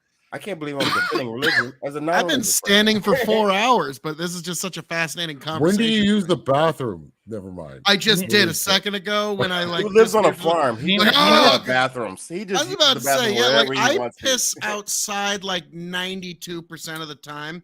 Like, I mean, what guy doesn't like a little wind on their wiener when they go pee? And like, so I No, always no, get to no. enjoy It's that just luxury. way convenient because I don't work on a farm, but you know what? I prefer that. It's just Yeah, easier and cleaner. You know what? There's no So- laughing and hitting the hole. There's no getting some sprinkles. Hey, look, it's just better when you do it in the bush or in the field. So what makes a pantheist That's the better best than a take I've had all monotheist? night. And what What makes guy doesn't like a anybody little right? wind on his wiener when they go pee? Yeah, it's true. It's sad but true. But yeah, like I'm always outside, so yeah, I rarely piss in a toilet. Like toilets for So can you so Phil, I want to ask, would you be comfortable dual specking in religions? what's that? Having That's two a meme religions. on RPGs or like tabletop gaming, meaning that would you be willing to pull from some stats from this one, some stats from another one to make You're a rogue and a warrior. You get to Yeah. pick certain stats. You're not going to be a pure warrior. You're not going to be a pure rogue. kind of like being a paladin. You're not quite a knight. You're not kind of quite a priest. You're just kind of some amalgamation of something in between, right? Well, considering I would probably be the almost dictionary definition of chaotic good, I would probably. Whoa. I'll go with chaotic. Yes, I'll go Whoa, with chaotic for sure. Chaotic neutral. Oh, yeah, chaotic. yeah, Like, I'll yeah, give that up. like I was like, all right, Phil, I'm being nice to you. You're chaotic neutral. I'm not going to call you chaotic evil. But like, okay, like, that might be where. Well, okay, Cyrus Lethe, where do you put me on that scale first before I answer that question? I think I'm agree with Rich here. Chaotic neutral. Yeah, I mean that's not a bad thing. That's not necessarily a bad thing. Nah. Okay, Lethe. Chaotic good. Chaotic good. Well, thank you, sir. Thank you. There's always a little sense of mischief in me, but at the end, I want the good. I want think what's you right. do. I think you really do want what's good. Well, neutral doesn't mean that you don't want good specifically. This is a whole D&D thing. We don't have to go down this path. We don't need. You may be misguided as fuck. Fair enough. But like, I don't know. Like, I'm gonna be honest. I think my character. What monotheistic religion is allowed to me in this particular? Because yeah, when I was played in Skyrim, I always went with I always went with the Stormcloaks, and I always believe religious freedom. You should be able to worship Talos as you see fit in the Skyrim universe. And so, like, yeah, like because I love how that's a very real question in Skyrim. Is if you side with the Empire, then you're like, there's a lot of racial equality. There's no discrimination under the Empire, but they heavily discriminate against Talos worshippers, and they'll actually execute them. If you go with the Stormcloaks, they will have complete religious freedom, but very abysmal racism. Like they won't allow the Khajiits and the Argonians even into their cities. The lizard people and the cat I people. played like So, 200 hours of that game, and you read a lot into that game that I didn't even care about. oh, I love Skyrim. To this day is still my favorite game. Like it's pretty like, good game. Pretty good. like I'm stoked for when I think it's Starfield comes out with Bethesda. When that does, you're probably gonna lose me for a day or two, folks. A week or two, you mean? A month or two? Nah, I got it. To me, if I play more than a couple hours of video games, I feel too self-indulgent, and I just got to turn it off. Like I got other just last night, I actually recorded another video. It's an SCP thing, and it's talking about when the universe ends, and it's fascinating stuff. And it'll be dropping on KOE Nation on YouTube soon enough, folks. But yeah, so like usually I try to record stuff now if I'm alone at night here, and I'll just try to get some new creepy pasta recorded. But that's yeah, to me, I just can't really play video games much anymore. But yeah, I fucking loved Skyrim. But in terms of, nope, sorry, I gotta stay monotheistic even in my fantasy tabletop RPGs, Lethe.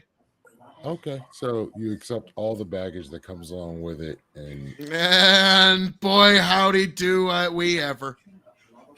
Oh, in the tabletop. Okay. So, Lizzie, let me ask you a question. Do you think the world is better off with or without religion? with That's my that's my approach, and this is And why I I'm- support religion. and I I've support the recently morality system. come to this fucked up idea, and it sucks, and I don't like it.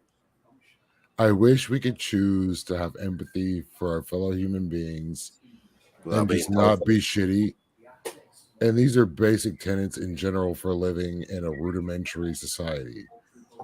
Don't do things other people don't like. Yeah, Is you know what? number We've one. we've done that. You know how we came to that conclusion?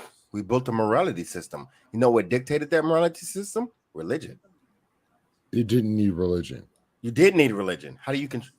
I don't want to use the word I control. mean, That's to be kinda frank, like even loaded. if you hate religion, if you were like the most edgiest internet atheist, you still have to. And I like the fact that you said no, because you have to have some sort of reverence for religion, because it was our first attempt at understanding the universe. It was our first attempt at psychology and psychiatry. Hell, it was our first attempt at healthcare. Science. Okay, like it was like, let's just pray the disease away. But like, I'll never forget Christopher Hitchens when he talked about him and Richard Dawkins were good friends, and he was asked if he could hit the button to eliminate religion, and you could just hit the button and eradicate religion from all human experience, would he do it? No.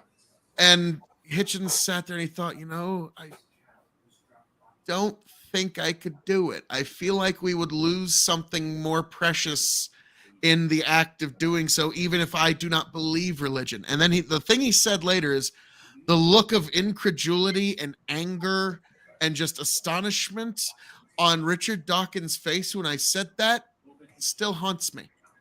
And so like that, he looked like he would just break his finger hitting the button, getting rid of religion. And like, I think it's one of those things that like you would lose something.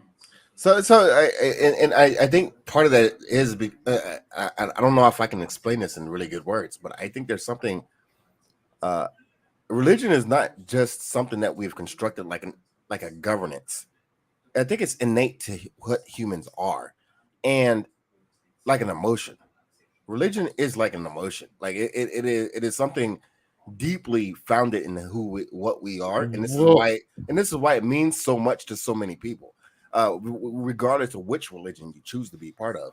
It's because it's just what and who you are, and it has a almost a lizard brain level of emergence.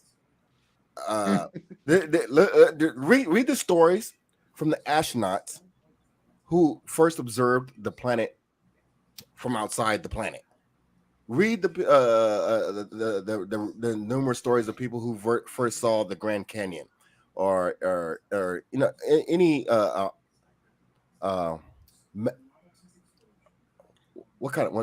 what is this type of event we would call this? Some type of event that is greater than the human imagination.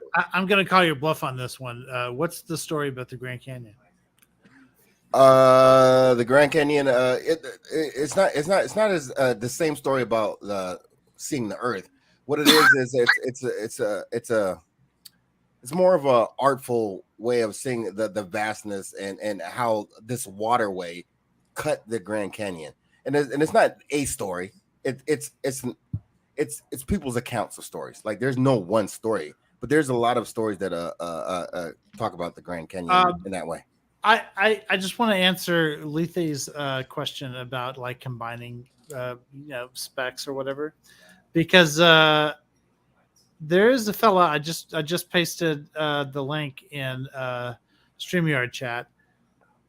I think I've mentioned him before. Thomas Merton. He was a Catholic monk who went to Asia and lived with Buddhist monks, and found out that they had a heck of a lot more in common than he thought. And he basically did spec out elements of Buddhism and Catholicism and sort of combine them. Because what they found was it wasn't that one was providing something to the other that was missing. It was that they had a lot of there was a lot of overlapping truths. I think this is true of anything, again, because I think it's innate to what humans are. Now, and when you get down to the gritty details of religion, the practices and et cetera, the mythos and all that, yeah, there's some not deviant. it deviates from each other. But I don't know why anybody would disagree that religion is not innate to what a human is. It Right. just seems I obvious just to be true. think it's the dumb thing we all hold on to. But what about emotions? That's a dumb thing that we hold on to. No, emotions are important. Wait, why is emotions important and not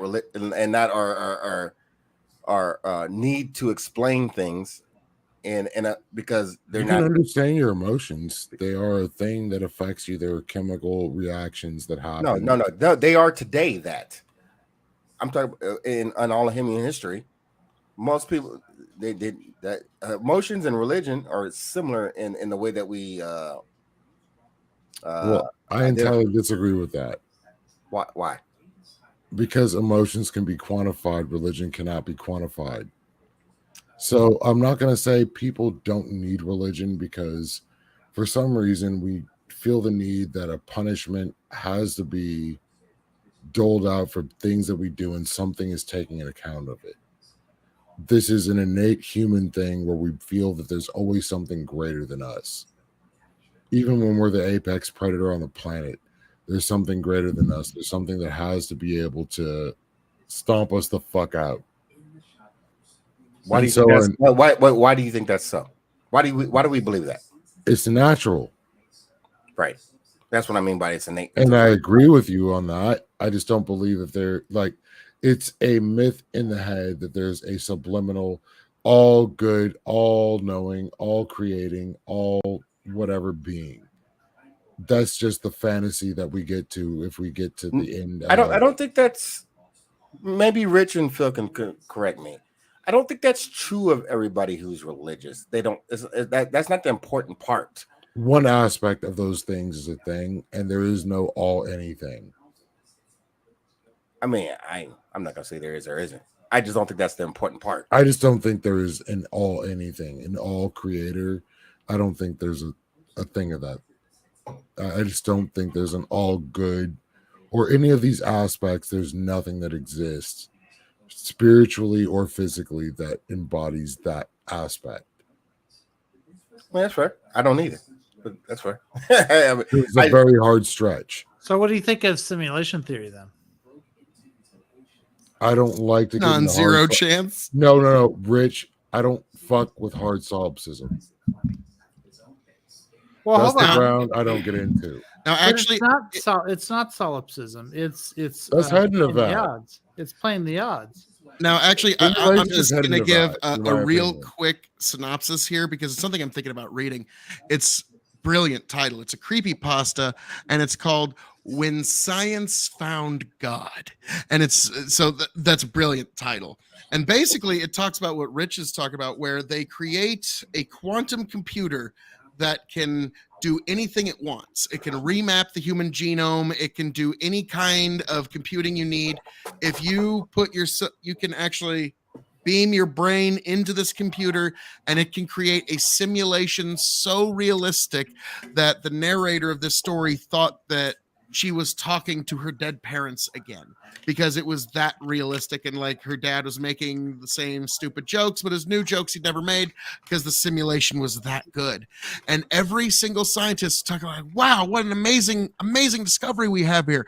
But the head scientist seemed to get more manic and insane throughout the days, and he wasn't showering anymore and taking care of himself. And then he asked, all right, so we've created a universe that is so realistic that we cannot distinguish it from our own.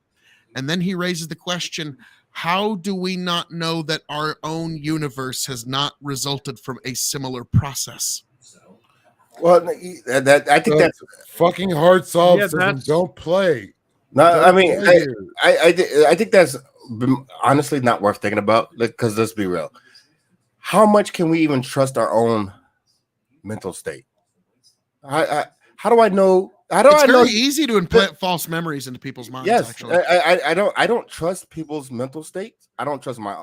I think it's worth questioning your own on a relatively regular interval. I think and I can't know that Phil's a real person. I just know That's he why I looks like touch one. all of He you acts like one. constantly. So therefore, hey, look, I'm gonna afford him the same respect that I would want for myself.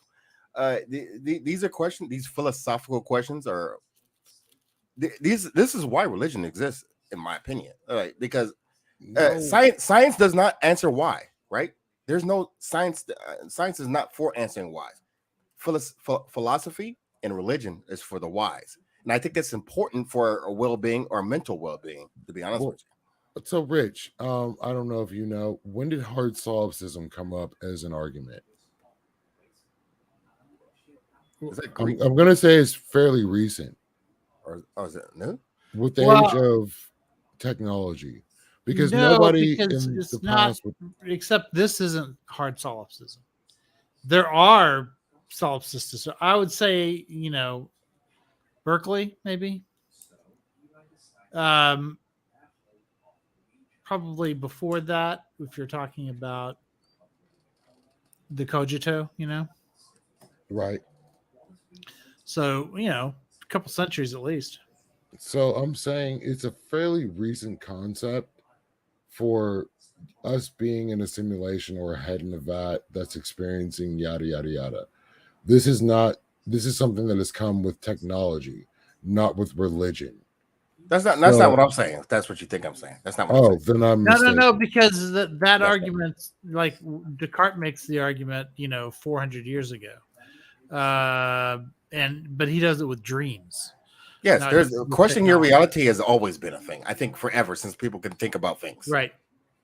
That's the problem, right? Like I can look at my screen and say there's some red on my screen, right? But is there really red on my screen?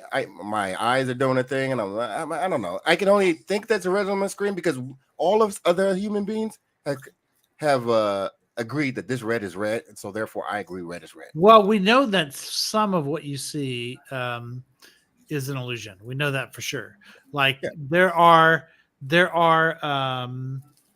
fiber optic, nerves that meet at the back of your eyeball that create two blank spots in your vision, one for each eyeball. There are two Yeah. blank spots in your vision, but you can't see those blank spots Your brain just because guesses. your visual cortex, Fills them which in. creates the 3D image of what's going on around you, fills them in based on what it thinks is probably there. And so if there's a dot on the wall in that exact spot where your blind spot is, But- you're going to actually see something other than the dot in that. No, here's the worst part, in my opinion. I'm not gonna say worse.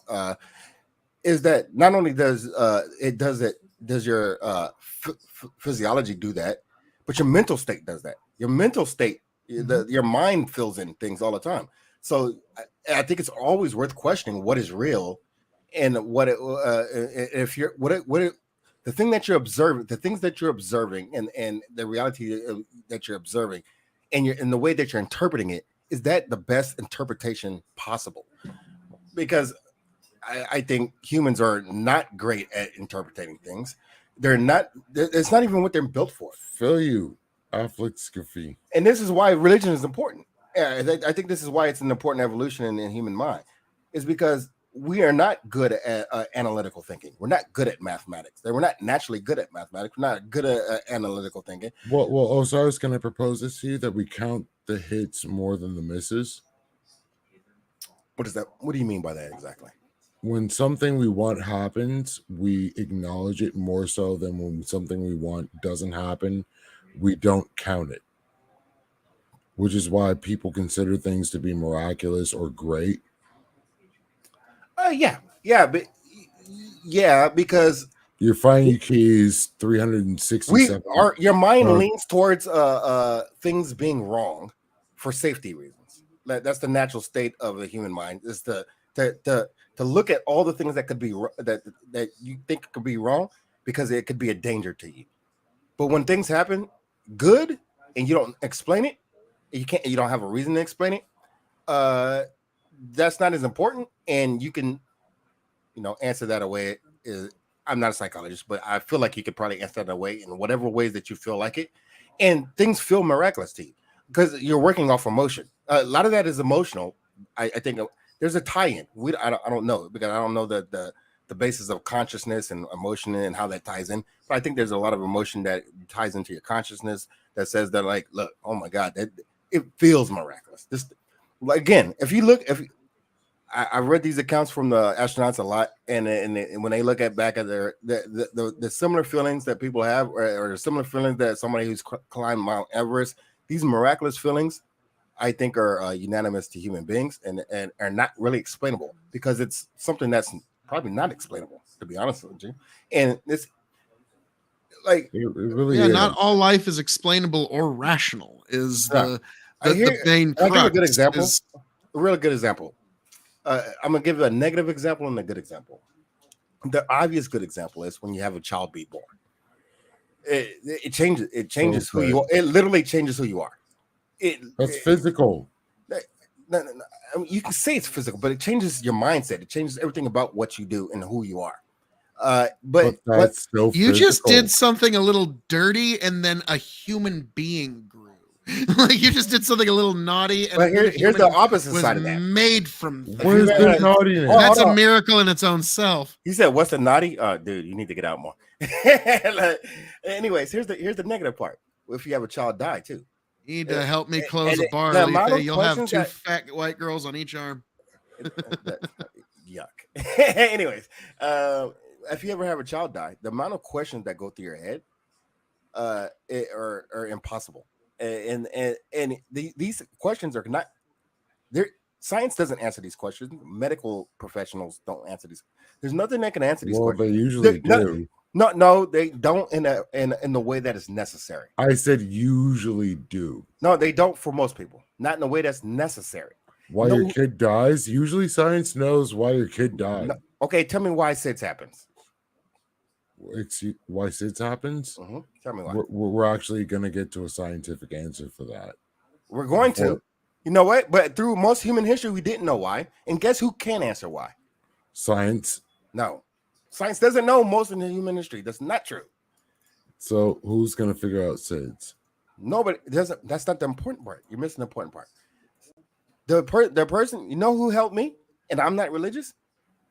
The local pastor came to my house and sat me down on my front porch, mind you, and just talked to me. Human to human conversation, obviously from a religious standpoint. That was good enough for me. That worked. I needed that. I just needed reassurance. Like, look, there are people. I mean, from his frame of mind, there's God, the church and God, blah blah blah. But the way I interpret it, there's shit happens. You know what? We all have to deal with the fact that shit happens. It's like a Flixit guy says, and I'm just going to highlight because this is a good comment here. If you It's a take good someone who comment. sees life as a horrible thing, they can have so many good things happen, but they will never count it. And the same applies if you look at a positive, happy person, and then how many good things happen to them. Something to think about. Thank you, sir. Because it is very much a matter of your Real. own personal framing and perspective. Yeah. Because it's also like, not only that, but like even like couples and like people who should have it together totally don't. And then people who should just be in a gutter and crying and doing nothing seem to just be up and at 'em greatest and able to, hustlers and getting all of it. yeah. And then it's like, the couples who should have everything, they're getting divorced over the tiniest little thing. And then the couple that's overcoming infidelity and abuse and all this kind of stuff, and they're still together for some fucking reason. It's the strangest thing that happens. And so you never know. It's kind of up to people's own perspectives, actually. And it's your own personal framing, which it's. And actually- so I think we should untie the idea of religion and some type of I don't know, what is it, spirituality or something else, because religion is like the idea of the institution of church, right? Like, I don't believe in church. I think church is nonsense, because I think church has the institution of church has done more harm than it has done good. But sorry, this is getting off of where I've been this entire night, and this is what I've been trying to get out of Rich for like some time, and what I'm trying to also get out of KOE.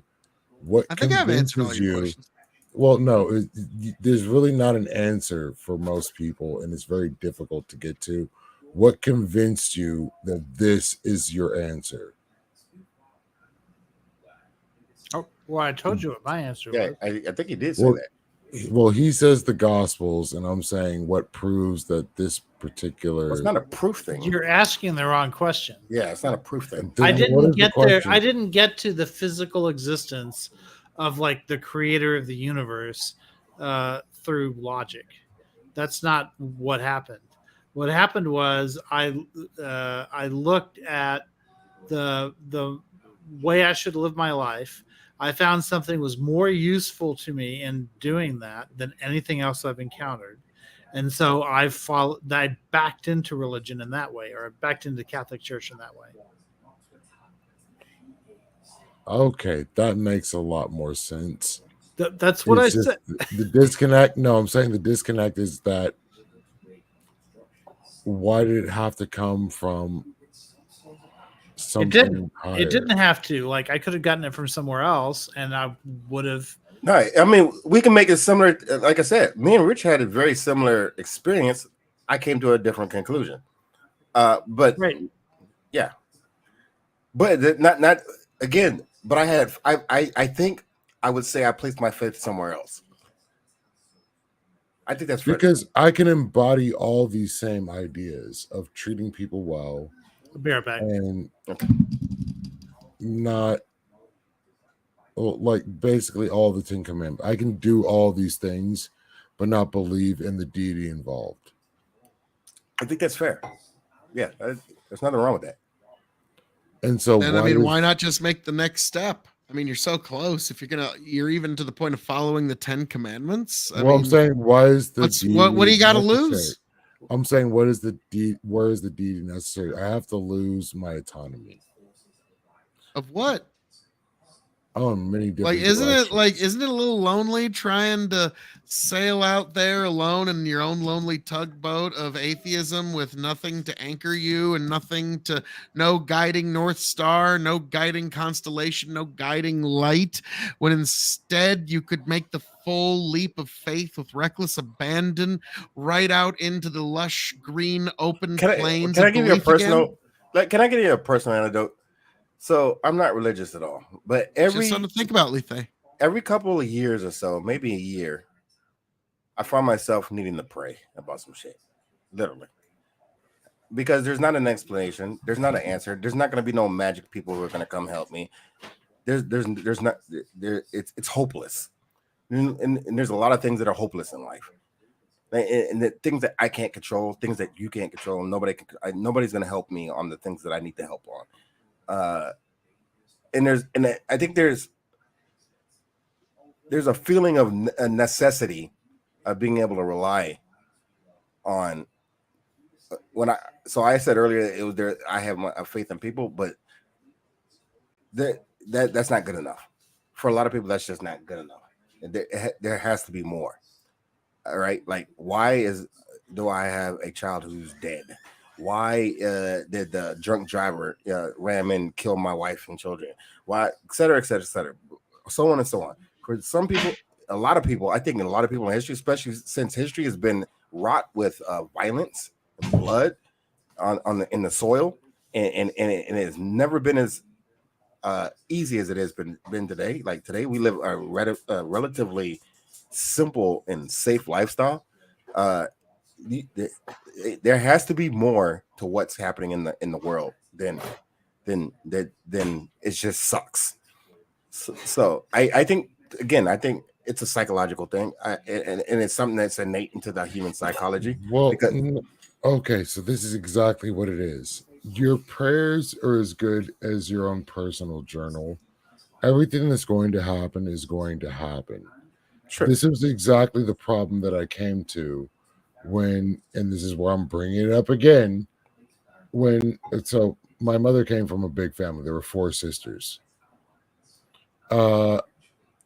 When they finally decided to show up to her hospital room, they were all smiles and God's gonna fix this.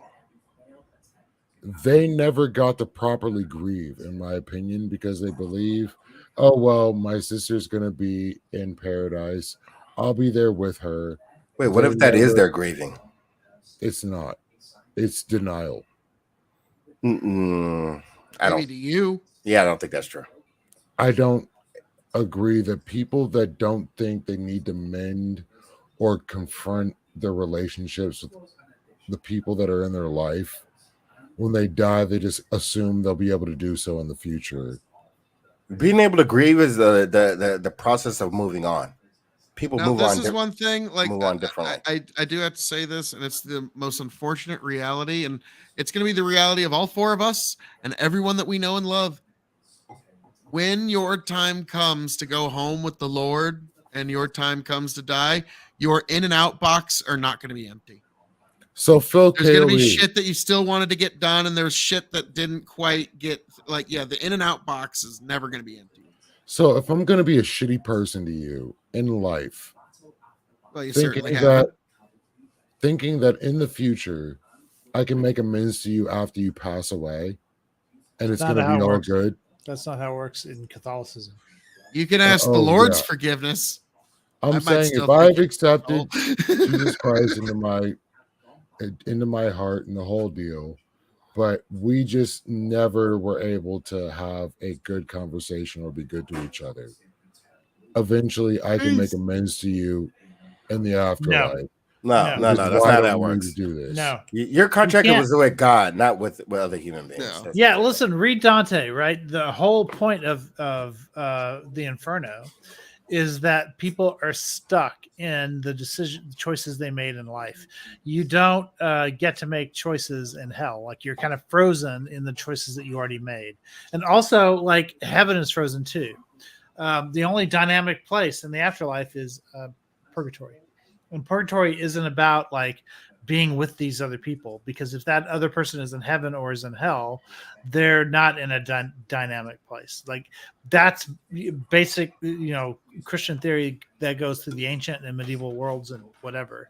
Now, admittedly, like, American Protestant, like, prosperity gospel, like, level thinking, like, throws all that out the window. I was But about to that's say, not- you say the word purgatory in a Protestant church, as I've been like, I just as Yeah. well run in there. Like, I was my going to bring that fucking- up, but I was like, Like, nah, my he's fucking he's hair cooking is right on now. fire. Yeah, but Like- I'm just talking about Christian tradition. I agree that there are like evangelicals in America that don't understand Christian tradition. They've never studied it. They've never, like, for them, like, all thought ends with the New Testament.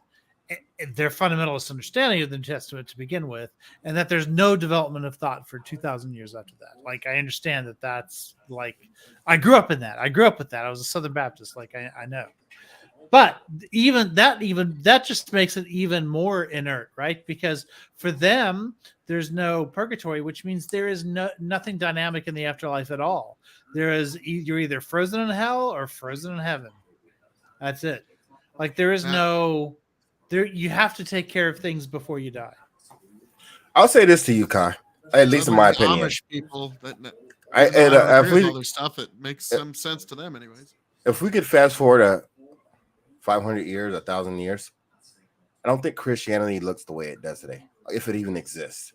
But it will be something that will replace it. That's for sure. I think there'll still be There was Christianity Zoroastrianism. 10,000 years from now. I don't think 10,000 years from now you'll have Islam or Judaism, because they have too many bottlenecks to their joining of their. I those think two if particular religions. Christianity 500 years exists, from now. Phil, if Christianity exists, it'll be some evolved form of it. It'll be different. Oh yeah, like if Yeah. my favorite one of my This is favorite wrong with fictional series is Dune, and in that that's it's what's right. 10,000 20,000 years in the future, and every human being has to worship and has to read from something called the Orange Catholic Bible, which is kind of a combination of Protestant and Catholic ideas, and it's just one unified world and then galactic religion.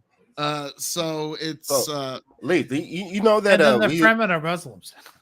yeah, the Fremen, the one people who aren't like part of the whole thing are yeah, you're right. And the Zen Sunni Muslims, like, yeah, it's a crazy, but yeah, the Orange Catholic Bible. And so I do think the prominent and most predominant religion 10,000 years from now will still be Christianity. And I don't even know if the other Abrahamic religions will be able to survive another time. Wait, Phil. I think you're being very optimistic. History does not prove that to be so, but that doesn't make it not so. But I doubt it. Well, I think we're gonna. I think it's two things. Christianity is infinitely adaptable, and we have a very aggressive recruiting policy. Right. Islam has an This is the aggressive problem. recruiting policy, but if you want to advance to any level of scholarship in Islam, you have to learn Arabic. So that's that a works for today. But what I'm saying to you is that tenements, core tenements, fundamental parts of Christianity will probably continue on.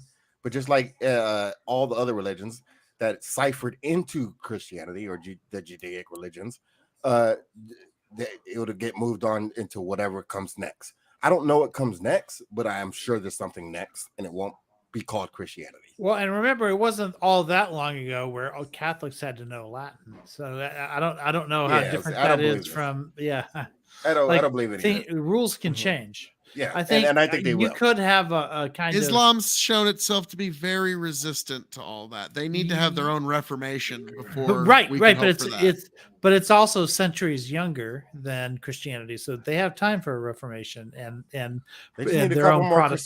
crusades, and we got it. Yeah. Oh, which terrifies me. Unfortunately, I think No, now, humans weirdly terrify enough, you. Religion doesn't terrify He's you. too It's good. humans. This is going to sound strange, but in a very odd way, social media is going to cause like a The new Reformation. I can't wait. Yes. no, it's not going to cause. It's going to cause the opposite. What like in Jurassic Park, that bug that was Not stuck again. in the tree sap. What was that called? Mosquito. It was a mosquito. Well, no, like the process of that. It was in. Damn, I don't remember. Oh fuck! Abiogenesis. But no, it was put in like ember or something. I forget the name, but like Yeah. it's gonna be like frozen in that tree, like social media in a way that everybody's got a forever track record now. I think we're gonna see a strange recycling of culture over the that's- next 60, 70 years Well, that's where normal. That's you're normal. not going to see much. Well, like even fashion's going to recopy the 70s. That's and normal. the We didn't need 80s. internet for that to happen. That's normal. No, but that's going to be I'm it. going You're to not bed. going to see a I love you progression guys. of fashion. I'm going to bed. I- Good night, all. All right, Leith. Good talking to you. And I Thanks, think Phil. you're going to Applause. see it's going to actually hold Lucy off any Water on potential all reformations. Lethe, God platforms. bless you. He's trying to shout out. Sorry, Lethe, anyway. Lethe Water on what? On all platforms, there including the YouTube I just started. Hilariously. Sweet. Somebody help me edit YouTube videos. I need this. Yes. Nice. All right. I'll help you out. I'll show you the ropes if you need me to. But Appreciate it. all right. Peace out, y'all. Peace. All right. Phil, back to Yes. your very bad takes.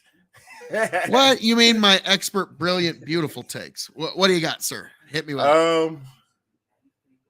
Were you trying to say that like Christianity is going to get like I guess fossilized into time, or what were you trying to go? Well, no, I'm saying that like because of social media, you're gonna see like the main cultural markers kind of fossilize because what's acceptable now will kind of be the baseline. So I don't think you're gonna see any reformation in Islam in a couple hundred years, and I think social media is gonna be a big part of that because everybody now. It's something we don't really have any experience of, but my kids' generation surely does. There being a digital footprint of every moment of your life. No, I think that will be the cause of the Reformation, because because now the imams Okay, can look. track you even better. Except, look, I worked in a school district where we had the largest mosque in the Southwest. So I had a lot of Muslim kids. And I can tell you something strange is happening with Islam in America. And that is, I think it's partly because of 9/11 and everything that happened after it. But there's a perception, I can't imagine how they perceive this, but there's a perception that conservatives like hate Islam in America. And so as a result, young Muslims are going very heard progressive. And so you're seeing this sort of progressive arm of Islam developing in America. And Yeah. it's changing.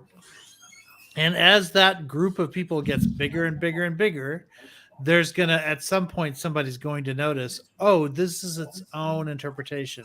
This is a sort of own like intellectual strand. And it's going to start exporting some of its ideas to more traditional Muslim countries, I think. Here's the thing, Phil. I hope you're right. Not through none of human history has something been so entrenched in stone that it has never changed. Human history is the literal definition of progressive. It always changes. Not all the time. We've had What- many steps back. No, not that things can't regress, but ultimately they will progress as necessary. Oh no, maybe not as necessary. They just will. I don't know if it's something. Sometimes it is necessary and they just don't. But Well, humans the thing are is, like, humans are the most adaptable animal on Earth. Now, I will give, like, the one thing, if I do got to tip my hat to Islam on anything, it's that they understand conquest. They get it. They know how to take a place over. Because at one point, like, because here's the question. Is it an Islamic country when the country is 5% Islamic? 10% Wait. Islamic? And no, hang on, let me finish here. 15% Islamic?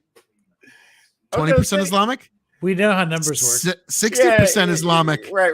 70% doesn't Islamic. everybody When does do it it? become an Islamic country? And then they can turn around and say, well, wait, what do you mean this is your country? The Because they've already European done this in countries did the Europe same quite thing, and so successfully. did the Asian countries. The people know how to take things over. Yes, we get that.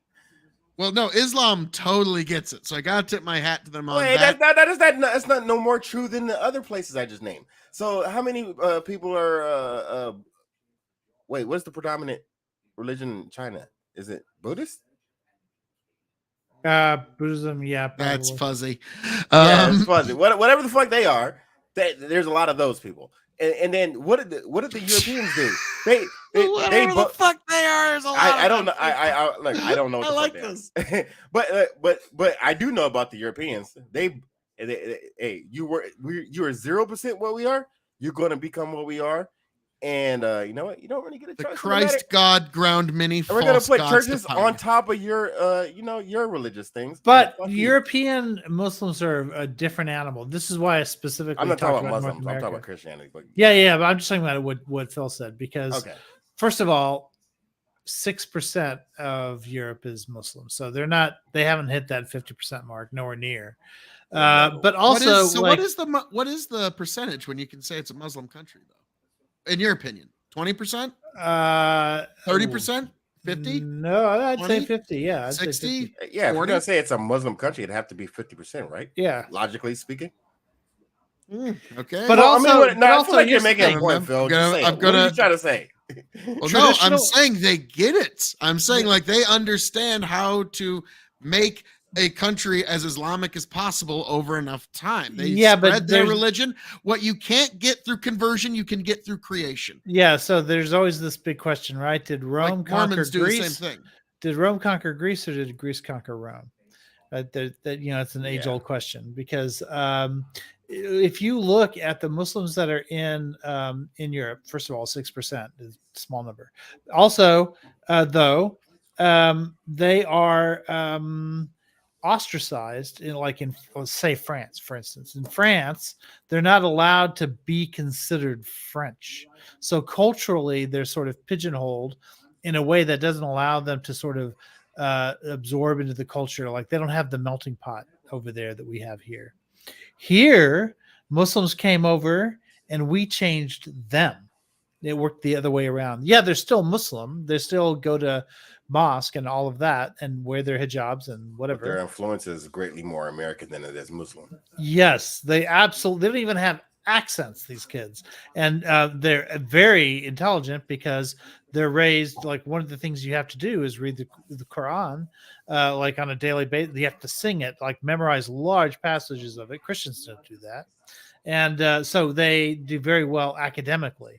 And so because they're highly literate and do very well in school, they absorb American culture too. And so America has changed them. Whereas in France, for instance, No, they haven't. Like they arrive as fundamentalists, their kids are fundamentalists, their grandkids are fundamentalists. Like the So, Rich, are experience. you saying that America has done it Sounds right in many ways, and that we Sounds should? like the Greek communities. My great grandfather. Yeah, America when he has done came it here, right. where it was just these little enclosed Greek communities So, Mhm. that it took decades for people to break out of them. But like so. Now I remember years ago I saw a story about like this guy started a town called Islamburg. All right. It's a town of like all Muslim folk out in I think it's like Pennsylvania or some shit. And I'm just like, yeah, it's fucking awesome. Just make like out in the middle of somewhere in America. I'm making a town for Islam. me and mine. And you know what? Guess what? That is would a very totally- American thing to do, by the way. I though. would Yeah. I would totally go there because it would be the one place where I bet it's not all fucking Cracker Barrels and fucking McDonald's and all the other same shit that's in every other town. I bet you might at least find one place that's a little unique. So like I might stop by there. Hey, we But- have we have a restaurant called the Halal Guys here. It's actually a chain, and all the food there is halal, and it's amazing. I love to eat there anytime I can. But it's made for Muslims. But it obviously they'll I'll, sell it. you So know, they I'll didn't tr- talk. So they didn't Taco Bell the Muslim food too. They're trying to like it's there's at least like a dozen halal guys in the Dallas area. I'm sure there's the Okay. halal guys in Houston and all those places. There is too. no such thing in Nebraska. Like Right. that's like I would have heard about it by now. Like Right, the law right. guys, like, and I would have driven through it by now because fuck it, give it a shot. Like Yeah, it's basically beef on rice. It's good. Yep. Good stuff. It's like when I heard like honestly, I heard about Chick-fil-A through their whole gay marriage controversy. Oh right, yeah. Well, I guess I'll try it. Right. Fuck, that's pretty good. Jesus is. Christ. No, Chick-fil-A is literally the best chicken sandwich. Chick-fil-A is like you can buy a it at fast ritual in food. Texas. You have to Yeah, eat. you. Yeah. I remember I used to do DoorDash for a brief amount of time, and there is nothing more packed in fast food, even during the pandemic, than Chick-fil-A. Yeah. Chick-fil-A stays, and not only that, they pay their employees, I think, Yeah. top end. And not only that, on top of them paying them their employees top end, they have a significant amount of employees. It's their staffing is always on top of things, and there's a lot of them. And they do everything they can to shepherd an employee to the point where they can start their own franchise. nice. So I they're wasn't like aware of really that, good but that's at- also awesome. And I also know that they are very keen on furthering the employee past Chick-fil-A, meaning getting young kids into college and et cetera, Yep. et cetera. Did They're, you do that they're all too? about Yeah. that in a way that in the real way, not in the way that McDonald's says we're going to help you with college, but there's not a real path. And look, I mean, I disagree with like some of their past practices with regards to the gay stuff or whatever, which is why people got mad at them. But let me tell you, That chicken when was those so good, protests we all looked past it. when those protests started, they were told, the managers were told to be as kind to the protesters as possible. And so they would come out like on a hot day, they would come out with lemonade and give the protesters lemonade. And And they They- have it very was good real- lemonade too. yeah, they do. No, go ahead. Sorry. Oh, I thought it was great because they were meeting the protests like with kindness in their eyes. That philosophically, I think they were wrong, and whatever. But also the protests backfired, right? Because like the lines got longer because of the protests. Yeah, Yeah, and I would say I wanted this to try again. it. I worked Yeah. with I worked with DoorDash for a while, and they are literally. I don't know how they find these people. I don't know what the hiring process is. Right. Literally the kindest people Yeah, I've ever met. Mhm. I don't know. Yeah. I don't know what. the I've never magic had a is. bad experience at a Chick-fil-A. These people are great. Yeah. And I- Here in Lincoln, like one of them, it's like all high school kids. Like every last one of them is a high school kid that's working in there. And like I've heard some interesting stories, like that one high school kid that's homeless. Chick-fil-A is the only way he was able to make fucking ends meet. Like so, like wow, okay. I think they pay That's- their employees here in Texas $15 to $17 an hour. Yeah. I think so. Kid in high school with no kids or anything like that You're doing all right. You're doing all take right. care though. of. You can make your ends meet And on Texas that is one of the lower places of cost of living, so they're doing all right. for now. I don't know if until I a few would more live off that, Californians but- get there. But I mean, we already have too many Californians here. Let's be honest. Way too Oh low. yeah, I've been watching. Phone's been sending me TikToks about like realtors in 2017. This is a fine house here in Dallas, Texas. It's one of the finest. Its value is $800,000. Wow, that's amazing. Realtor in 2023. This is the same fucking house, finest house in Dallas. I'm afraid I'm gonna need 1.3 million for it. Wait, what the fuck? Why is it so expensive? Californians. True. I mean, it's partially true. I mean, that's what happened to a lot of the cities in the South, though. I mean, the as far as I know the information, the biggest migratory movement right now in the United States is towards the South. Away from California. No, away from a lot of places. Away from the Northeast, away from the Midwest, where manufacturing has collapsed. Away from California, where all kinds of shit is happening. South has been cheaper. That the land value, the cost of living is cheaper. There's just so much better going on here right now for people to want to migrate, and that's been happening for decades. Though Atlanta has experienced this, the Carolinas have experienced this.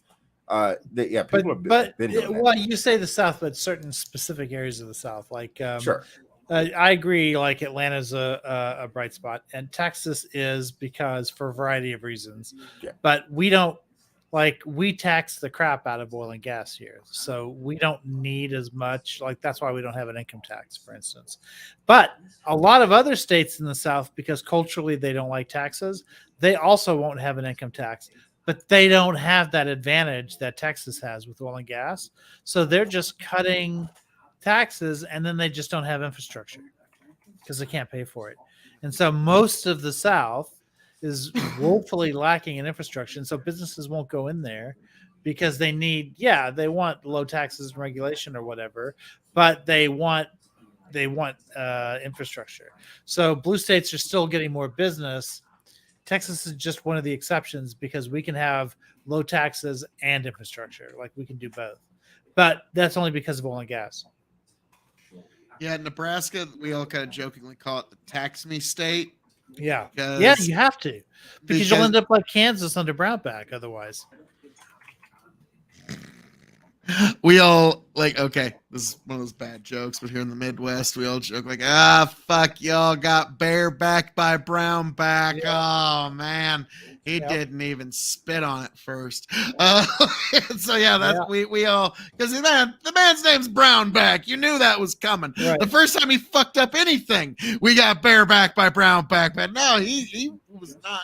Like in retrospect, he could have been. That was Yeah. I mean, this idea, like everyone knows, like cutting taxes is like a rhetorical thing that every Republican has to do, but he actually fucking did it. And that was the problem, is like the extremity of that rhetoric made it so that, I mean, you know better than I do everything that happened in Kansas.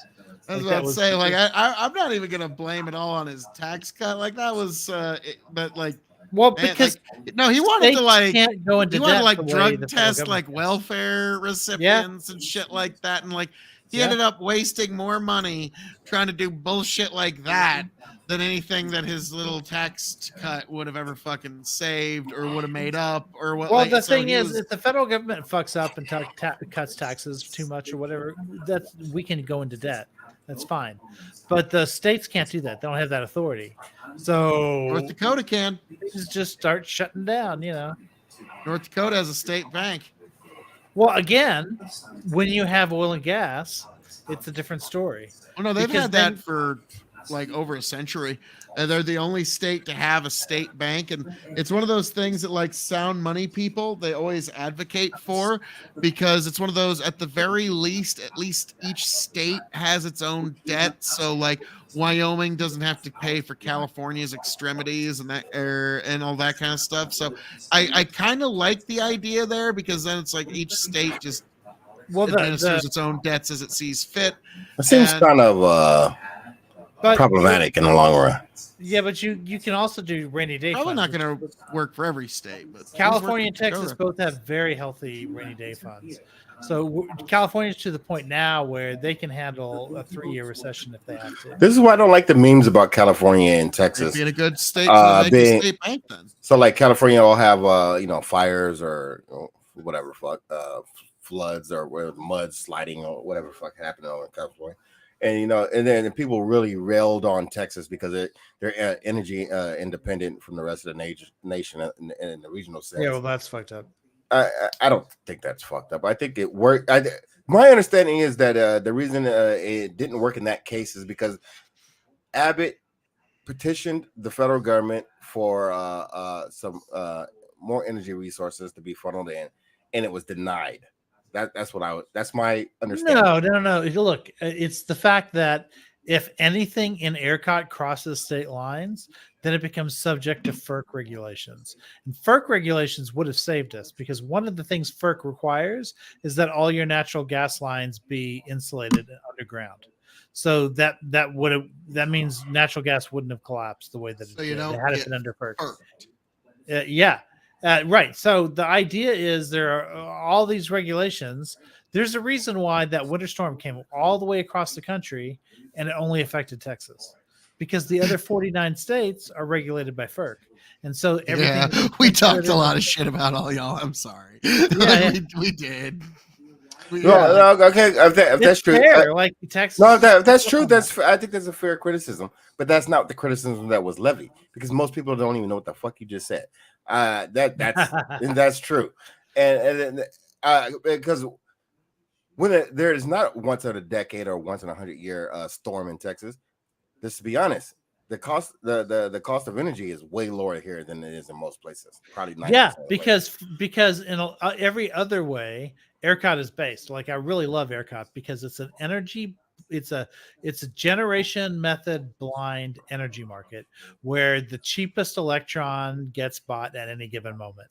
So that's why even though we have a conservative legislature that is desperately trying to stop renewables are growing like weeds here because once you build a wind farm, you can you can underbid everyone else. Like we're to the point now where wind is underbidding natural gas. So like renewables grows incredibly fast here because we have a market that is truly capitalistic in nature that will allow like anyone to like input electricity into the grid at the lowest price. And so I've been paying was 12 cents a kilowatt hour for like 15 years. Like it's never gone up. I think I'm at about 12 or 13. Yeah. That's Texas. That's how great ERCOT is. It's just that we should also be FERC regulated so that we can get bailed out like when we're in trouble and so that we can do all of the things that we're supposed to do, like put winter packs in our wind turbines and bury our natural gas like pipelines and shit like that. Okay. Yeah, again, like that wasn't the argument that was being levied by the people who were like, oh, look at Texas. Oh my God, yeah, they fucked up. That's not what they said. Right. Nobody said that to me. Okay. People were just like, "Oh, look, you guys think you're independent state, you lol-cal." I'm like, dude, so how are you gonna secede? You gonna wait till spring to secede? Yeah, like right. That was what everybody was talking. Yeah, like weird shit like that. And I'm like, dude, how much is the cost of living in your state for energy, groceries, et cetera, et cetera? It is soup. Like, I'm not a Republican. Right. I don't particularly care about a lot of Republican issues, but this is one thing I do think that Texas is succeeding in is that their markets here is fucking fantastic. It is. I agree. I love ERCOT. I love Texas energy. Like, now, every aspect of it. You want to know why Nebraska generally doesn't have too many problems? Because like the rest of our nobody lives grid out here, like it's supported by like there is things like coal plants are supporting it, but our biggest city has, according to the Buchanan brothers, atomic power. It was given by the mighty hand of God. So yeah, we got a big old fucking nuke plant in Omaha, which really helps a lot when it comes to keeping power on all the time, even when we have 10 feet of snow and shit. So, and Ico's got a chart about stuff. Speaking of ways of living, this is something I've been thinking about a lot lately because I've been watching a lot of travel channels. What is this here, Ico? This is I was just about to present this in class. You remember my energy Jenga thing? Yep. So these are the strengths and weaknesses of different methods of generation. So based on 5 different metrics. So price, environmental friendliness, reliability, safety, and scalability. And I just came up with a new way of explaining this for debaters. And I was going to use the farmer problem. Do you know the farmer problem? Like crossing the river? You remember that? Never heard this. Let's hear it. Okay. The farmer has to cross a river. All right. He's got a wolf, a goat, and a head of cabbage. And there's only room on the boat for one each. So he's got to get them to the other side of the river. But if he leaves the goat and if he leaves the wolf and the goat together, then the wolf will eat the goat. So he can't leave them alone. And if he leaves the goat and the cabbage together, the goat will eat the cabbage, so he can't leave them alone. So the question is, what does he do? Like, what's the order in which this occurs?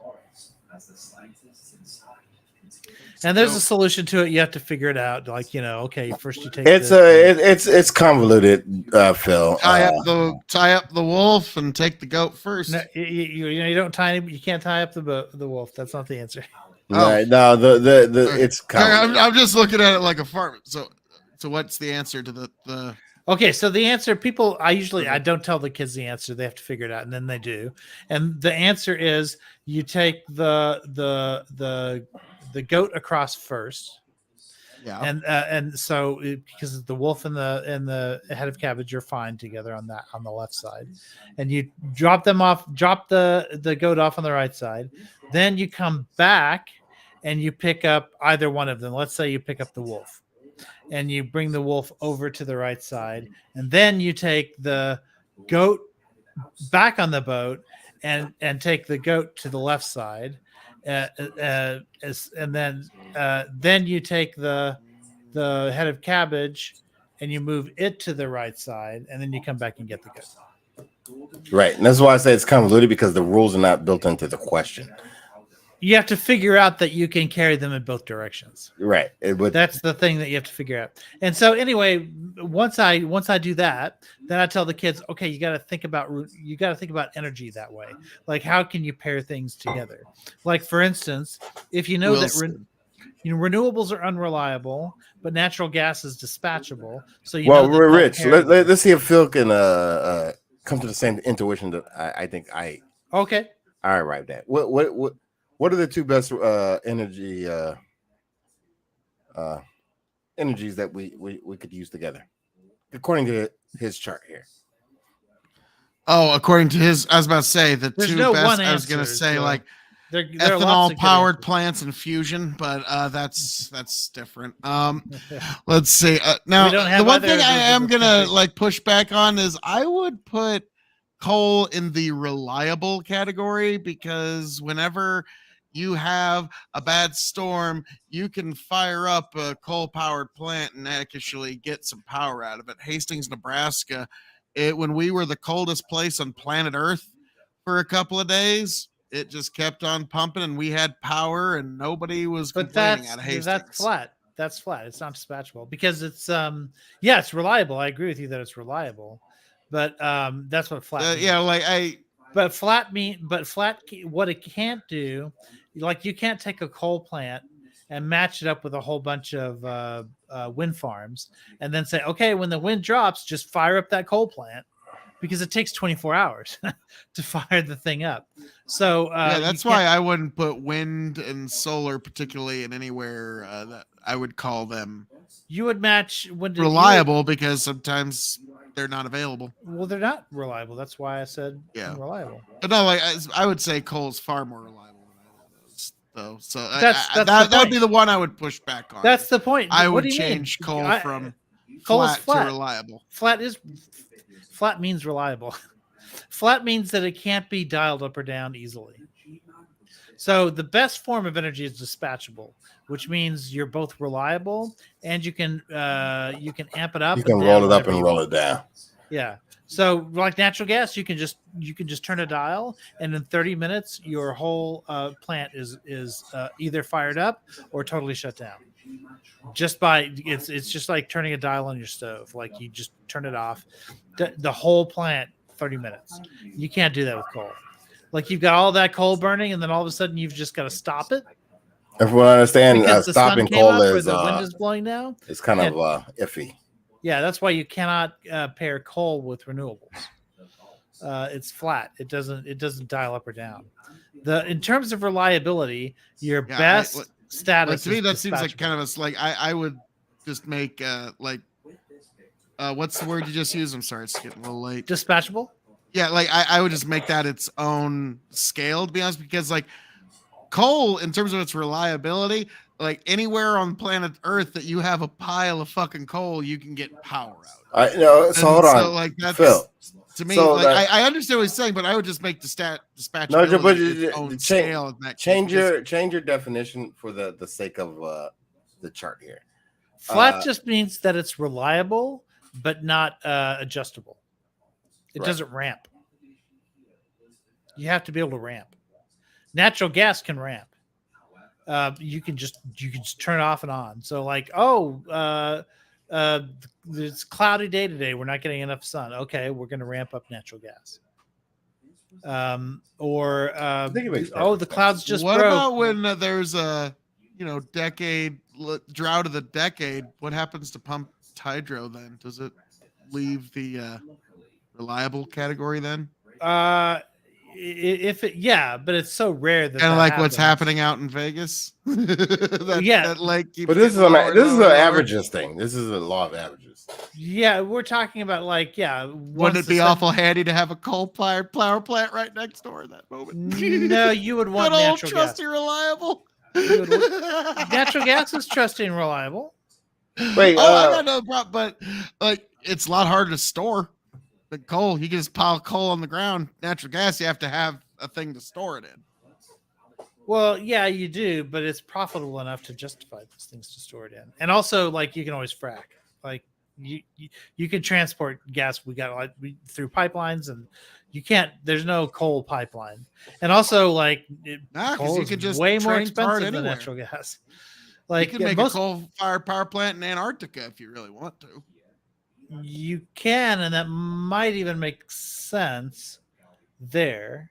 But it wouldn't make sense in a lot of other places. Most other places, it wouldn't make sense. Good enough for Hastings, Nebraska. Good enough. Well, yeah, you have a lot of legacy plants there, right? But if those coal plants didn't exist, I don't think you'd be looking to build any new ones. I don't know. I'll have to ask the city council next time I talk to one of them. But Yeah. now, gentlemen, I got to be honest with you. It is 2 a.m. and I have 2 pivots that I have to attend to in the morning, and I have a lot of phone calls I have to make because I sent Osiris picture one. Apparently, Godzilla decided to chew on one of my pivots. I've never seen anything like it. It's like just Thor dropped a hammer on my pivot, and now I got to deal with that in the morning. So, folks, as I'm known to say around here, all that being said, thank you for joining us for this very special hazard analysis. We are only 50 seconds away from hitting hour 5, so I think we'll make it at least that far. But Lethe, he's not here, but thank you for being here. Aiko, Osiris, always a pleasure to talk to you. Like I thought about like ending it with the Ukraine top, but like I was like, no, we're going to talk about stuff so fascinating. Just keep the broadcast rolling. And I'm glad I did. So, gentlemen, you are welcome here anytime. Always a great time talking with you. And God bless you all. And any shout outs you would like to give to the people? Oh, I'm good. Yeah, you can find me on Twitter at this handle. That's about it. Nice. And he's got a pretty funny Twitter too. He usually responds to pretty good stuff. Oh yeah. Osiris, sir. Yes, sir. No, you cannot find me. Don't even look for me, all right? Or you can just type in my name in Google, you'll find it. That'll work. No, but I appreciate you doing what you do. Keep at it. I 100% prefer the dialogue that we have in these situations. and I think they're productive. And I think for the listeners, they're insightful. So you keep doing your thing. You keep doing your thing. Nice. Well, folks, God bless every last one of you. Thank you for being here. Thank you for joining us. I can't wait to catch you on the flip side.